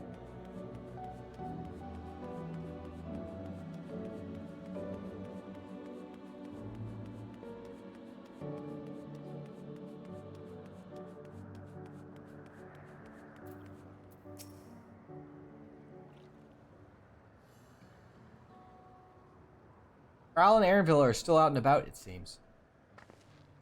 So how was it? What are your impressions of those you met? It was great. Everyone was so happy. Just talking to them made me happy too. What about you? Felt a bit weird that we were having people stare at us while we're eating popcorn.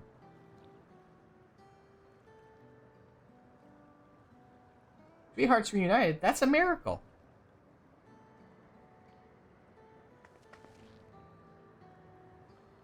While it's a miracle after a fashion, the system strives to make such encounters possible. If you meet someone you know, it's probably not by chance. The terminals hold information on unfulfilled longings and use them to orchestrate reunions like you Claces. So even the chance encounters are artificial. But again, like,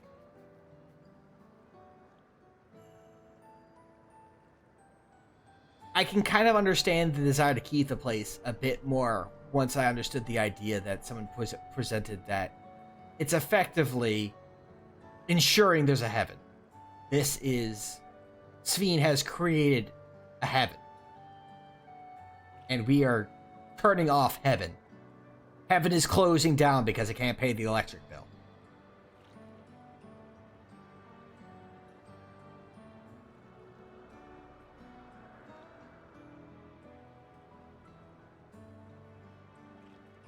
Or I guess another way to put it, a more morbid way to think, it's like heaven requires the rapture, but all the people that died in the rapture don't go to heaven. They just cease existing as their energy is used to keep everyone who's in heaven still in heaven.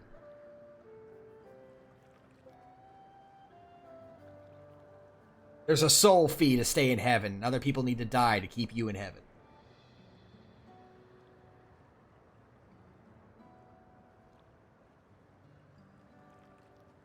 I see. That the terminals can do this is impressive indeed, but there's one thing I do not understand. According to you Clays, his beloved passed away decades after he did, yet they appear to be of like age. Ah yes, people are not necessarily recreated as they were when they passed away. The appearance of an endless, I speculate, reflects the happiest period in their life. Is that the case for you, then? Not that I can tell how old you are as slowly as your people age. I'm not sure, to be honest. I have so many happy times, it's hard to know which one applies. I'm insufferably inquisitive. Whether it's nature or technology, I can't help but want to learn more about the world around me. You might say that discovery is what gives me joy. It made me happy in life, and may have been a blessing afterwards. The other Endless are content with what they have here, you see. They don't develop the urge to leave. But I was so determined to see the world again that I taught myself how to gain control of a vessel and ventured outside. You're a proper rebel. Well, that's enough about me for now. While we wait for Kral and Elneshba, I have a favor to ask of you. As you may have noticed, most of the fountains here aren't running. That's because, despite its shiny appearance, the city is centuries old and everything is dreadfully run down. The fountains apparently used to put on magnificent shows, and I was hoping that we could get them working again. Giving the control units a dose of ether should be enough to restore the circuits and switch them on, but being an Endless, I'm unable to do that. I realize this is a selfish request, but at the last, I like to treat the people here to the display. So leave it to us. I'd love to see the show myself. Thank you. The control units are built into the surrounding lampposts. If you tend to a few of them each, you'll be done before you know it. Once the fountains are fixed, we can round up Elneshba and Kral and head to the hydro terminal together. The time is nigh. Come, let us set to it.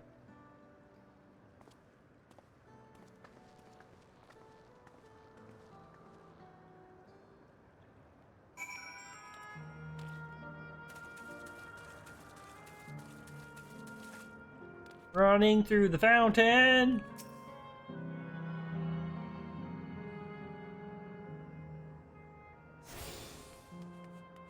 We must power these lampposts.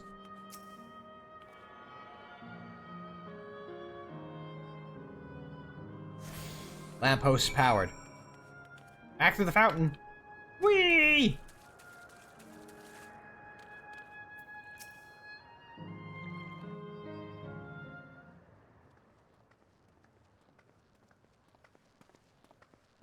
We've switched on the circuits like you asked. Thank you, everyone. Hopefully, this does the trick.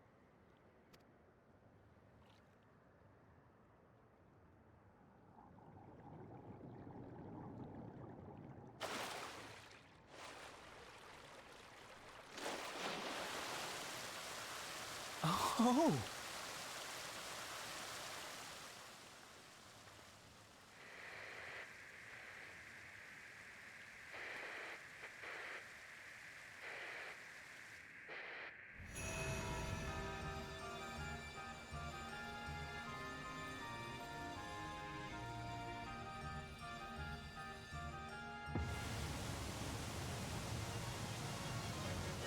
Amazing. Wow! Look, Mother, look!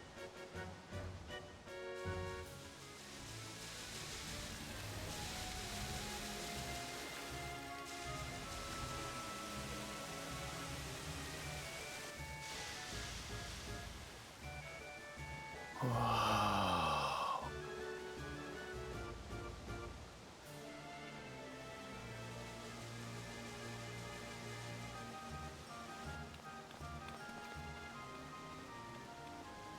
It's beautiful.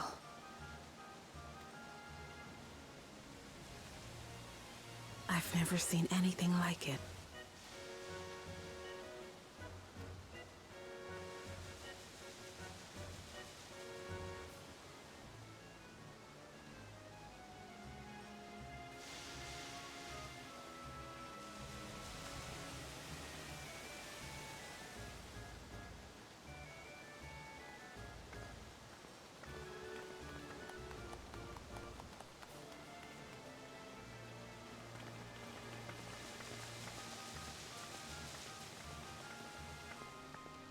Wuklamat!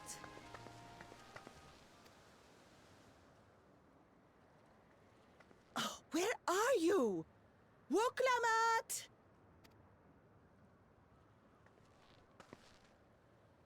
By the gods, it's Namika. Again, now I mentioned that this setting allows for some very powerful moments. Here we go. Here's one.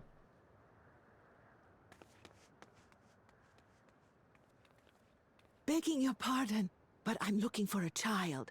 A small Shibrali girl. Have you seen her by chance? You are Namika, aren't you? It's me, Wuklamat. Don't you recognize me? Oh, what am I to do? The child and I, we aren't related by blood, but she's as dear to me as my own.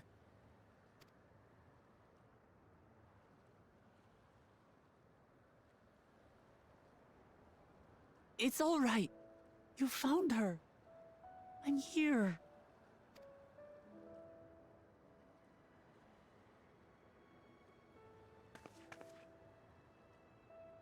You? Could it be?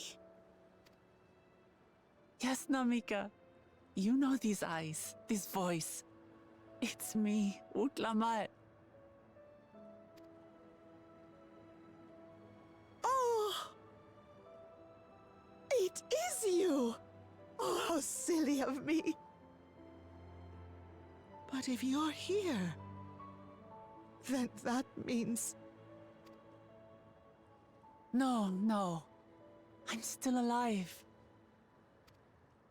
Oh, good.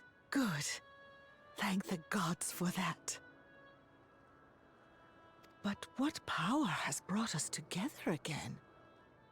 This isn't a dream, is it?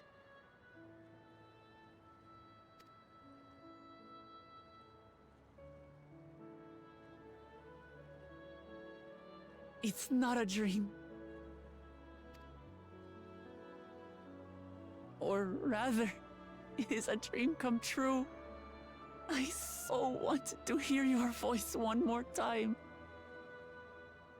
Again, this is kind of why, like, letting the Alexandrians come in and be able to do things like this would have made this place, that seem that much more important and more worth defending.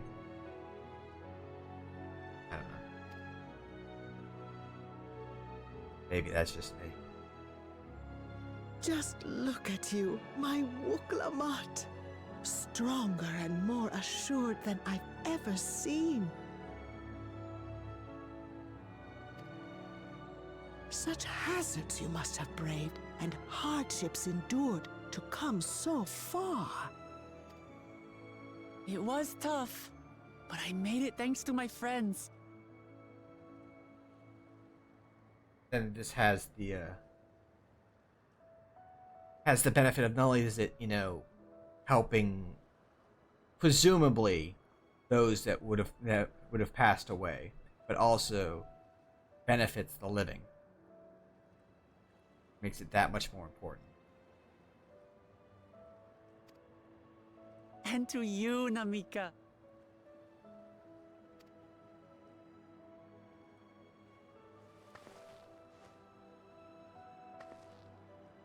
I'm the person I am now because you always believed in me.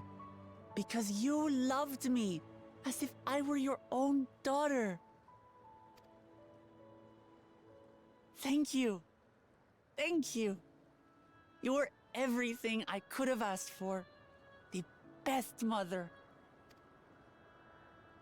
Ah, I'm so glad.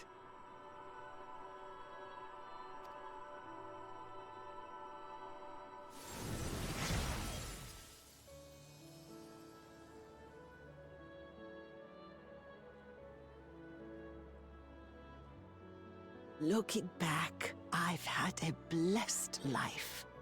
And it was because I was a part of yours. When I lost my child to illness, I thought I'd never know happiness again. but it rekindled in my breast the instant you smiled your little smile at me. You became my purpose, my joy.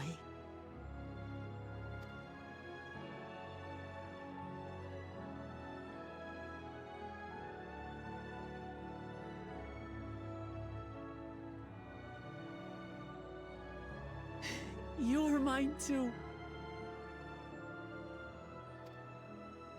To have this chance to speak with you again and leave nothing unsaid.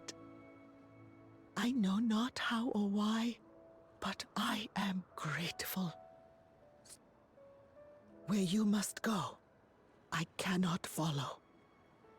But know that I'll always be with you. Take care of yourself. Promise me.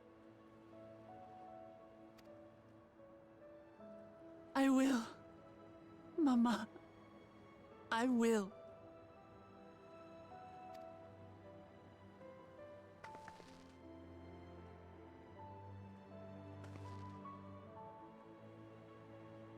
And one day, we'll meet again.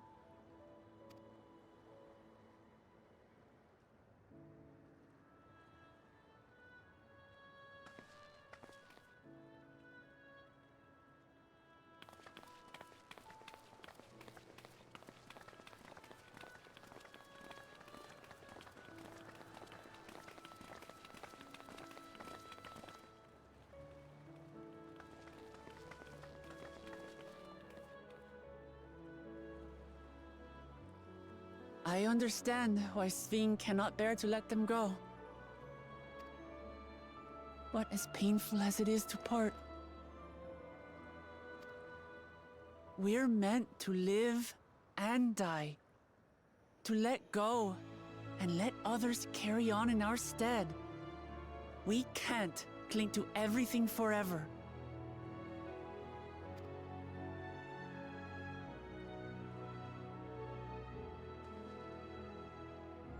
Come, let's keep moving.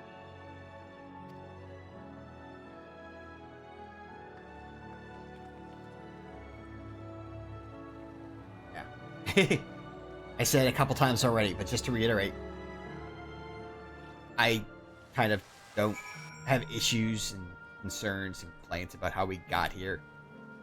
There's no reaching this place, but that all said, it's a good set piece. There's some good moments.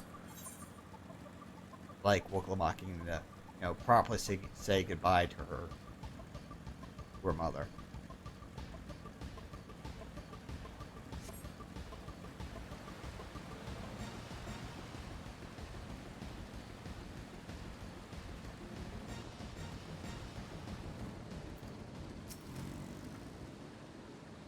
Just to make sure, Kakiwa, you're not going to disappear when we shut this terminal down, right? Not just yet. It's the Aero terminal in the northwestern zone that holds my memories. You already know how to operate the terminal. It's the same process as the fountain's control. I'll leave it to you to decide when to shut it down. Doing so will cause the endless here to fade away, along with this beautiful scenery. If you still wish to speak with the people or see the sights, you'll want to do that first.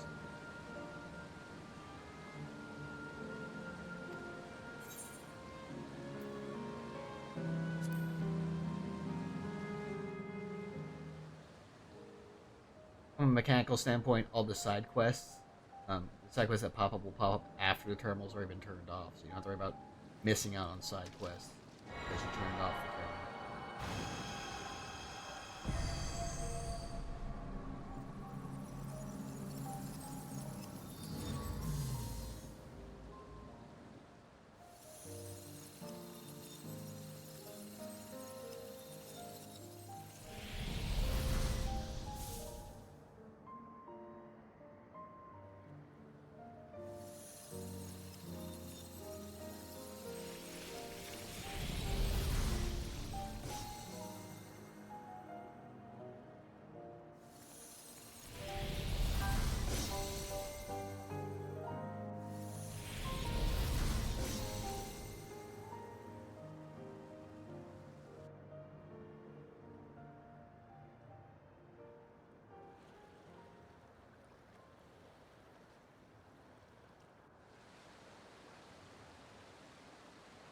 Sleep tight, everyone.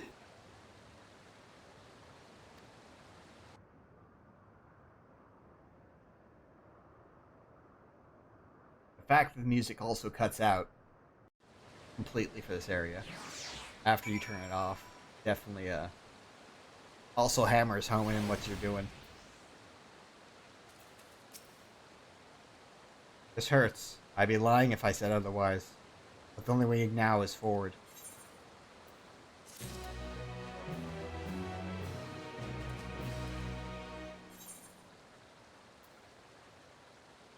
And yeah, that's basically what we'll be doing. Going from area to area, learning about the people there, having moments kind of like that with Lamont, some other characters, and then shut each area down.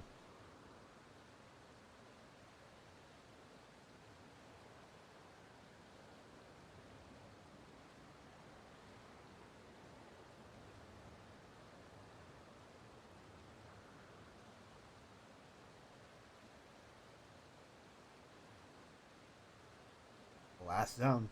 I think it's gonna be probably one more. I'm thinking that we can probably knock out the rest of it in one more stream, 2 tops.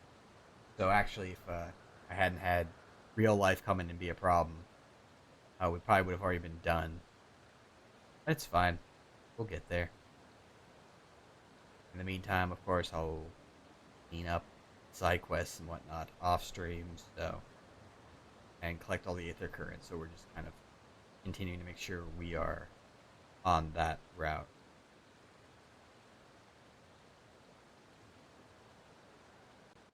Now, though,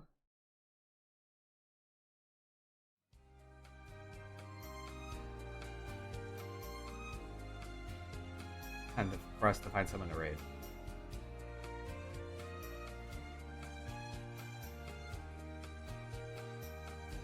Fortunately, surprise family stuff is quieted down for a bit, so streams this weekend should all be. So tomorrow we'll be doing more SD Gundam Battle Alliance. Still have not gotten around to doing the blueprint grinding, but considering I already have some good ones I like, and I'm not super motivated to go grab a bunch of the other characters for partners quite yet. I may be fine kind of being a little bit lackadaisical on that one. And then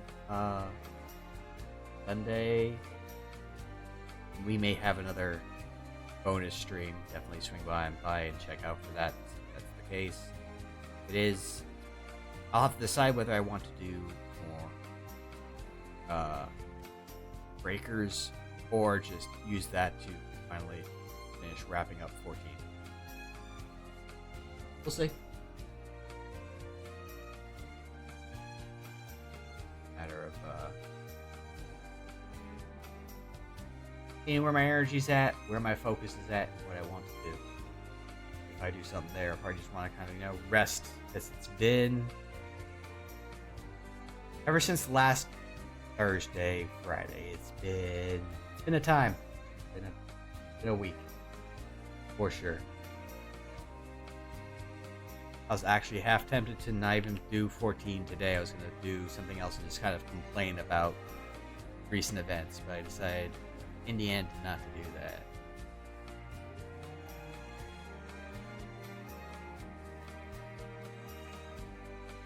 I think I'm better off for it.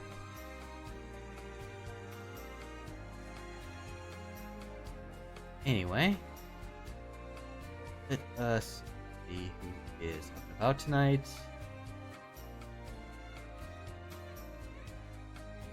And I think we're gonna go right over to Skybill's.